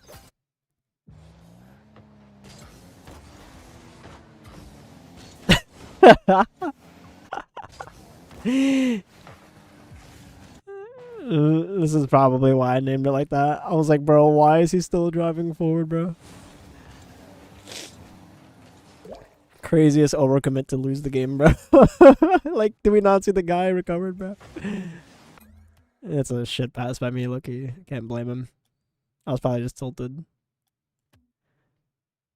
That's just perfect counter that type of 50. If someone delays side 50s, you just air dribble the ball while it's on the floor. Daniel.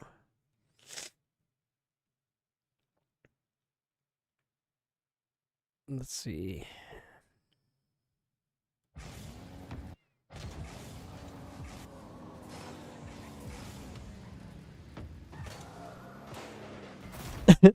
Oh my god. This guy got fucking wonk. Holy pool shot, bro.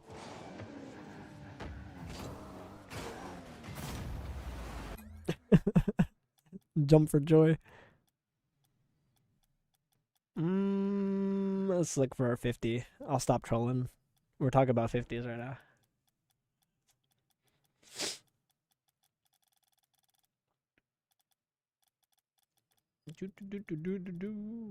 Scopes is huge. That car is so gross. You had the Tesla, bro. 1000%, dog. 1000%. Punch.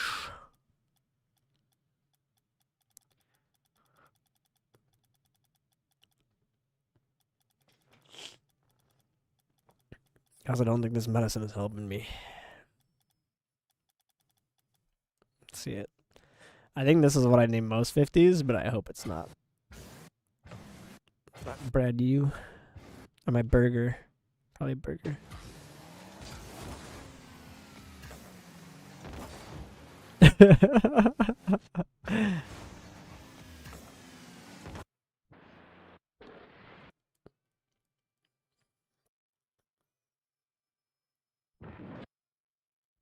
There you go. Delayed 50 tech. Open.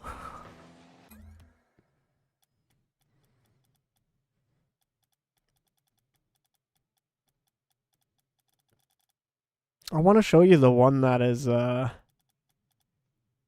have some crazy 50s like with resets, dunking people like with resets coming off their own backboard. That's probably the craziest. Like,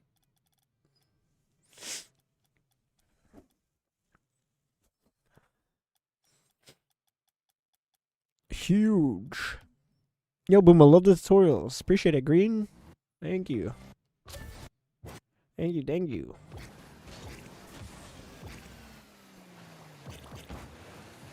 Oh, okay.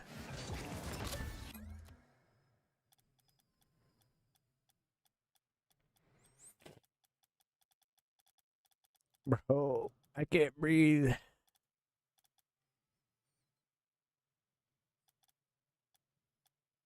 Oh, here. Let's show the Evo dunk, bro. Here you go. See you. This is a good time for delayed. Looks burger as fuck, but it works. So it's like, why does it work, right? So the difference is he's boosting. So he threw his momentum all the way to the right, and he's still boosting to the right when he flipped into it. So he can't take a stiff 50. And then he flipped the wrong way as well. And he didn't match elevation. He should have like center mass behind the car. Instead, he put his nose into it. He pokes it first, and then he gets delayed. So got him. Yeah, I guess that's a got him moment. We're talking about 50s right now, Green. So I'm just trying to show some good examples. Lard AF.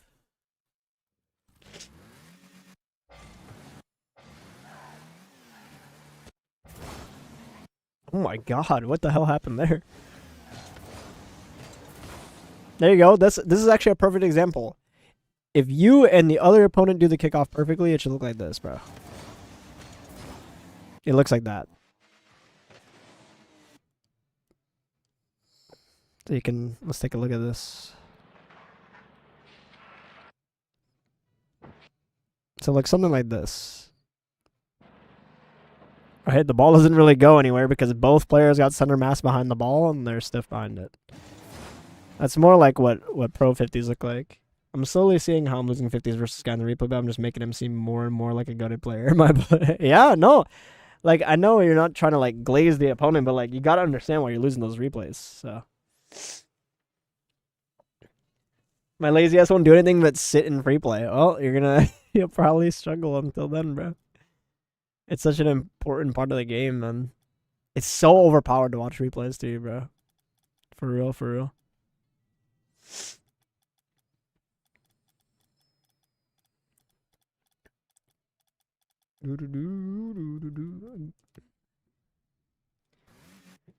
There you go. Let's take a look at this 50.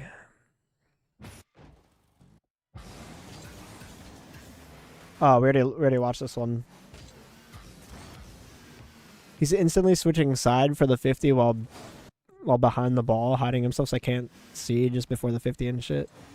Seems like I can't counter that. You can. You just have to see it enough times and be in that position enough times. Because I'll tell you right now, anyone who just sits behind a 50 with no momentum is easier to dunk than somebody who actually has like some decent bit of driving speed. If he's literally just like parked behind the ball, you should be dunking that guy.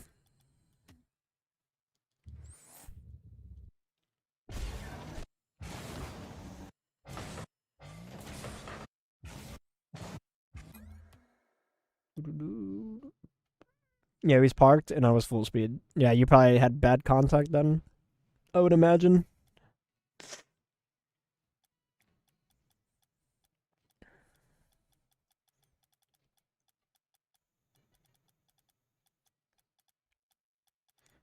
All right, I'm just going to stop on the next replay that says 50.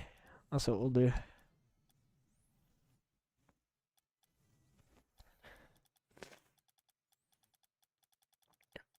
This music's techie, bro. We gotta get some smooth jazz going more often. It's hard to explain. The 50, he basically KO'd my ass and redirected me last night. Wait, what? Just send me the replay, dog. I can tell you why you're losing it.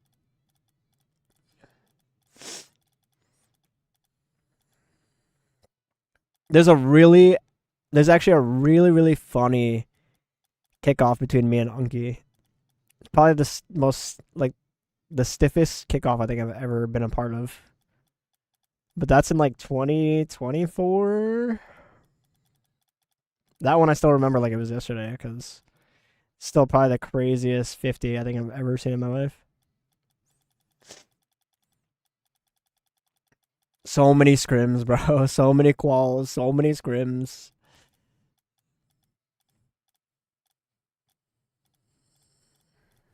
Do. The Boeing 50? Where was that? Where'd you see that? Did I scroll past that? Oh, is this?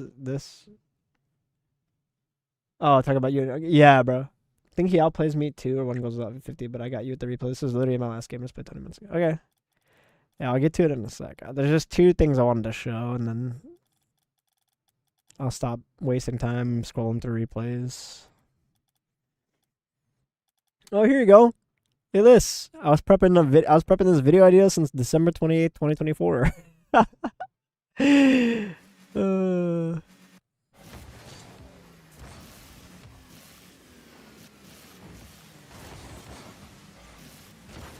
Look at that shit, bro. Hey, that's Hurdle on my team, by the way. So this is a good example of why taking the 50 on the side is peak. I fucked up the reset. But I landed, and obviously there's some separation. He boosts into it first, so he hits it into me. He's above the ball. I'm to the side of the ball, so we end up like keeping it in between us. And obviously because I have more ground force, like he's just gonna bounce off, and the ball just stops clean. And because it's hitting more parts of my car, you see how that works? Like he's hitting it with the side of the car, so then he gets folded up into his wheels, which you can't push into the ball with the back of your wheels like that. So he just rolls off of it. Yeah, I was huge. That's a good one. That might be tech, bro. It is tech. It's always tech. That's why I say 50s at the... Bro, if you learn how to spam, glue air dribbles to the goal line, and then you take delayed 50s on the goal line, you could probably get SSL doing that. I'm not even a cap. I'm not even a cap. That's probably looking what I'm going to do when we get on the Boomathon grind. I'm just going to spam, grab a reset, take a 50. Do an air dribble, take a 50. Like, I'm not going to do anything overcomplicated. Because even if you don't score it, your teammate's probably going to score it, so. Oh, somebody asked me what I think about Kev earlier, didn't they? I don't know if you're here anymore or whoever asked that. I'm sorry. I remember reading it. I just didn't read it out loud. I read it in my head, but yeah, I used to watch Kev stuff back in the day. Way back when, but... Yeah, bro. Low 50s, delayed 50s on the goal line. I made videos about that. I showed Atao literally doing that to fucking Joyo. Like, bullying Joyo an entire game doing the same shit, so. Why did I save this? Oh, okay. This is one of these crazy 50s. You'll see this shit. This is one of the, like, the insane 50s, bro. Is it here? No, I think it's when they have a save. This is one of the ones where I got a reset. Yeah, look at this shit. Look at that for a 50. Now, there's a crazier one that I have on my YouTube shorts. Where, like, I dunk a guy like this the exact same way, but I get a reset off of him. And I literally, like, sits his ass down. Yeah, this is a good example of a delayed.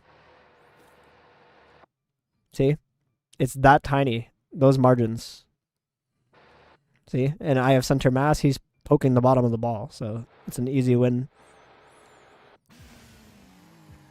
And I almost got the reset off of it. Would have been cool, but I'm telling you, there's a crazier reset than that.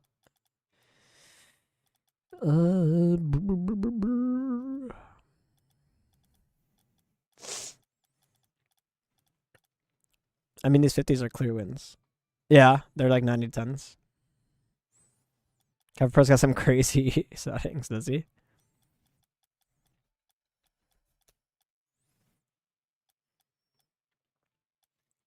I know. I said I want to show like 2 things before I look at it real quick. There's one where I delayed 50, like popped it to the ceiling, then delayed 50 in Miho. Supersonic decing doctor. It just had to be during that Halloween stream, bro, when I dressed up like a plague doctor.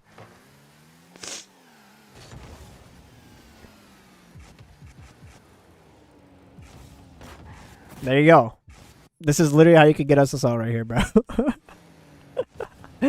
Like, think about it. If the first guy's role is to just always force the ball, right? And you gotta respect that they're gonna get a touch, why not just delay the 50, bro?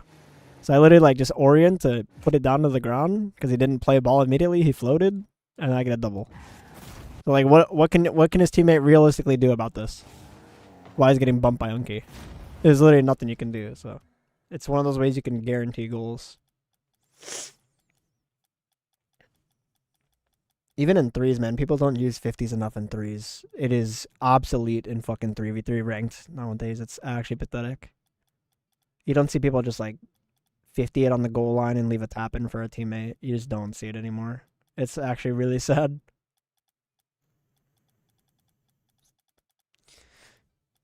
I remember I have a game of me on console beating Fireburner in Sizz doing that exact same shit. I was like, wow, I beat D50 man in his own 50 game. Like,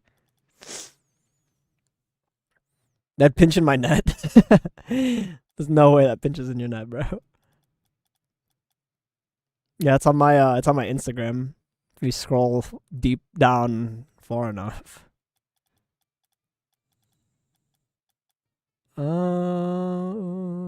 53 people.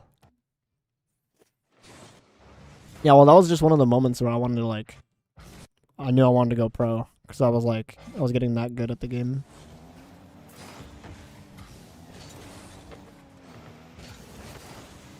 Look at that, bro. How many of you gonna 53 cars? How many of you guys doing that? Look at there. There's Duck. There's Temp. There's AV. 50 to all of them, bro. That's mine. I'm huge. That's a crazy one. Yeah, bro. It's all center mass, bro. I was the only player that had full center mass. Temp would have had it if Duck didn't touch it, low-key. Well, he was trying to chase Temp. This was just like a private twos we were trolling, so. I thought it was a hilarious 50. We used to play privates all the time like that. 50 galore. Yeah, LT made for real. Crazy.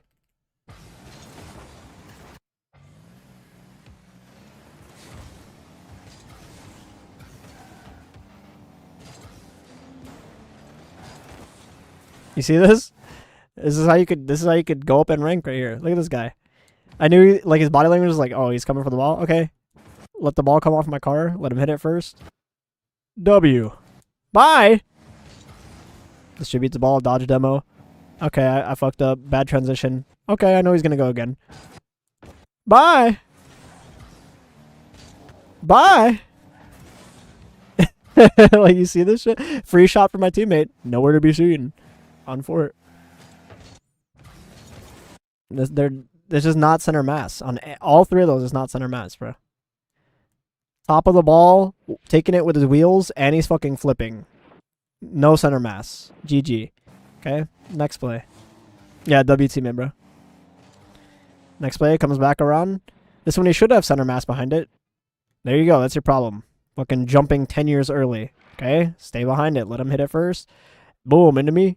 Eat that shit. 90-10. My car's fine. Oh, this guy's coming too? Okay. Full fucking speed. Here's what I do. Get right behind the ball. Center mass. Time my single jump. Okay, he's not here yet. He's not here yet. Oh, he's coming. Let him hit it first. Bonk. And then you absorb it. They bounce off. And then I dunk him on that one too. It's even funnier. I used to just be out 50 merchant, bro. I need to low-key re-download that tech. Because it's low-key the best way to play the game. Oh, here you go. Here's one on Sir Infinite. This is a delayed reset 50. Okay, so I can see his initial pre-jump here.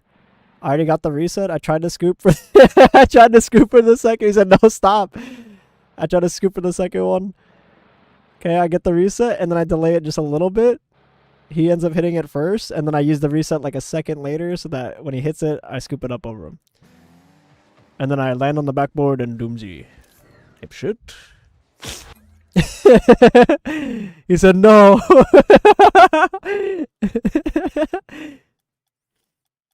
I'm sorry, bro. It was just a good example. Let's see. We're getting close. We're getting into like my prime time, 2024. So this 50 should be here somewhere. This is my prime time Rocket League when I was 25. Nah, don't poke fun at Infinite, bro. He did his job enforcing for the ball. It was his teammate who went into the net, bro, who didn't cover the board. It was a failure on two-layered defense, okay? He is not at fault there. He is not at fault. The tortoise is at fault, bro. Damn, that's when you started playing? Really? God damn.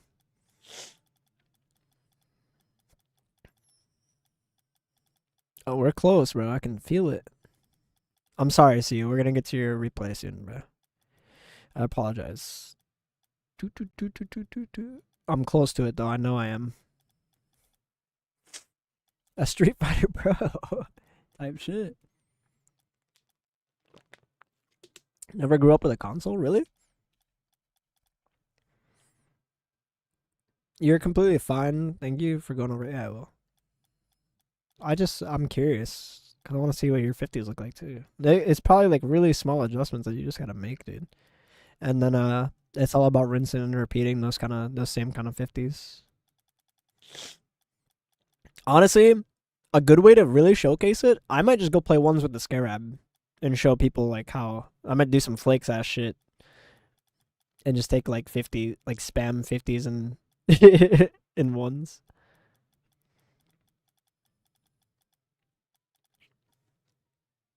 Started playing on my ex's console and then bought one a year ago. Oh. Oh. My chest is starting to hurt. Holy 50s. Okay, here's a good one.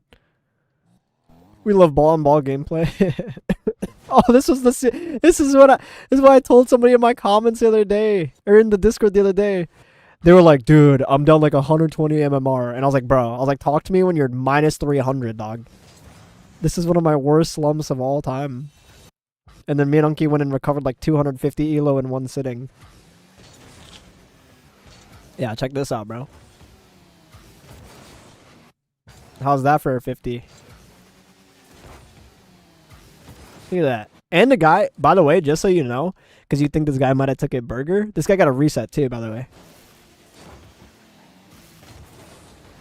And he still couldn't beat it, bro. So let's take a look at why. So, especially in the air, you gotta match elevation first, right? So we saved the flip, and because we have our momentum going forward, we're not boosting anymore, right? We push center mass. I hit it first. Because he's sideways, he's more likely to fold, right? Which is, now I'm absorbing some of the pressure. It then folds his car sideways. We're both kind of folding. I'm still with the front two wheels. And then it folds him into the reset. And I orient the car downwards so that I can prep for the next guy coming in. So we delay 50 this other guy, right? So I put myself like a bit behind the ball. So I'm eating this one now. And then when this guy comes in and hits it, okay, never mind. He just fucking hit his teammate. GG, buddy. Yo, GG, bro. Ooh. Yeah, I mean, you can. Hey, man, if you think it's fun, then re-download it, bro. Nothing wrong with that. Air dribble 50. Here you go. Monkey takes all the glory. Yeah, classic. Classic. Here you go, bro. You want SSL and Voxify? Right here, bro. Go do this. Spam this in ones. Don't even air dribble bump, bro. Just spam this. What are you gonna do? You punish pre-jumpers for doing that shit too. So As soon as you put it on target, right? Okay, my job's done. It's on target. Okay, I don't gotta keep boosting into it. Use the rest of my boost to get behind it, and because I'm above it, we get a dunk. Not center mass versus center mass. Big dunks. See, it just hits my car more, bro. That's tech. That's what when I was playing my best kind of Rocket League is what I was doing, bro. I'm telling you, it's under fucking rated. Smart 50s. Here we go. Posh Xmas. So this was during Christmas. Look at this, bro. I was a fucking merchant. Look at me. Ugh. Who's taking a 50 like that, bro? This guy's probably thinking, like, what the fuck? Once you understand where they're going to save it, and you're like, you just block where they're going to save it. Look at this. I'm T-posing on this motherfucker, bro. And then I get like a little extra help from his teammate. Bong. There's apparently another one in here. Let's see it.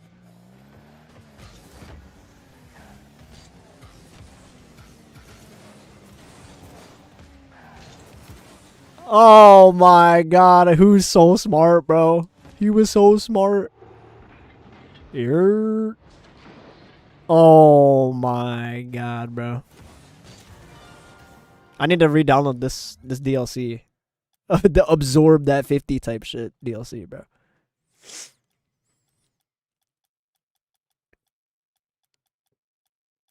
This is so much fun, man. This is why I never like delete replays, bro. I love like going back and just watching how I used to play the game. And then I like re-download it like to my brain. I'm like, I'm gonna do this for like a few days. Rizzo own goal funny.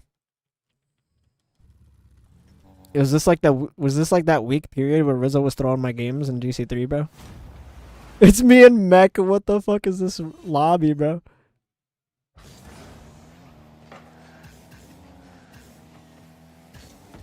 And we had a RLCS. I think that's the RLCS referee. There you go. That's a delayed ass 50. Where's his own goal, bro?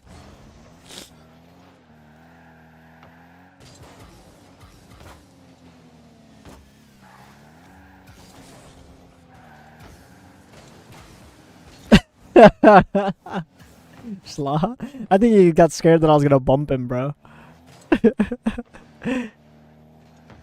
Pressure by presence, baby. Yeah, W Slaw. Yeah, bro.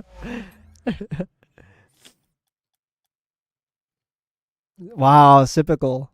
Double on Sipical's head. Cuxer with Sipical.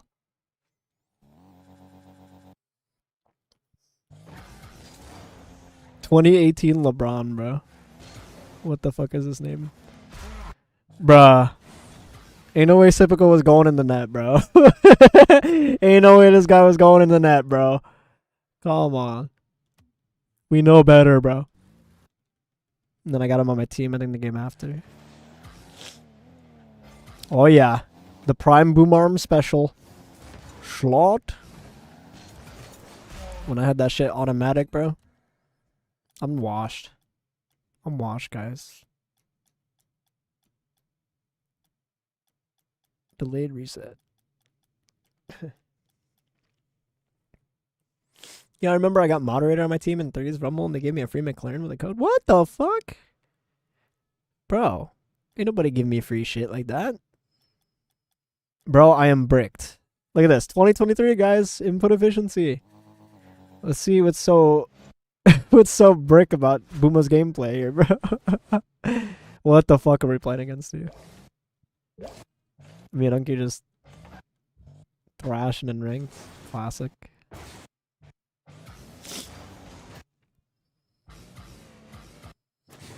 Let's see it. Brick gameplay.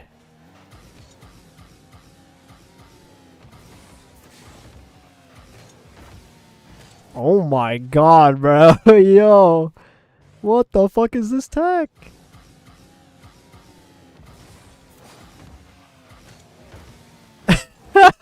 What the fuck is this? That would have been a great Kahoot moment when I was making Kahoots, though, bro. He's got a burger on his car, bro. Yeah, for this burger ass 50 he just took. It's even worse that Unky steals it from me, bro. Where's my glory?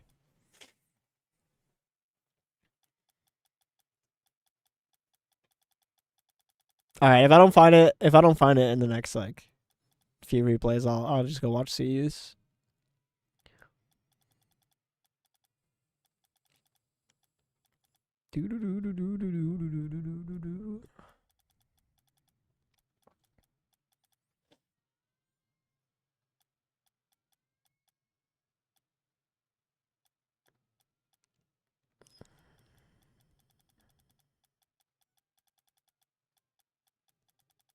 God, we had so many good scrim partners back then, bro. Low-key miss it. It's like no wonder we were getting so good at the game. We had non-stop scrims like every week. 4 different scrim partners. Skim partners.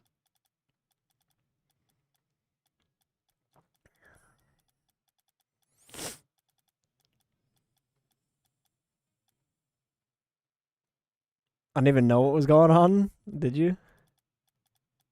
Send me the replay, bro. We'll watch CU's and then we'll watch yours. Yo, Senwo. Thank you for the follow. Loki did some tech shit too. Let me see, bro. Send me the replay. Send it to me.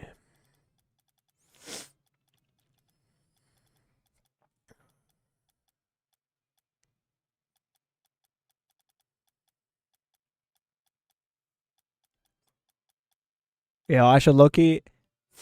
Marconic, thank you for the follow. I should Loki find the replay when AV was 1600 for Kugel, bro. Little Easter egg. So you can see what GC2 AV looked like playing against me in normal.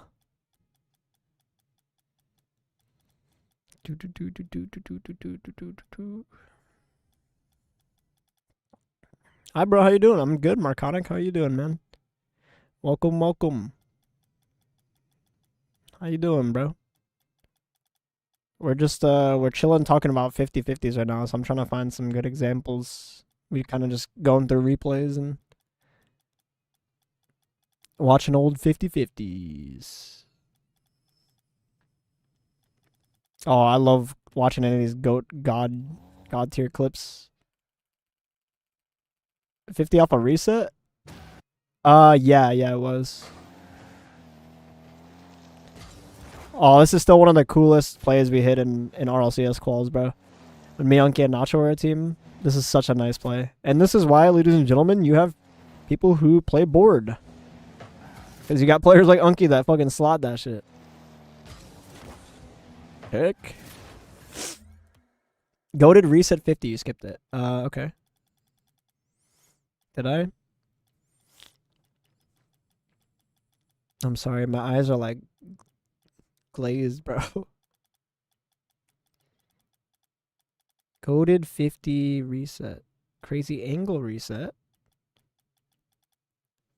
What did you say it was? Goated 50 reset. Reset god tier.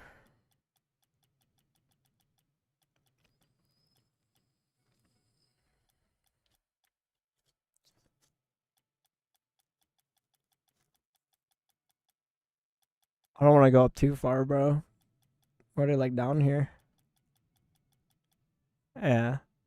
Nice reset hold. Yeah, I don't know.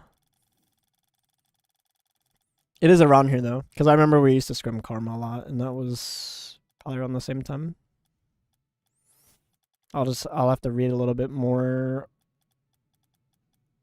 than I was. Send you the replay. You can just watch the goals, rest of the games, whatever. Okay, sounds good. It would just be so fun actually to play some private matches all together in chat. And you? Well, yeah, we're gonna do that again soon, Marconic. I've been doing that quite a bit actually recently, so we won't be doing it tonight because I am unfortunately very sick and I'm not really feeling up to play in the game. But we will definitely do it. Hopefully this upcoming weekend. If you don't follow, you're faking a fraud. Appreciate it, son. It's be 3 a.m. Good stream, lurking or something. Sounds good in Vox5. Have a good night, brother. Thanks for stopping in. Peace, man. Oh, these low-key might be too old now, bro. Honestly, I'd be better off finding the YouTube short and then just sending it in the Discord. Like on my own time instead of wasting your guys' time. I apologize.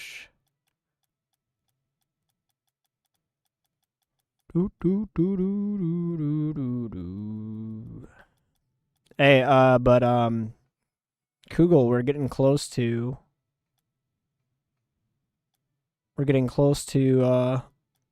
AV.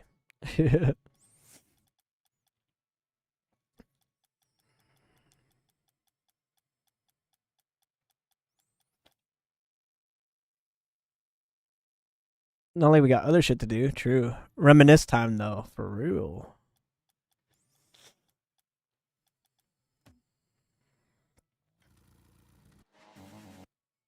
Oh, this clip is still so nice. Even for today's standards, I like this clip a lot. It's probably my first time actually using like a proper pop reset. And I did it on my weak side too. Like flipping to the right. Yeah, the bump there, low-key, like makes the clip look cooler. Like, did the guy bump me like up? Yeah, bro, it's gotta be one of my favorite. Yeah, he's been playing Tarkov. Oh, by the way, there was a point in time, I forgot to tell you guys. There was a point in time where I was actually learning how to do this reset intentionally. I can't remember how I used to do it on PS4, but like, look how ridiculous that is. Can you imagine if you're backboard, bro? You got that shit? Wong, wong, wong. Like, how do you defend that shit, bro? Fake. It looks so crazy from the defender perspective, bro. Now that's the real tech that people can still learn nowadays, bro. I was getting really good at doing those. It's a certain orientation, but I can't remember. I had tons of like replays saved like that. Save that? Yeah, bro. Trust me, I saved it alright, bro. Okay, AV should be closer. Yeah, because this is my first qual versus Limitless. And for those of you that want to play RLCS quals, this was my first like roster that I had to play with 2 GC2 players on my team. Actually, at the time, they were 2 GC1 players. And I had to 1v3 this roster, and they were all... Nitrous has been around forever. BU is up and coming bubble, and Skills has been around forever. Rival series player. And I had to fucking carry my team to this. This is probably one of the cleanest like 1v3s I've ever had in like qual. Low-key a troll aerial from BU though. The good old Doomsy. Oh, for the tag. No, I didn't get a tag out of that one. We got like round 3 after that, bro. I was playing with 2 GC1s. I wasn't gonna make it nowhere, bro. Oh, here you go. Is it here? Did we find it? We found it! Okay, so this is me in normal times. So for those of you that don't know, normal times is a OG, almost pro player. OG semi-professional player. He was on a team with Shock and Hoxer back when RLRS was a thing, and they lost to Splice, which was Karma, Nose Dude, and Jay Wismont. So normal is somebody, for those of you guys that are 30 years old in the chat, he was somebody who in like his late 20s, and I'm pretty sure he is 30 now. I don't remember, but he's consistently 3-time SSL to this day. Maybe to this day. I don't know. I don't really see from him anymore or hear from him, but yeah, let's watch 1600 AV, bro. This is what GC2 AV looks like. This is probably like season, oh god, I don't even know, season 4, season 5? Cuz I think AV's first SSL season was season 7. Yeah. There's a few seasons out of, you could see it, like the potential, bro. Like he had some pretty good heart control and good ball control. Yeah, bro. He would hate watching it. Me and him have watched it before, just for like nostalgia purposes, because it's crazy. Like this is how we met, and I was like, it's crazy to think of how good he's gotten at the game. Like when you used to watch this like back. Like he had good ideas. Oh, it was lucky troll by us. He had good ideas in terms of using his mechanics. I just think at this time, because after this game, me and Normal gave him a replay analysis in 3s. Yeah. And then after that, he went on a huge ones grind, bro, and he just got so mechanical at the game.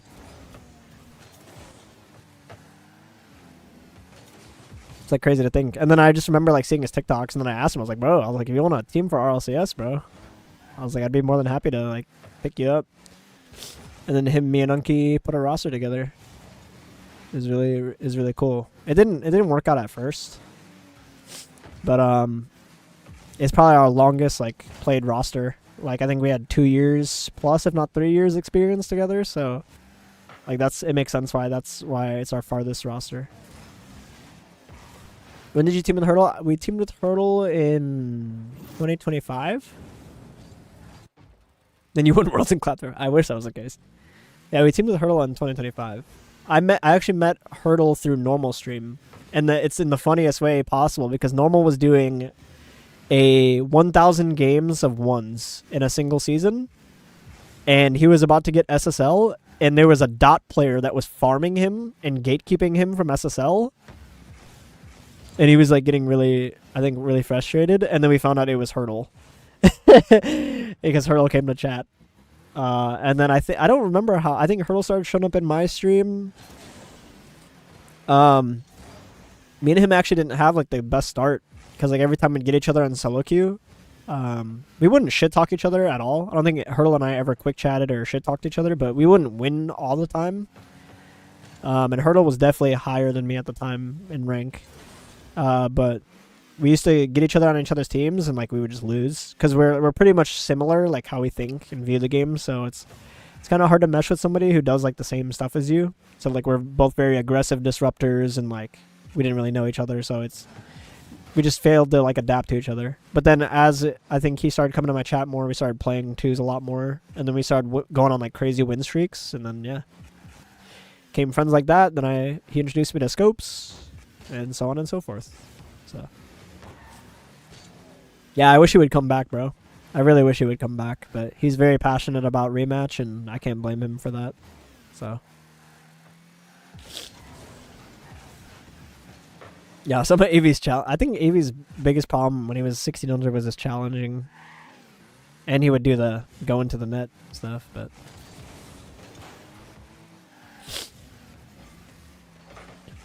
AV would probably smoke me in a twos. Like if we ran into each other solo, he'd probably smoke me nowadays.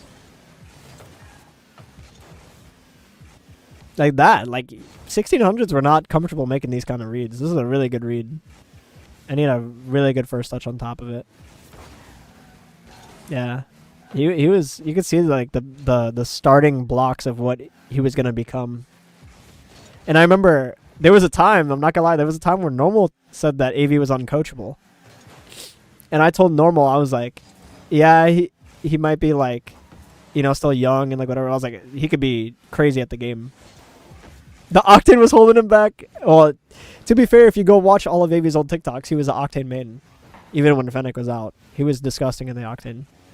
But yeah, now he's a all Fennec players rise up kind of player, bro.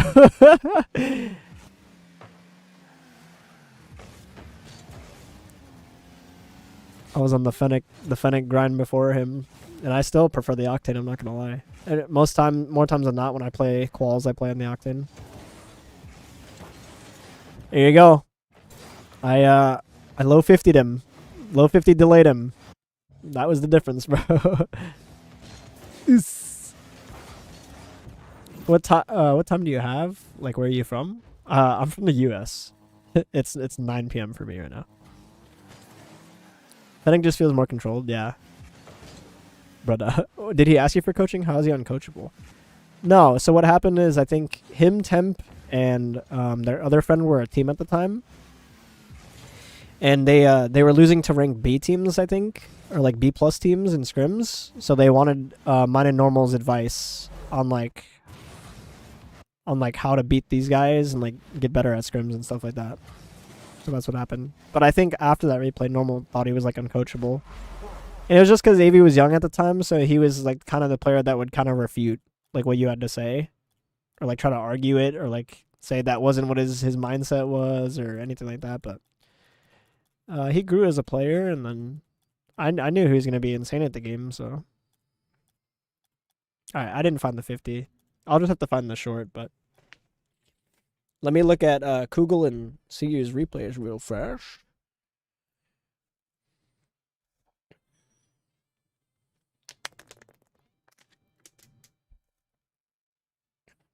No, it wasn't like that. It wasn't like like questioning like you think. It was more like he would take advice and he wouldn't do well with constructive criticism back then. He was definitely young, so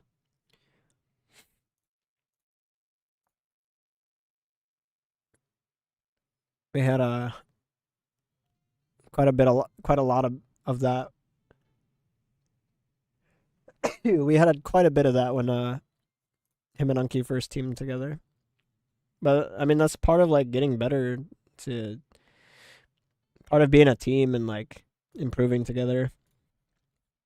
So that was like it was a learning period. Like fuck you, noob, I'm right. Yeah. Well, yeah. It was just like a lot of pointless arguing and stuff like that. So that's more of what I meant.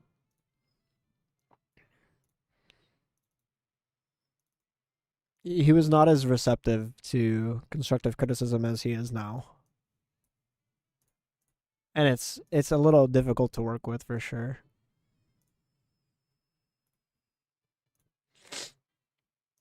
God, bro, I cannot breathe. What's up, Moon? Welcome in, bro. You think there's actually a big difference between EU ranked and US ranked? Has EU much more level, or what you think? Yes, I think EU ranked, even though I'm an NA player, is better overall. I feel like players definitely take the game a little more seriously over there, and actually the pacing of how EU ranked is played is better than NA. And even though they can both equally be toxic, I've had way more enjoyable times in EU ranked. They're not the same, bro. They are not the same. So which 50s specifically did you want me to look at? You just want to look at when you get scored on? Okay. Okay, that's just like a terrible kickoff from you. You just drove. And he actually single jumped into it.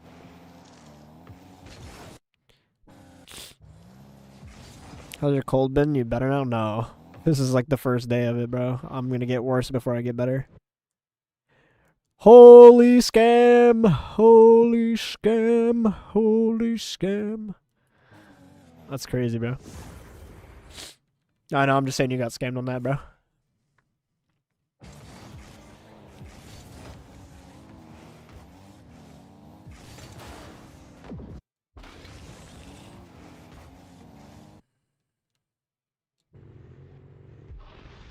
Yeah, you're from Spain, and that's why I'm somehow curious about it. Currently C3 right now, you know, like I told you last week, I think. Gotcha. Yeah, I mean, I don't think it's like that different. There are subtle differences, but I definitely think EU's played a little different.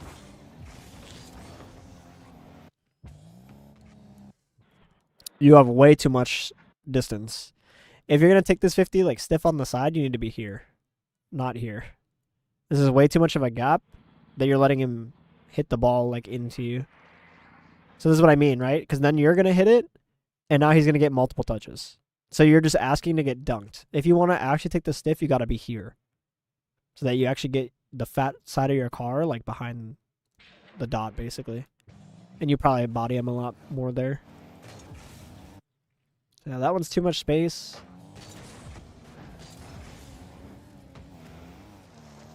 Ranked is less chaos. Oh, yeah, you just got low 50'd right here. Probably low delayed. Yeah. So this is like where you know the person's going to chow, so you peel out, you let the ball fall off the car, and now look. Because you jump too high, you're not putting center mass into the center of the ball. You're hitting it with the side of your car, basically the corner of your car on the top of the ball. So again, you're just asking to get, you're sending yourself. You want to take a 50 like better here. The better thing to do is like make sure you actually line up with the ball. Honestly, I wouldn't even jump here in this spot if I were you. If you want like coaching advice, I would just drive chow. Because you probably just hit his car. You probably hit his car, he bounces off, and then you get the ball for free. But if you really want a hard win here, I would just single jump right here. I'd single jump right here. Chances are you dunk him up to the ceiling and get a freebie.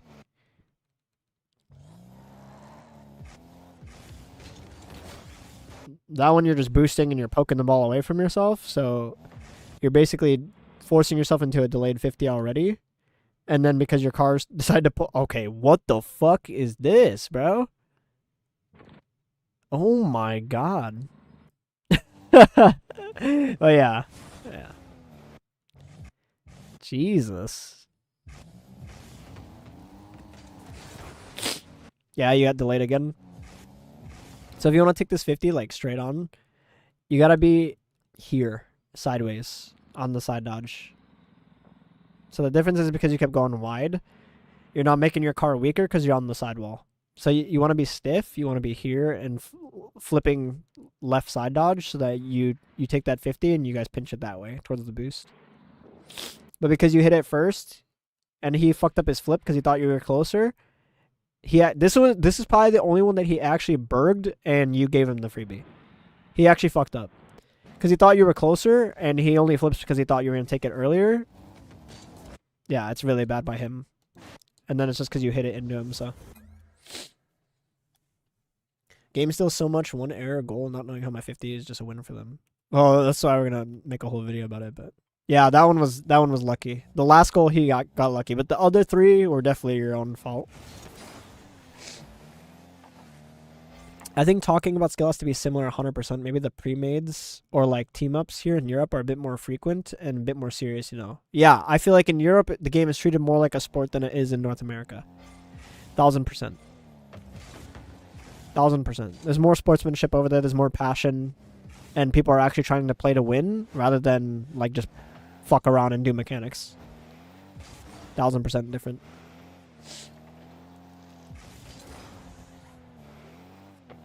Alright, let's see this Flakes tech. Ole! Ole! I love it already.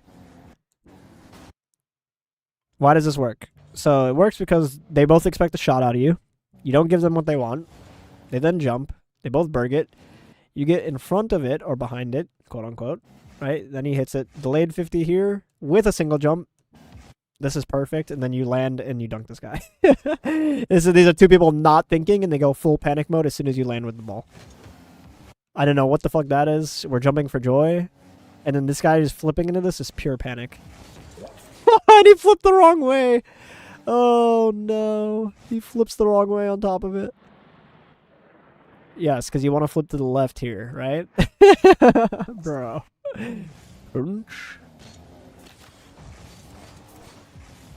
Bro, what the fuck is that tech? Yo, why is that low-key tech, bro? Beak? So, ultimately, this is really some flake shit. You're not giving them what they want, and then you're playing the ball around them. Simple outplay. Instead of hitting it into them. Most people would just rip a shot at the keeper there. That is actually low-key some flake shit.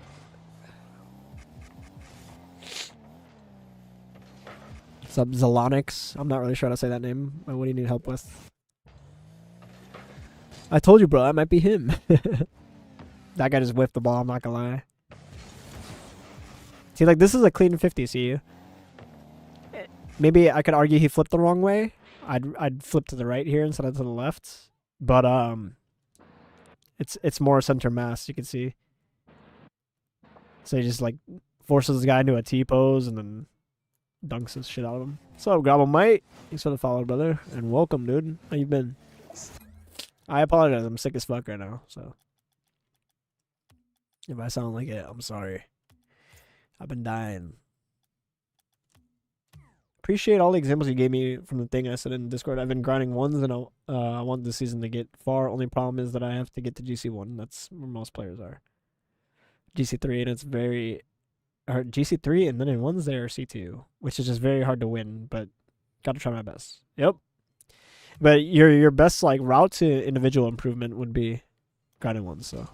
How's it grinding? I've not been grinding, bro. I did coaching replays all day, and then I'm not gonna be grinding till I hit 10K on YouTube, and then I'm gonna do a subathon, and then I'll be trying to grind to 2200 plus top 100. So right now I'm just trying to get over this fuck ass cold, bro. If I'm being for real.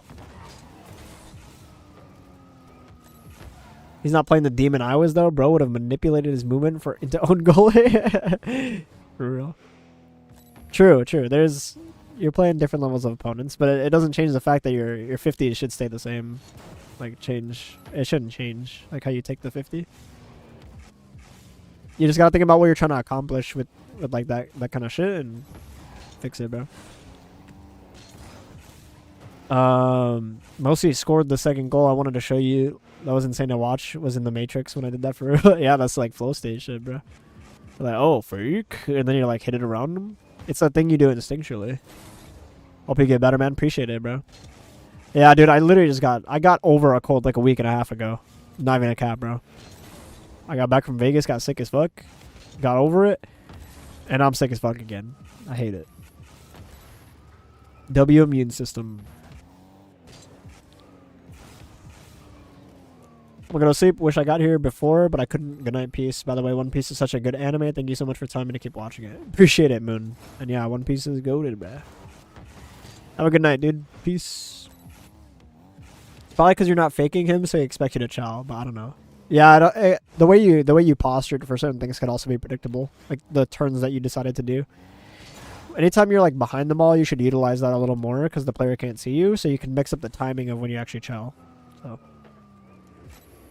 And only spam 50s as outplays? Why not? What's stopping you? It works. I showed you that it works, and you just witnessed that it works, so why not? It's a really good way to get up in ones, I'm not gonna lie. I'll never forget, I played like a top 100 Dominus player, bro, and I got fucking 50'd into the dirt, like every goddamn interaction. And that was like a fucking wake-up call. I was like, okay. I suck at 50s. Maybe I should... yeah, peace, Moon. Dominus 50s are... Yeah, because you got to treat the 50 completely different because it's a whole different hitbox, bro. And it's long. It's a long hitbox.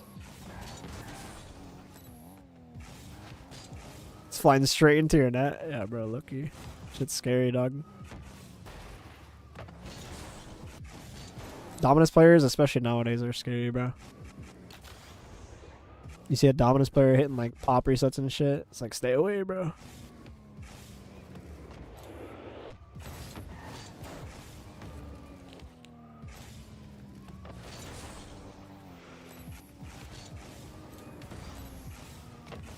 Alright, should I do a ones game in the Scarab, guys? And then we'll call it a day. Let's do some weird shit.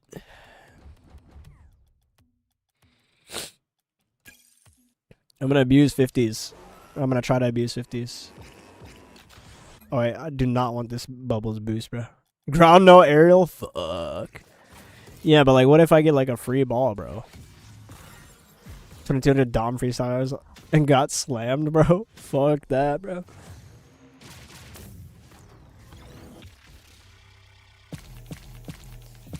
Nobody trying to play that shit.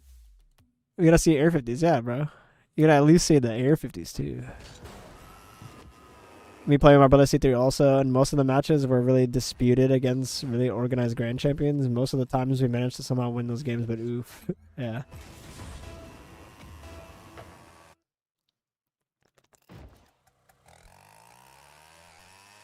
Yeah, but only playing grounded is too predictable, Kugel. I'll try my best to stay grounded, but...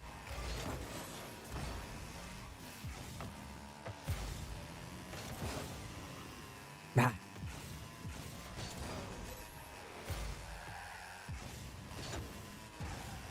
I don't have the height. I forgot I'm not in a Fennec, bro. I don't have the height for that single jump chow. No. I'm so short, bro. I'm so short. This.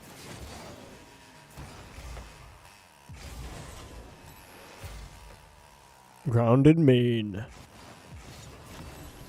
Tick. I tried to score it, but I'm dog shit. Now, how do I play this grounded, though? Oh, okay. Shit. Wait. Okay, it's tech. Wait, he saved it. He's the GOAT. Fuck. Oos. Holy pop my car up, bro. It's huge. Ow! Ah! See, it's so predictable, bro, if I can't jump. Wait. Huxer? Oos! Oos! Whoa, I want to demo him. Oh my god, how's he not uncle that? Rah. Fake. ISO. Delay. Fuck. See? You see what the problem was there, CU? It's because I boosted into it. He was already gonna fall for it. Like I let him hit it first, and then I should have just tanked it. Fuck, I almost made him one goal too.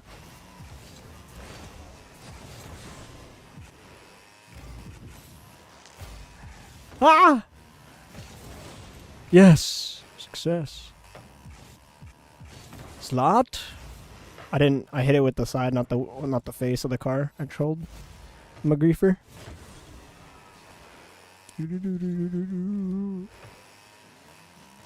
Does it count if I go on the walls? Technically, the walls are the ground, right? Bah. Walls are good. Okay. I don't get how you just won that 50. What 50? We can save the replay. What the fuck? Which 50? Oh my god, I have the munch goal explosion. Blah. Yeah, bro. The fucking zombie chalice. Blah. Freak. Pop. Freak. Doink. Bump. Freak. Boost. Dodge demo. I'm huge. I'm huge again. Drive it into my car. Ball on ball action. Get away from the monster mouth. Ah!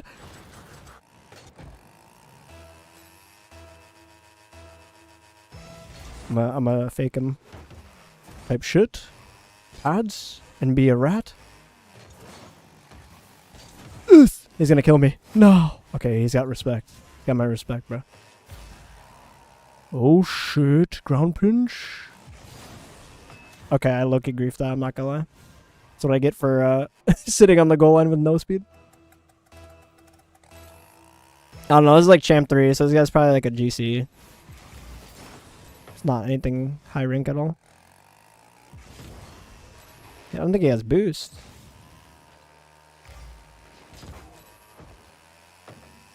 Are we doing the net tech? And that's why you don't go to net, guys. Go get fucking pads. Wait, squishy kickoff. You've never seen this one? Oh my god, I'm huge. You're confused! You're confused! Boost! Fake!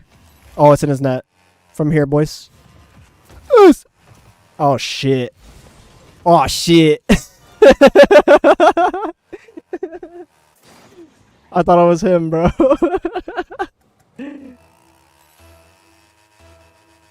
Fuck, man.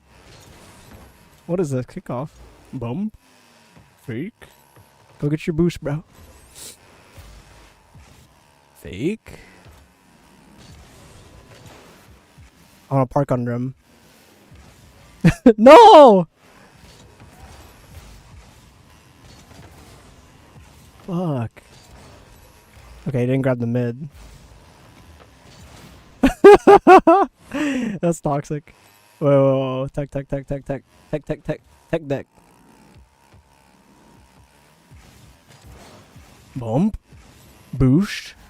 No! I don't think you can score it. Jump scare. Boost. Boost. No. Oh my god. Terrifying. Yes. Freak. Okay, he's smart. He knows not to hit the ball into me. Still winnable for him. Has he figured out that I can't go in the air yet? I don't think so. He's rushing his fucking mech. Oh! Sorry. I was air roll. I was free air rolling. Sorry. Okay, we gotta see the 50 for CU.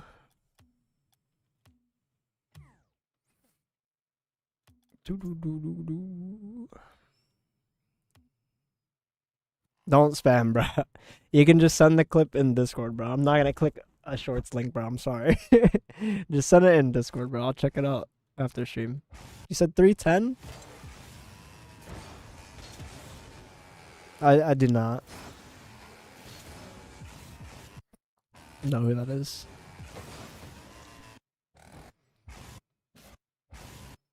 Right? Did you say 310? Yeah, he forfeited. You thought, is it this one?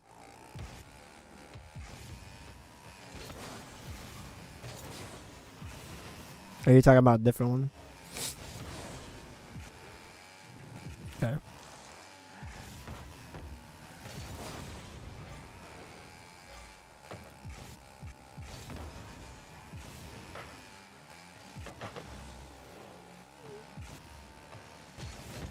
Yeah, I'm not gonna click that either, bro. Working in IT is you learn lessons and stuff like that. It might have been that one. Do you see one different? Yeah, it makes sense. Okay, well, he's putting the ball on top of his car, so he has less center mass. So I get up, blocking high. He lets it fall. I hit it first. He no center mass, bro. That's why. He hit it on his corner. I basically pushed it into the corner of his car. That's why it bounces off how it does. If he did it with the side of his car, he would have been a lot better off. Where was the 50 in the corner? Look, his kickoff is struggling too. I'm not sure why. Yeah, this delay is like... Do you think that 50 looks natural? Yeah. That's a normal 50, bro. I mean, it's a little goofy because I air rolled when I didn't need to. But it's also because he had bad technique. Especially on this one. You can see what he did wrong here. Again, this is how you punish somebody with no driving speed, right? So I use the wrap speed that I get to get some speed going back this way. And then I line myself up with the center. And now I time it, right? So he's expecting me, but he jumps a little early. So he ends up hitting it into me first. I absorb all the pressure, and then he tried to flip. But because I'm like just eating it like a wall, it doesn't go anywhere. And then he just drove it into me on that one. Which I don't know why he would do that. He should know better because he was smart on the kickoffs, not driving the ball into me, but that's just poor from him.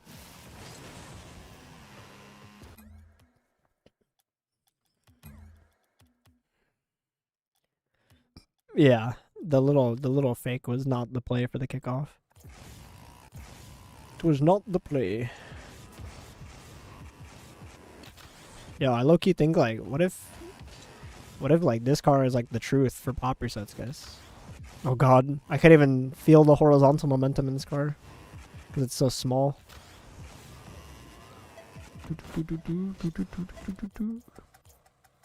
If this car's the truth, bro. When I went on my Scarab arc, bro, is low-key stupid tech. I should do it again. Scarab to SSL.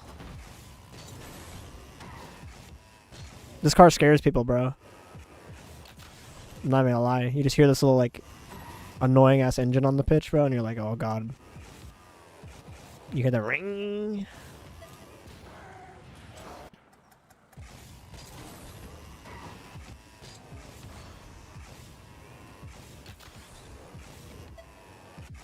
Reason I don't play with games.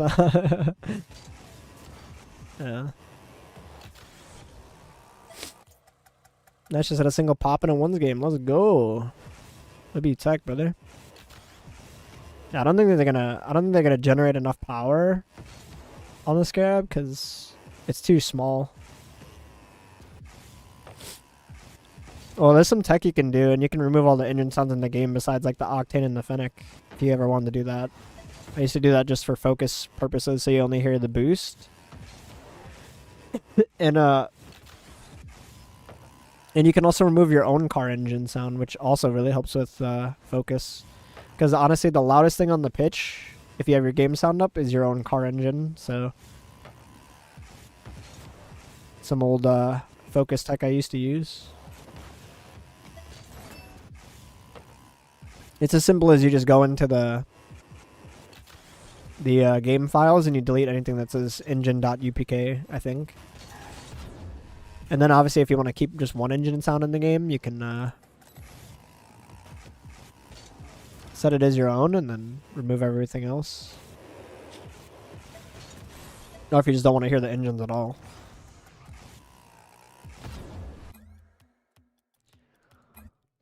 What is that building on the left? What building? Building on the left. What in that training pack? An aquadome?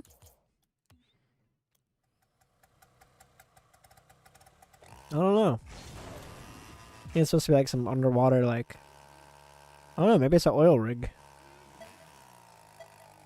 I don't know what it is.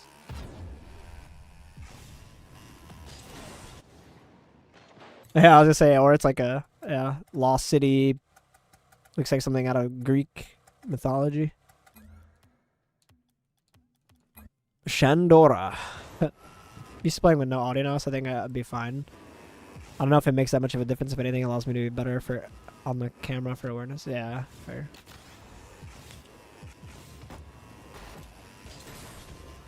Rest a bit, bro. We all need a fresh Booma. Don't force yourself to play. This car is such an ugly car. I appreciate it, man. You're right. I should end it, huh? I'm just having I'm having a fun time. But yeah, you're right. I will. I'll try to be alive again tomorrow. Depends. Tomorrow's probably gonna be the worst day of the cold. So we'll see how I feel after the World Cup game. If I feel up to it after I take some medicine, I'll hop on and we'll just. I don't know, maybe we'll do private match games or custom games. We could do something fun. I'm basically just trying to hold out on the rank grind until the Boomathon, so. Hop on when you're better. Yeah. I don't know, bro. I'm having more fun with the game day by day. Even if it is just watching replays and shit, but I love when my I don't know, my passion for the game is like revitalized. It makes me want to play it, so. I am also equally an addict like everyone else. But yeah, fair, bro. Chill vibe, yes sir. Yeah, dude, imagine I could stream the World Cup games. It'd be peak. Yeah, dude, I saw. It was a crazy game, bro. It was a crazy game. The French players, low-key, suffered a bad injury at the start, but, like, they looked so lost after that.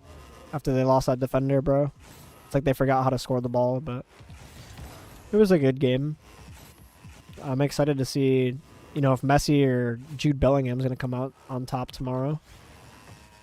England winning tomorrow? Yeah, bro. Harry Kane's going to bring it home. Bring it home for the lads. Alright, guys. Holy shit, like, what a stream today. Fat 5 hours for a sick boy. Just want to shout out everyone who showed some fucking love today. All you guys who stopped in, spent some time. Beat up with the primer. There's a bunch of follows I didn't get to read. Bikevo, follow. Xenavarius, BepsiRL. Beat up with the prime. Parker, Swoopy, Marshy with the biddy, Sync Fam, and Beaven with the huge fucking gifteds, brother. Can't say thank you enough for that. Really appreciate it. W Hype Train today. Max RL, thank you for the follow. Cuddling us RL, thank you for the primer. Jessica with the follow. Marshy with the biddies. Senmo, Marconic, Grobblemite, and Zelonix. And thank you to everybody else who fucking stopped in, man. Hopefully a really good learning stream for everybody. We're going to keep pumping out the YouTube videos as much as I can. I'm just going to prioritize health first, but try to stay consistent. Keep the momentum up. But you guys all have a wonderful rest of your night or day, I guess, for some of the EU homies maybe. But much love. I'll see you guys tomorrow. I'm going to go get some sleep. Peace, peace, peace.